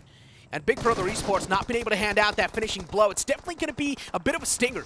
But this fight escalates once again. Genesis Esports, one of the men, did try to push up close and personal, but instead gets eliminated himself completely from the game. And now Big Brother Esports, they find themselves in the advantage's shoes once again. It's better to just push up close and personal and hand out that finishing blow, but instead they're not doing so. Yeah, it's too risky for them. Again, they need a big game. They have 5 eliminations on the board already. They need a few more from this matchup. But Gyro God, he's been left in the back lines alive and standing. And as Big Brother make the push for Magnet Esports, they might have made a big blunder as well, leaving that isolated player who can just completely ruin the day. A lot of utility lob towards the players of Magnet as well. Oh my God, connecting the Uzumaki taken out. Vijoy, incredible, but then the trade nade from Uzumaki takes out 2 from the other side. So this is a beneficial trade for Big Brothers and Sarvit with that push. I think that is just going to be the cleanup. And within a flash, Magnet Esports on the verge of getting completely eliminated inside of the game. What is this, Big Brothers? This is the exact Big Brothers we wanted to see from the start of the day, but now, out of nowhere, they're just doing really good. Their points were taken away. Oh. Bummer. I mean, at least they get that last one secured, right? Yeah, they just get 1 instead of 3. Quite unfortunate, but hey, good play. play being made by this team. I mean, it was an amazing push, but now since you have the momentum, the ball rolling in this matchup, I think it is time to step things up and go for that big chicken dinner that we have been hoping for from their side. A lot of punches in the guts delivered. And Big Brother Esports at this point in time just chipping away a lot of damage on the foes. 6 finish points wrapped up in the top 7. Big Brother Esports, one single misstep, and this big game can instantly be neutralized. They cannot afford to take that misstep though. Look at Big Brother Esports. INS out in the open. INS, they do not really have a lot of that breathing space, but looking inside of the zone, Imprint, they found themselves in a really decent spot. Even Kemet Esports, they've got the high ground to play with. 2 teams in the advantage, and they can try and hold off a lot of these other teams. Everyone's trying to fight for that hill that Imprint is on. And FS over there have a big advantage to play with in terms of numbers because Uzumaki is pushed up front. He's isolated from the rest of his squad, and INS at any given time, or in fact Imprint as well from the back lines, can pick him off, resulting in a big slowdown and shutdown for the side of Big Brothers. But Uzumaki is going to be joined by the rest of his squad, and now Big Brothers out of nowhere, they're going to be forced into a fight against INS. Yeah, and Rishi knocks out Chico. Great opener. A good find. 3 players still up and alive from the likes of Big Brother Esports, while INS taken down to a 2-man squad. And Chico also gets confirmed. You've got the players of INS in a big hurdle. Both the players regrouping once again, trying to move in tandem. And I'm not sure how well this strategy is going to pan out, especially when you've got Big Brother Esports with the man advantage just looking forward to itch away this entirety of INS. Well, let's see. Opportunity laid out right in front of them.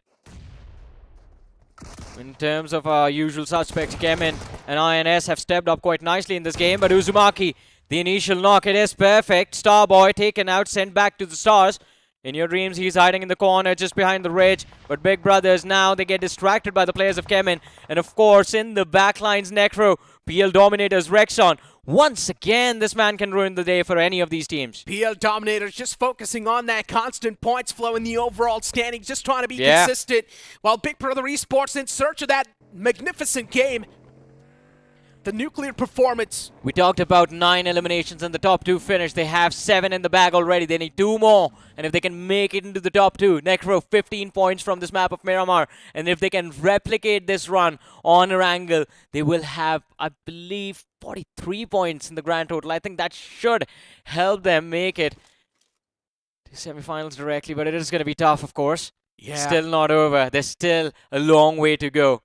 Looking at the terrains now, Kemen Esports, they've got a clear-cut advantage. Oh, yeah. It will be an uphill battle for both the teams, INS and also Big Brother Esports. For INS, the man advantage is not there. In your dreams, he's also taking a lot of damage from that blue, and at this point in time, tanks a little bit, pulls out the first aid, is probably going to try to play the spoiler. He's going to be the spanner in the works for these teams. Kemen Esports, they overstepped the boundary. Venom knocked out this time. Big Brother Esports, they can feel it coursing through the veins. It might just be the nuclear performance they've been searching for. Another man gets confirmed, and now here we go.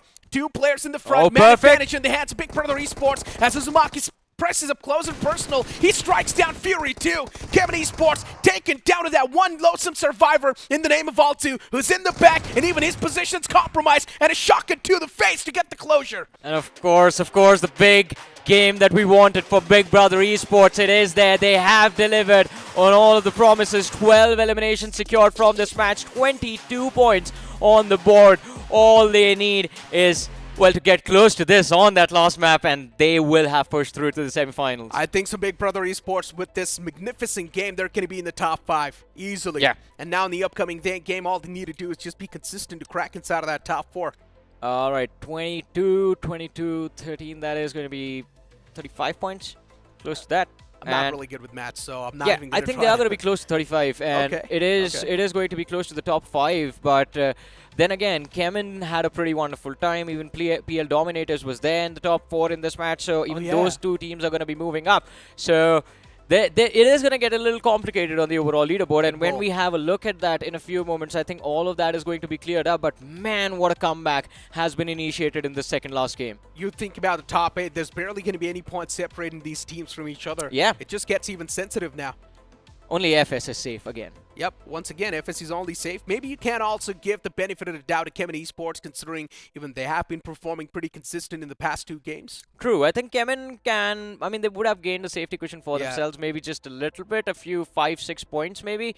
But then again, we talked about PL Dominators, right? They were the ones chasing down the top 4 position as well. INS was also on the chase. INS also did quite well for themselves in this matchup. Yeah. And now we have a new contender added to the list, so I don't know how safe you can be. The cutoff just increases even more. Oh, It will be forced to increase now. I mean, it's going to be quite close. It is indeed going to be really sensitive, as I mentioned, Yeah. right? Still, the main question relies, though, what exactly is going on with Blind Esports? This is one of those teams that you expect to perform, but unfortunately, they're just Yeah. taking a lot of those fights that are not necessary to be taken. But yeah, looking at the winning moment, Kemin Esports, we thought they've got the man advantage. They've also got the overall stance advantage, too, in the fight. But then later on, all the advantage was just sucked up by the players of Big Brother Yeah. Esports. I mean, it was that one play, as you pointed out, right? Venom overstepping from behind the smoke. Yeah. That sort of broke the balance. As soon as Venom went down, the front lines for the side of Kemin were completely compromised, and Big Brothers had full access to climb up on that ridge. The only thing that could have changed the fate of Kemin and Big Brothers was Rexon sitting in the back lines on the hill right behind Big Brothers. But Rexon also was picked up. He was the first frag. Before Venom's finish got confirmed, Rexon got put out of the game. In your dreams, he was picked off by Kemin, and then Big Brothers, as soon as they pushed up the ridge, this was their game to win.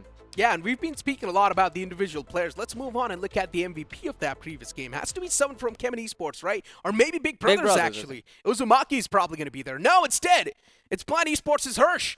Okay, hold on. Now this just makes things even more interesting. Oh, yeah. Blind Esports as well is getting that constant point flow. Oh man, this is going to be such Oh a my tough God. qualification bracket. I think even the teams on the 6th and the 7th position, even on the 5th position, they're going to be like a point shy. I think on the 8th position, you're going to be like 4 points away from the top 4.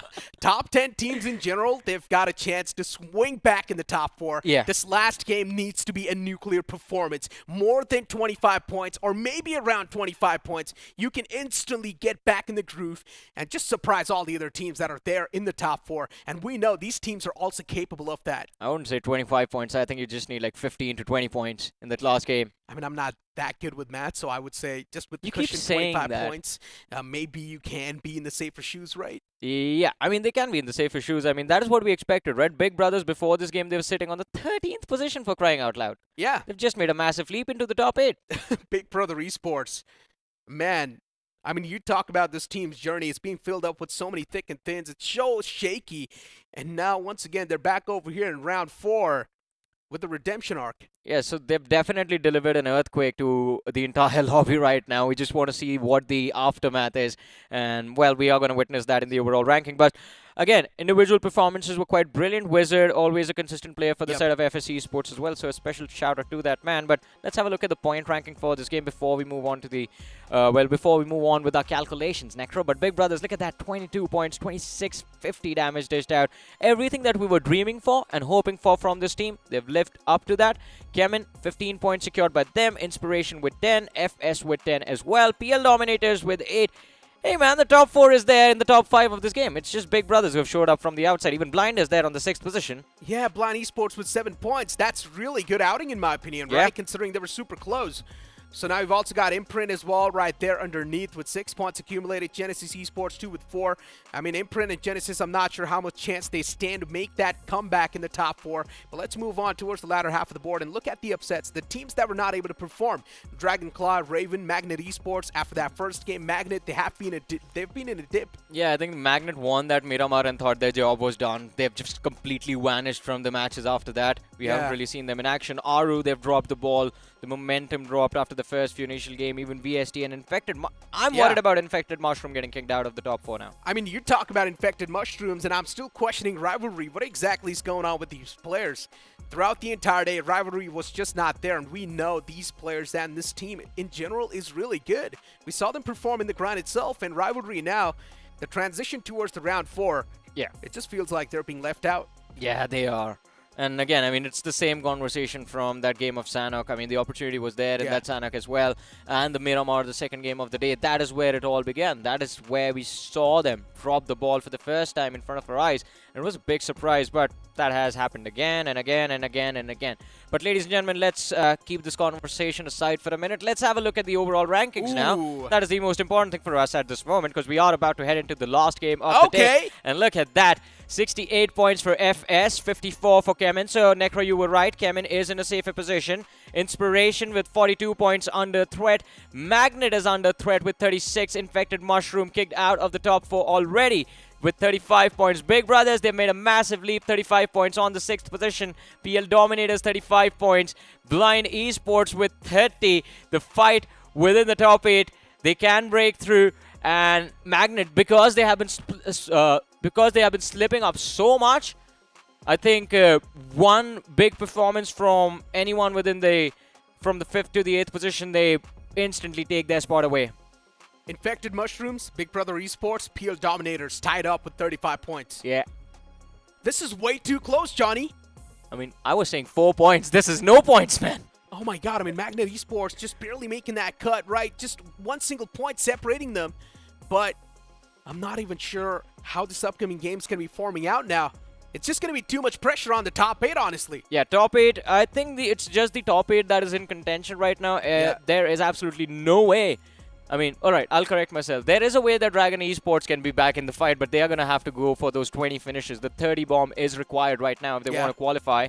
Other than that, I think 15 points from the next game, it's just not going to cut it, because Magnet is bound to secure at least 3 or 4 points one way or the other in a moment of desperation. So this is going to get extremely stressful in the last few matches. And imagine if Magnet, Infected Mushroom and Big Brothers, all of them are kicked out in that last match, and we have a different team breaking into the top 4, then it will be so interesting to see that 3 teams with chicken dinner failed to qualify. Yeah, but Johnny, yesterday Limra was the prime example of the saying that goes, everything is possible, nothing is impossible. Yeah, but it's Limra. Limra was very impressive in the previous round as well, to be honest. I mean, that is true as well, but honestly saying, man, anything can happen. These teams, they have qualified in the top 3 in the round 3. True. So anything can happen. Every single team will be that heavy hitter team. But ladies and gentlemen, we'll continue the conversation after the short promo.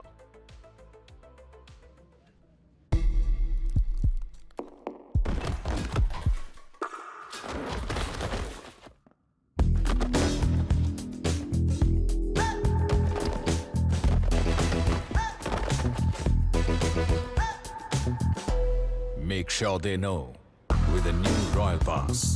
Get epic skins, catch unique emotes, collect exclusive rewards. Don't be default, wear your cred. Battlegrounds Mobile India.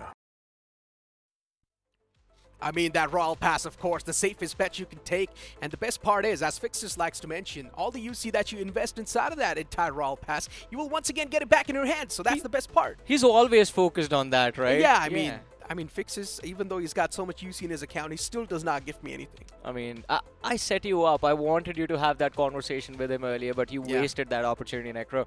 I hope the teams don't waste their opportunity in this last game. It is about to get intense. We are heading to the ultimate ending that we could want for like a qualification barrier. And again, as we mentioned, 3 teams tied up with 35 points right now on the leaderboard. That is true. The overall standings is way too close, ladies and gentlemen, and anything can happen. It's looking way too sensitive in the top 8, but even a team till the top 12 can still make the swing back in the top 4. Anything can happen. Yeah, they need those 30 points, and it is not going to be easy, but as Necro pointed out, anything can happen. It is still possible. It's Murphy's Law, right? I mean, Murphy's Law is kind of different. It says anything that can go wrong, that will go wrong.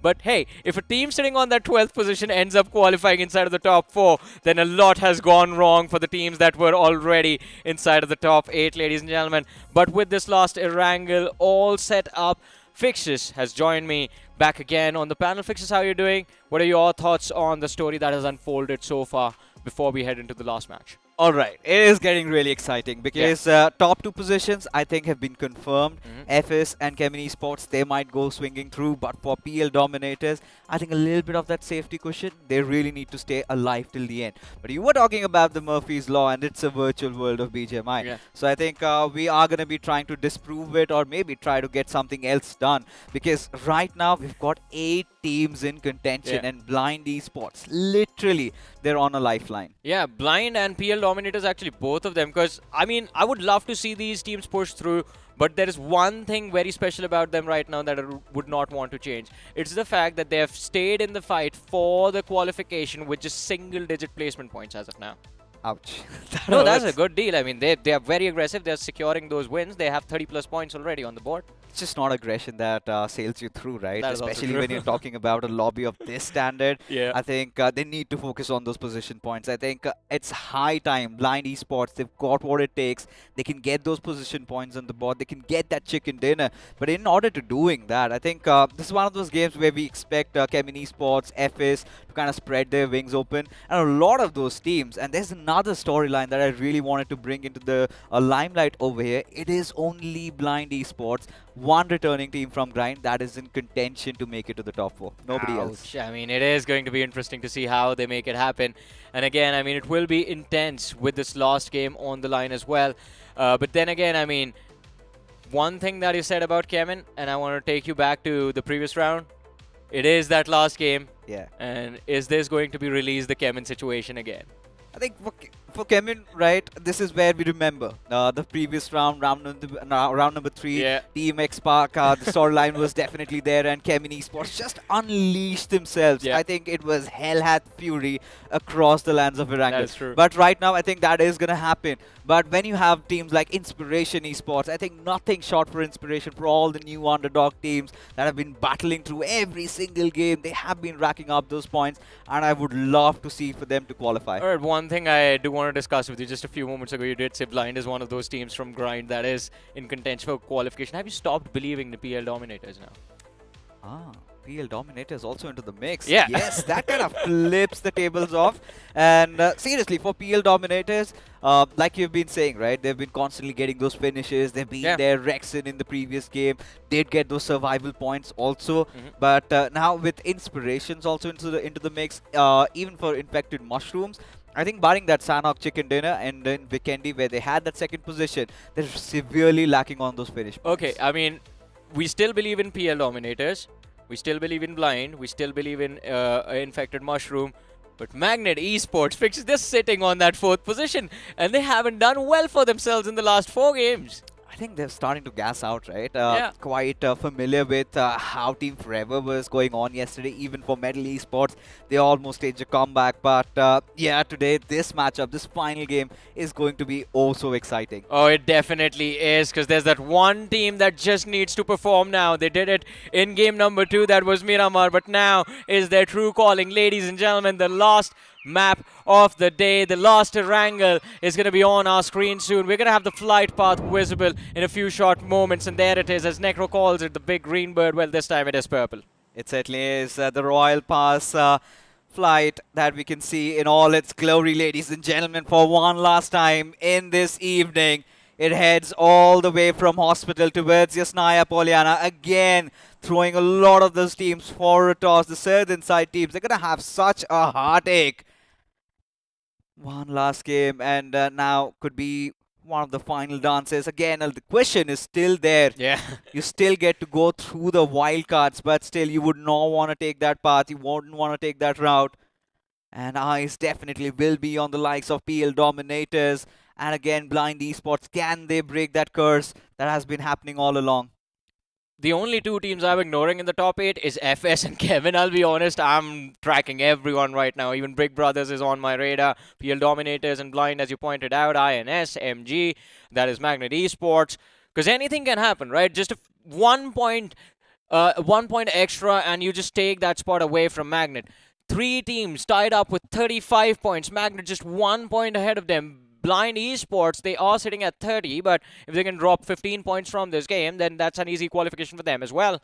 But let's see how things are going to turn out. We do see Magnet Esports and INS quite close to each other towards that Georgia Pole area. Magnet, they've taken control of Georgia Pool Containers and City. INS heading towards the northern Georgia. PL Dominators, they have dropped towards the western shorelines. Where are the other contenders? You have Blind dropping towards Shelter. Big Brothers, they've gone for their Rozoc start. FS, well, FS is not going to do anything in this game. I mean, they can, but they don't need to. What on earth is happening at Isnaya? Oh my I goodness, could yeah. see at least around 3 to 4 teams dropping down there. It's Kevin Unleashed fixes. It is Kevin Unleashed, and they love Yasnaya. Pretty much has been their territory, and they've always commanded that respect over there. But Blind Esports, again, when push comes to shove, they've changed their drop location. This time going towards their secondary drop location around that shelter split. But then again, when you look at Big Brothers, of course, it was a comeback over there staged by them. But now, in the previous game, if you remember, they had to fight it out against the players of FS, Yeah. and they got picked off. And from here onwards, you know, VST, another returning team from Grind, they have been severely struggling. And with 47 Esports, too close to the players of Kevin Esports, I really want to see Yeah. how this ends down. Yeah, for the first time. I mean, normally, ideally, you would see 2 teams drop clash in Yasnaya. This time, there's 4 of them. Even Infected Mushroom are in the backlines, but PL Dominators, not a start they were hoping for, as they instantly lose out on Stone in the first few moments of the game. It is the lads from Raven who have come out for a hunt, and even the western shorelines aren't going to keep them safe. There's not enough loot available along these lands. Ouch, that did hurt. Really hurt bad if you are PL Dominators at this point. Yeah. Rexon's still alive though, so to keep things afloat for them, they need to get the survival points. But Raven Esports now coming into today's day, lots of hopes and aspirations from this team, but they kind of failed to deliver.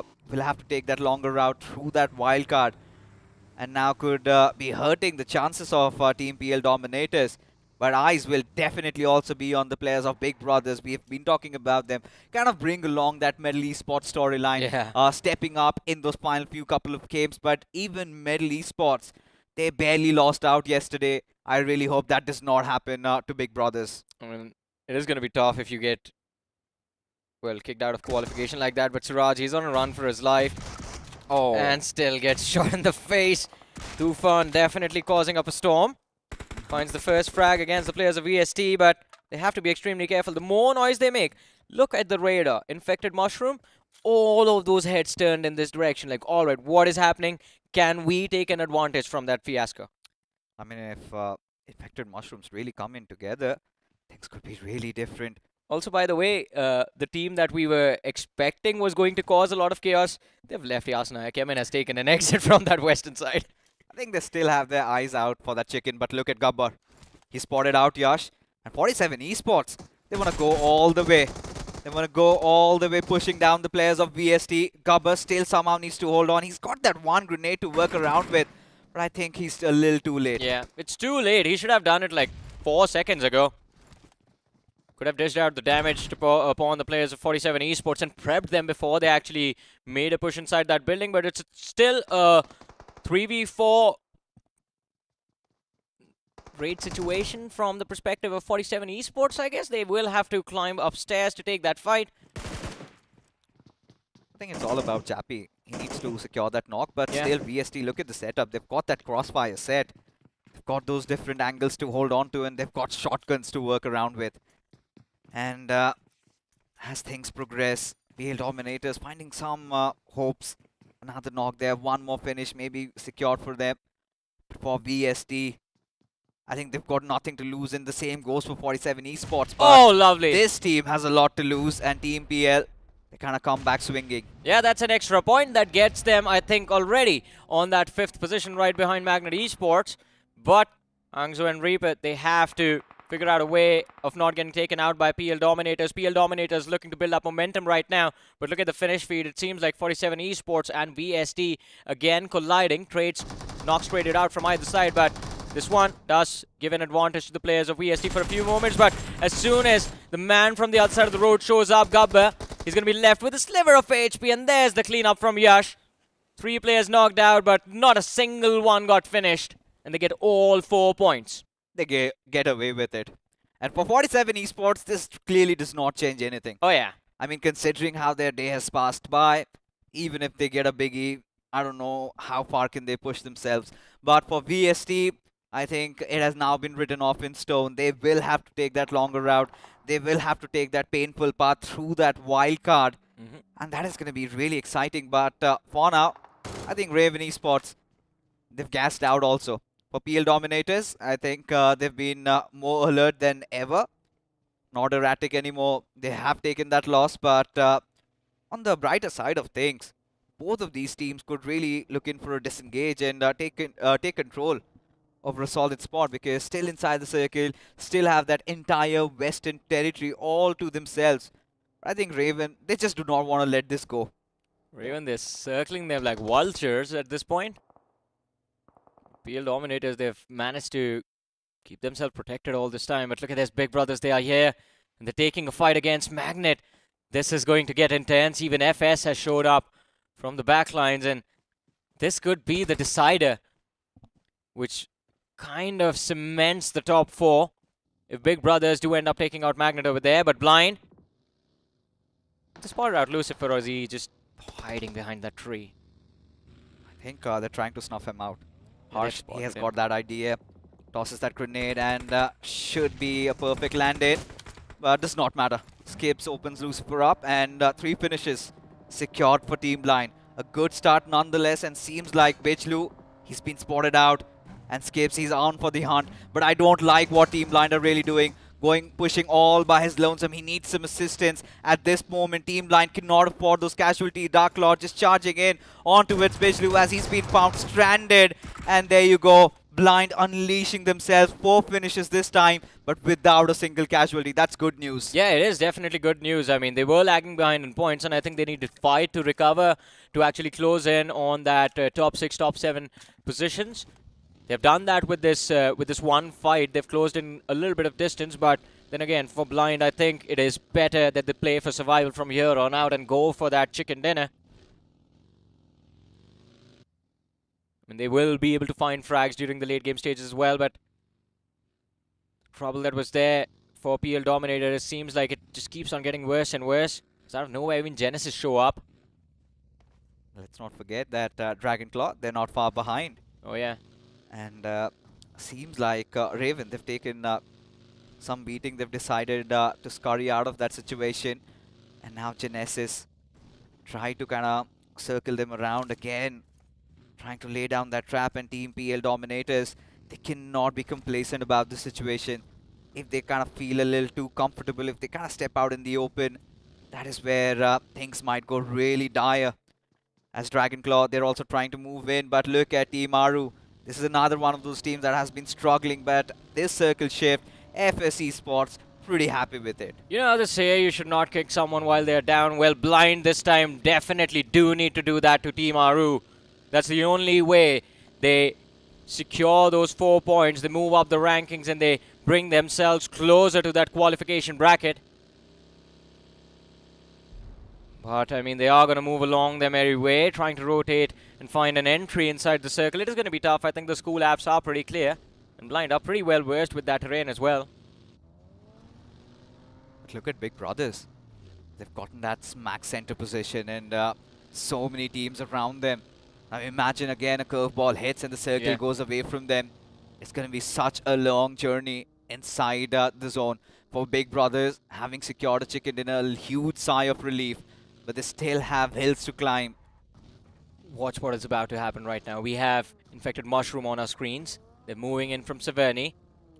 Esports. Exactly. You see them in the distance. You see the cars moving around. Infected Mushroom Eclipse has also spotted out those vehicles. I'm pretty sure he saw that vehicle zip through the grass. And this is going to be an important clash. Not for Kemen, but for Infected Mushroom.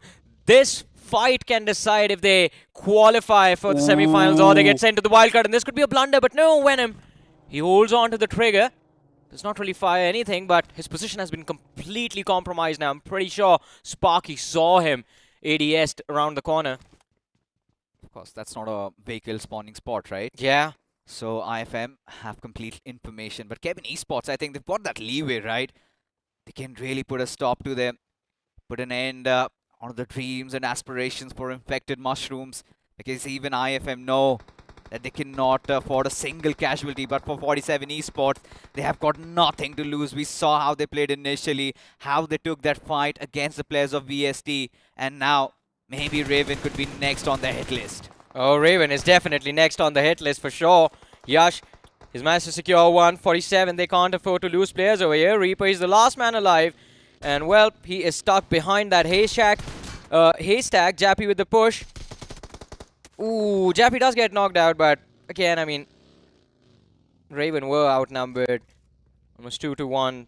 Easy frags for 47 to secure. And with that, they do have 6 finishes on the board already. The revives aren't going to be a big concern as well, since there's no one around them in these Gutka fields. Now things are getting a little interesting for 47 Esports. Yeah. 6 finishes already on the board. And they're just going all out, right? And at this point, imagine this sort of hitter 20 bomber. Who knows? They might get into this list. I mean, we've seen unexpected things to happen. I might be jumping the gun there. But I think 47 Esports, even before bowing out of round 4, they want to show the world what they possess. I mean, of course, and that can happen, but I think they're going to need more than 20 points. I think they're going to need 25 plus points. I'm talking about a 20 finisher chicken dinner. Yeah. Imagine that happens. 30 bomb on the point board. Yeah, that definitely gets them into the top 4. No questions about it. I mean, assuming by the time they reach those 20 finishes, they also take out Blind, they take out Magnet, they take out Infected Mushroom, Big Brothers. And of course, they will be picking off players from these teams. That is how it will work when you're getting those 20 eliminations. What is Dragonclaw doing? That setup looks extremely awkward. Or are they setting up a gatekeeping position for the teams in the backlines? Genesis and PL Dominators. No, I think they've just backed off. For PL Dominators, they're not moving at all. The tension is just so high. You know, they're kind of having those stirring emotions in their head. What do they do? And the timing has been thrown in for a toss, right? Yeah. It's exactly entering inside the circle. But again, when you look at the silver lining for PL Dominators, this is one of those teams that loves to take fight. And if you want to close in from the edges, I mean, if you're PL Dominators, go for it, man. Yeah, of course. I mean, but their situation right now, while they were being hunted by Raven and Genesis, reminds me of that scene from Jurassic Park where you have the T-Rex trying to break into the car and the actors are just like, all right, don't move, they can't see you. Because that is what PL Dominators are basically doing. They aren't moving. They're still in that same compound on the western shoreline, ladies and gentlemen. But we will move forward towards Ruins, where we have Big Brothers in a standstill against Magnet. Well, at least they were in a standstill against Magnet. Now, Aru have joined the fray. The evolution still kept afloat, right? Yeah. I mean, for the dinosaurs to really exist in this world, I mean, in the virtual world, for sure they can. But for Team PL Dominators, I think now they find some sense of comfort. Yeah. They know that this is a time where they can make a move for the circle, maybe just float around a little bit, because no chance on earth this zone ends at Mount Everest. Or does it? Oh. We've seen a lot of unexpected things happening. Yeah, I mean, true. I mean, we saw the zone head towards that small little island between Rozok and the northern part of Erangel yesterday. Well, it almost went there. Yeah. In the end, it did take the shift up north completely, but the possibility is always going to be there. And of course, I mean, these days, the circles are getting very awkward, but entertaining for us. Awkward for the players, entertaining for us. In the meanwhile, this is... What is Team Aru doing? What are they doing? This is a big blunder, and right in the face of Big Brothers as well. I cannot really fathom what really went on in that situation, but look at this curveball. Team Aru, yeah, things looking quite in a discord for them. Completely disarray, completely getting dismantled now. Big Brothers already have secured one finish, but they need to go down with more. And now, Infected Mushrooms in real close proximity to the players of Team Blind. But the big question is, are Blind going to engage against them? It's not just Blind. Look on the radar. Kemen Esports not too far away as well. Just a little bit up north. I think that's less than 100 meters. This is going to be a big trouble for both of these two teams. They need to avoid Kemen. Kemen is the only safe team out of the three of them. Both Blind and Infected Mushroom need the points from this game to break into the top 4.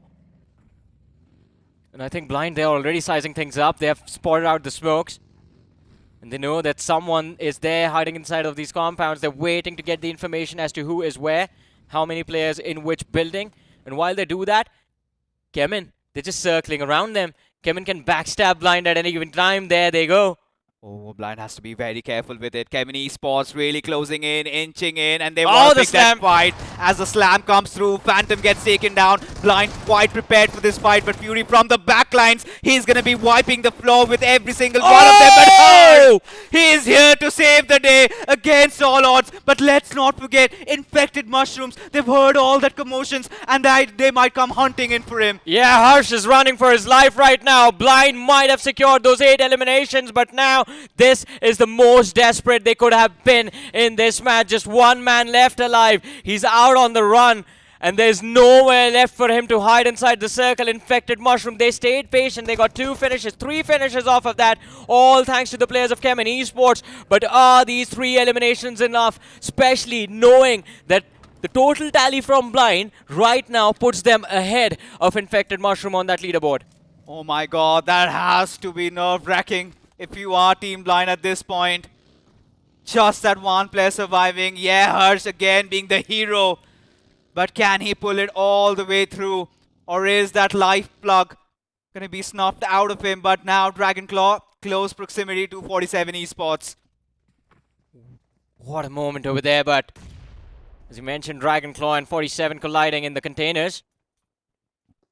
Even Magnet has chimed in. They've just secured 1 elimination from the side of 47 Esports. Well, that was a knock, in fact. But if they have the line of fire for the knock, they can secure the finish as well. Certainly can. Look at Dragonclaw. They've taken the wins of the sails of the players of 47 Esports, just spreading across, and now they're caught in the middle of nowhere, but they retaliate back in quick time. Lucky already down on his knees. It is going to be a 3-on-3 situation. Now 47 Esports, they want to go on the aggressive. Well, they are going to try to push forward. They have that opening knock secured already. Nade dropping quite close to Walker, but he does manage to stay alive for a few extra seconds. And again, just barely at the edge of the circle. 47 still looking for information. The players of Dragonclaw hiding around the corners. Tufan looking in the wrong direction. Can be caught off guard. Love this wall of smoke that they've laid out in front of them, the players of Dragonclaw. Completely denying the aggression, delaying the aggression from the side of 47 Esports for the next few seconds. But there it is, Rahul finding the opening from the back lines. And this can shake things up. Just 2 men left standing. The trade is there. Tufan knocked out by Nobi. 1 more secured. Numbers equalize. Rahul in the back lines, the last survivor, and he gets shut down as well. Out of nowhere, 2 individuals from the side of Dragonclaw bring their team back into the game. And from out of nowhere, Genesis, the one player to part up, does get the better out of Rahul. They kind of got a little complacent over there and had to pay for their sins. Now for Dragonclaw, they have to march inside the circle.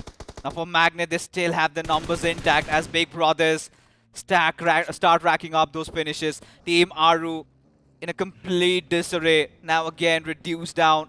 I think we have been hoping so much from them, and them having failed to deliver. But Team Blind, where is Harsh? He's out in no man's land. How long can he survive? Because it is going to be such a tough journey for him. Yeah, he can't even cross that river.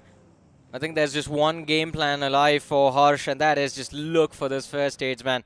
21st stage, and you go on a healing battle inside the blue after stage 7, stage 8. Stage 7, of course.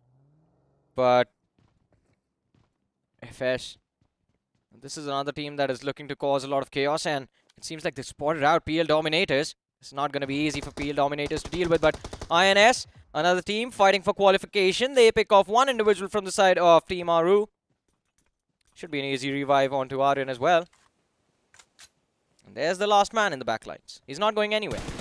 Yeah, all good in the hood, especially if you are Team Inspiration. But for Team Blind, he must be hoping, Harsh, that somehow Big Brothers get taken down, somehow Inspiration get dealt with, somehow even the players of Team Magnet be pushed upon. A lot of those players, a lot of those prayers, but are the gods of BGMI gonna even listen? Because hey, Kemen Esports, they went out but made sure they threw a spanner in the works for Team Blind. And now for Dionysus, I think there's nothing really left for him to salvage. Nothing really he can accomplish, and all he can do is just get the hell out of here. Maybe stop Inspiration from getting that final finish. Oh, let's see. They are going to look for it one way or the other. Because let's not forget fixtures. Big Brother is still present, Magnet is still present, Infected Mushroom, PL Dominators, INS, Blind, 6 teams fighting to stay alive inside of the top 4 to qualify for that semi-finals week 1 directly, still present in this action. And PL Dominators, the one big threat that stands in their way, and the next stage of this tournament, the next big stage of this tournament is FS. But here comes the distraction in the backlines in the form of Big Brothers, as they are going to look to cross these open fields. It's not going to be easy. And of course, they're charging towards Harsh. Harsh is also desperate for points at this point in time. Pretty secured for Harsh, but Yeah, where's he hiding? Go? And Big Brothers, they have taken that swan dive, and he's inside that little shack. I think he has gone unchecked. Big Brothers might not have an idea, but Harsh still wants to play it through those grenades, those trajectories, just revealing his location. And now it is Harsh, battle with destiny for him, and now he gets spanned off into thin air. That one grenade for Team Blind, and that is all she wrote, as Big Brothers, a huge sigh of relief and a glee smile on their face. Yeah, with Blind out of the picture, the floodgates do open up for both Big Brothers and Infected Mushroom. Both the teams standing on 3 eliminations to their name right now. And of course, it is a fight for those frags. I think with this play, PL Dominators have pretty much nailed their own final nail in the coffin themselves. So they've dug their own graves. FS, they're not going to let them be. Certainly not. In the midst of all that chaos, Infected Mushrooms enjoying themselves as Rexon gets picked off, and it all rests on the nimble shoulders of Manny. Big Brothers, a beautiful split. 2 in the water, 2 on the land. And now for FS Esports, they're aware of all that intervention, but Genesis in the final game finally rising up to the occasion, still inside the top 10, still have secured 3 finishes. And the big part is that they have all their players intact. Imagine if Genesis ends up taking this last chicken dinner of the day. That is going to be so awkward for all the teams sitting inside that top 8 bracket right now. But INS, they've taken a swan dive in the river. I think both Dragonclaw and Imprint might be able to pick off these players inside of that river. It's not going to be easy though, but backlines, look at the finish feed. We have Big Brothers and Infected Mushroom colliding against each other. 2 teams again in the fight for qualification. Sahil is looking for those fishes. He hasn't found any. This fishing trip of his has not been quite fruitful. Maybe not till now. Could be this time around. This time he strikes gold. Gets one, but gets taken down from the sidelines. It's going to be Aryan, as again Team Inspiration somehow fighting through life and death to stay alive, as IFM decide to charge in on Big Brothers. They have caused some massive damage. Yeah, they have, but the problem is that look at what has happened. Big Brothers, 2 players knocked out, can't do anything. Infected Mushroom, 1 man knocked out, and he can't do anything as well. Seth, this is too risky, has been spotted out. He's taken a lot of damage in that vehicle. And he has to stay in the river to stay alive. The moment he goes to the shoreline, it's all over for him. FS still in this fight, in it to win it. Infected Mushroom, they've done one small thing, and that is keep faith in the backlines. And I think because of that, a massive, massive shift in advantage is there for the side of Infected Mushroom. Safe, I think this might be the end for Big Brothers in this round 4 as well. I think he is going to get picked off in a few moments. FS will find that frag one way or the other. There it is. Oh, 1 shot. Just 1 more. All right. Still alive. Seth is literally just 1 bullet away. Yeah. And maybe not for long, but for Team IFM, they still have to get inside the circle. Same goes with the players of Inspiration. And hey, ladies and gentlemen, Seth has finally let his life loose. He's finally been taken down to the zone, in fact, to the waters. My goodness, Fixtures, we were so focused on Big Brothers, Infected Mushroom, we forgot about Magnet. Magnet was already in the top 4 before the game began, and now that is the only team that's holding the circle. Look at the radar once again. They're right there. That's the only team. And FS is doing half their job for them by clearing up the entire lobby along the shores. My God. Like you said, right, look at FS Esports. Again, the final player of Team PL. Rexon, somehow he's been alive. He's trying to keep things afloat, keep things intact, keep things in check. But this grenade from Wizard could be that final nail in the coffin that we are looking for. How long can he stay? And that is the end for Team PL Dominators, but have they salvaged enough points? That's the big question, because look at Magnet. Like you said, Johnny, they're still alive and they are kicking. It's not just Magnet right now, INS as well in this fight, so it is going to be decided between INS and Wait, why does this always happen? Faith is also still there, so Infected Mushroom still in the fight for qualification in this last matchup, ladies and gentlemen. And as we see the story unfold, FS, they are down to their last man. Trace God, he has a nice wall of smokes to work with, but that nade too close for comfort. Dishes out some damage, drops him though, but this one, it's too close. It's going to knock him out. Hitman finished off as well, and one more could help them secure these elimination points. INS, they are shooting for the stars right now. 8 eliminations secured on the board. Magnet finally starting to chime in, but it might be a little too late. I believe they might be low on those frags by the time the game comes to an end. And there you have it. IGL already being dealt with, and Team Magnet having such a tough time getting inside the circle as Team INS inching in closer, spreading their fangs through the veins of their enemies. 8 finishes strong already, and seems like this could have been it. They might have just made the cut as Faith against the world. Still alive. How many first aid does this man have? Down to his last one, and could throw in a spanner in the works for the players of Team INS. There you have it. Aryan gets taken down. Yeah, he gets taken down, and Faith's frag goes into the hands of Magnet Esports. INS, this is the moment that Magnet need to make that push, but the only thing stopping them from the flank is Genesis Esports, ladies and gentlemen. A team that has been struggling throughout the entire day. They were sitting on the leaderboard in the bottom 2, the bottom 3 with single-digit points before the last game began, and now they are the ones who will decide who is in the top 4 and who isn't, who will go to the semi-finals directly and who joins them in the wild card. It all comes down to how many utility do these teams have. Magnet, they have laid down everything they have on the block, and Fortunes is also trying to inch in a little bit closer. It's a Mexican standoff, and Chirogod finally delivers. Sarwar again being picked off, and this time he cannot be resurrected, or he cannot be brought back to life. At this point, in your dreams, he's been closing in, and there you have it, the shot coming in its direction, and Starboy still alive, Johnny. Yeah, I mean, he's still alive and kicking, but for how long, that is a big question. And of course, the fiasco, the trifecta of death finally collapsing. Magnet, they've lost a lot of bodies. Chandan, he's the last man left alive. But I believe INS, they're going to have some throwables available upon them to lob inside of the smokes and secure those frags. But Genesis, they've stayed quiet throughout this entire game, waited for this opportunity, waited for this chicken of theirs, chicken dinner. And Starboy, he's overexposed. This is a big blunder, takes a few shots upon his body, but still manages to stay on his feet. And Genesis, in fact, Aryan has traded out a knock, so they brought it down to a 3v3. Is INS going to walk away with this win? I mean, they still have an opportunity to steal this chicken dinner away from both Magnet and Genesis. But as I say that, Starboy falls. Chandan gets taken out from the side of Magnet as well. IGL, he has been brought back into the game, so the recovery option is available to the players of Magnet Esports. But this collapse, it is going to happen now. Certainly will. Starboy did walk so that entire team could run, but seems like they have been bounded by those shackles, as this one grenade could deliver a heavy blow.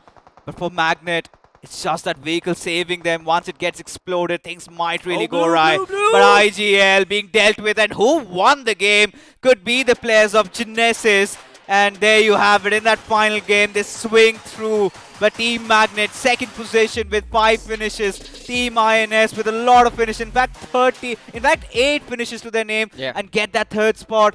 Oh my god. Who makes the cut, Johnny? I think it's INS. Straight up, it is INS, I think. Because Magnet, I don't think they have enough eliminations to surpass INS on the point standings of this game itself. And that is what needed to be done. I don't know, at this point, I'm really trying to remember how many points that they accrued, because so much happened towards the very end. Yeah. And towards that final moments, I think Magnet, they were playing against the world. You could see that pressure seeping in through their veins, and yeah, the fear was definitely there. But INS, credit where credit is due. These underdogs have come in out of nowhere and have really, really hit the ball out of the park. impressed. I don't know if they make it through to the next round, but if they do, they deserve every bit of it. I mean, as I said, I think they made it through. Again, I hope they do. just like Necro, my maths isn't that great, so I'm still crunching the numbers because it wasn't just INS in the mix, as we talked about it. Even Magnet was there in the mix, and then again, Big Brothers joining the party was there. Infected Mushroom also had a pretty wonderful game, and we did not see how many total eliminations they ended with. So that is also another big calculation that needs to be accounted for, because again, I think it was PL Dominators, INS, and Infected Mushroom that were tied up. No, it was PL Dominators, Yeah. INS, and Big Brothers that were tied up with 35 points. And then you had Infected Mushroom just right above them, and then Magnet Esports on that 4th position. The top 3 teams were pretty much safer before this game began, that is, and I think this collapse that happened in the end from INS was absolutely incredible. They realized at the right time, like, alrighty, not enough people left. FS is taking all the finishes, which is not good for us. So we definitely need to start fighting. And they took all the risky fights. You notice they were stepping out in the open, so desperate to secure those finishes, so desperate for those points. But that was the only way they could have made it through. And yes, it is going to be such a big blow to everyone. I mean, me as well, and I think you as well. If INS, they're outside of the top 4, man. Oh, that's gonna hurt. Yeah. But I think we need to get there, and we need to get there ASAP. Let's take a quick look at the facts and figures, the MVP of this game, and who might that be? Who did get the most finishes? I think as the mystery unfolds, it should be... Alright, I mean, quite unexpected. Who saw him coming? I mean, who saw Genesis in the top 3 of this game, man, to be honest? But 4 eliminations secured by Tapa over here. Damage with 985 damage. 1 headshot. That is completely fine. Survival time of 28 minutes, 13 seconds. But then again, this was... I wonder what Genesis were thinking. The entire day, you could barely see them inside of the game, right? They were the first ones to get eliminated in the majority of the matches. Last game, they make it to the top 3 and just ruin everyone's game plans. And this time, look at Magnet Esports. If they make it through, then Chandan, he deserves all that praise. Oh, of course. I mean, those 4 finishes, I think that is going to be so crucial. And for Team FS, I mean, they've got nothing really to worry about, right? They've done majority of that heavy lifting. But Starboy, every single game, this player is in that top 5 performance. But now it's time to take a look at the point standings, because this has to be one of the most crucial ones. Of course, and again, ladies, I'm pretty sure that our lovely viewers are also crunching numbers, and I think they are going to be a little bit faster and quicker than us. But fixtures we're going to try, right? Genesis, they got 19 points from this game. That was brilliant. INS 13, Magnet with 11, Infected Mushroom with 8, Blind End with 8. So Blind and Infected Mushroom, I don't think their standing is going to change. Big Brothers, they will definitely be outside of the top 4. And yeah, I think it is INS. What do you think? I think it could be anybody from INS or Really? Magnet. Yeah, I mean, PL Dominators, oh my god. they're not there. They're not there. So, as you were saying during the game as well, I think none of the 4 teams have qualified. That is for sure. Because Blind did not get enough points. Blind was on that 8th position. Yeah. Big Brothers needed a big game. 5 points, not enough. I think Infected Mushroom themselves can surpass Big Brothers in the overall ranking. So that is definitely going to be there. PL Dominators, 3 points. It's not going to cut it. And Team Aru, they haven't really performed the entire day, to be honest. Yeah, they were caught napping every single time. And even during that Ruins fiasco, you could see, right? I don't know what really went wrong with them, just ramming each other's vehicles. But I think it's time. With bated breaths, ladies and gentlemen, let's take a look at the overall standings. Let's take a look at who has made the cut. What is the cutoff? And there you have it. And again, the curse continues, folks. Inspiration Magnet, they sail through. Yeah. But PL Dominators, Blind Esports left behind. FS Esports topping the chart. Kemin Esports on the 2nd. Oh man, Magnet, they still hold on to that 4th position. That is so close.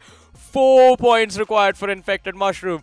And imagine when Kemin collided with Big Brothers, had the players of Infected Mushroom just lobbed all their utility at that spot, they would have gotten all the finishes. They would have made it through. Again, a hypothetical. So now since the game is over, we can say whatever we want, I guess.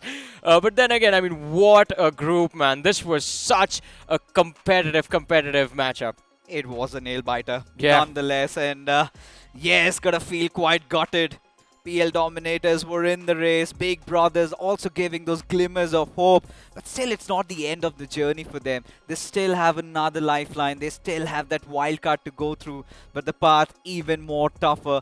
And yeah, 64 teams entering the wild card, only the top 16 make the card. You also have that group shuffle. Yeah. But what an amazing day it has been, Johnny. I mean, it has been an amazing day, and of course, congratulations to the teams that have made it in the top 4, who proceed to the semi-finals, and of course, the teams that get left behind, we are not sending them anywhere, Yeah. except the wild card bracket, ladies and gentlemen. They are still in this tournament, so there is still an opportunity for Blind Esports to show back up again in the semi-finals if they make it through from the wild card stages. PL Dominators can make a comeback. Team Aru, VST, we don't know. I mean, we had a few 12 different teams sent to the wildcard stages yesterday. 12 more are going to join them, and that's going to continue till the end of the week. It certainly will, and kind of a really, again, that moment where you have those mixed emotions, Yeah. right? On one side, you love these underdogs coming out there, making waves, and then you've on the other side, so many of those favorite teams, the bigger names, collapsing. And this kind of sets the tone for what is really expected to happen, because for what I've heard, Group 4, it is completely stacked up with some big names. And none of the teams from Grind so far have made the cut, have not entered into the semi-finals. At this point, I would say every single group right now is pretty stacked fixtures. So yeah. every group is very competitive, even this one. And one thing I noticed today was only one team has gone for a switch in play style, right? And that is PL Dominators. Because we saw their run in the grind, and it was a little bit balanced approach. They were playing for survival every now and then. Not every now and then, every single game they were playing for survival and securing those eliminations late during the matchup. Today was all about aggression. 6 games, they just got 11 placement points, and yet they were sitting on that 7th position. I think it has all to do with the new points distribution, Yeah. right? They've taken it quite seriously, and in fact quite literally. But if you have to talk about the stars that have shined, has to be Inspiration Starboy. That man has been there every single time. Even for a team Magnet, I think there were those couple of players. They also delivered. I think these new talents, I'm really going to keep an eye on them in the semis. But again, with 2 groups done and dusted, the only thing that has stayed the same is the fact that the teams that have made it to round 4 from the grind, their struggles are getting tougher and tougher day by day. Is that going to happen tomorrow as well? It's a big question which will be answered tomorrow itself, ladies and gentlemen, because our show today does come to an end. Thank you so much for tuning in. We'll be back again tomorrow evening. Until then, take care. Good night.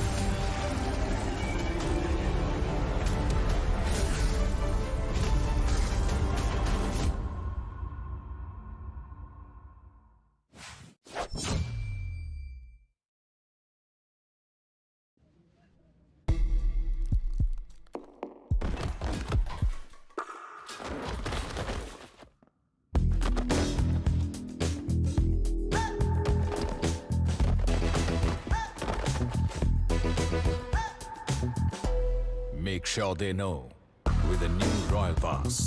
Get epic skills. Catch unique emotes. Collect exclusive rewards. Don't be default. Wear your cred. Battlegrounds Mobile India.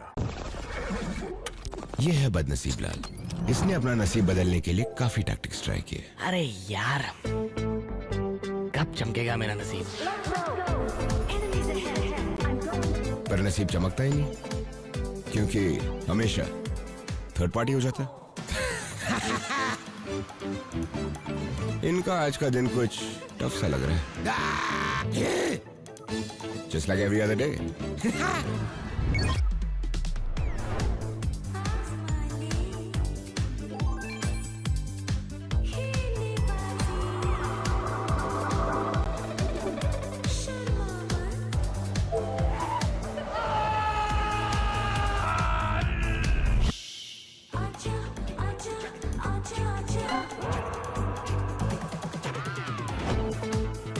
Gold spin में item जीतने के tactics तो बहुत होंगे। तू मेरी मान, बस स्पिन करता जा। अरे मिल गया। तुझे भी नसीब चमकाना है, बस स्पिन करता जा और फ्लेक्स कर गोल्ड स्पिन का all new luminous muse suit, upgradeable weapons and epic sets. पहली स्पिन कर 10 यूसी में और बस स्पिन करता जा। Let's get spinning.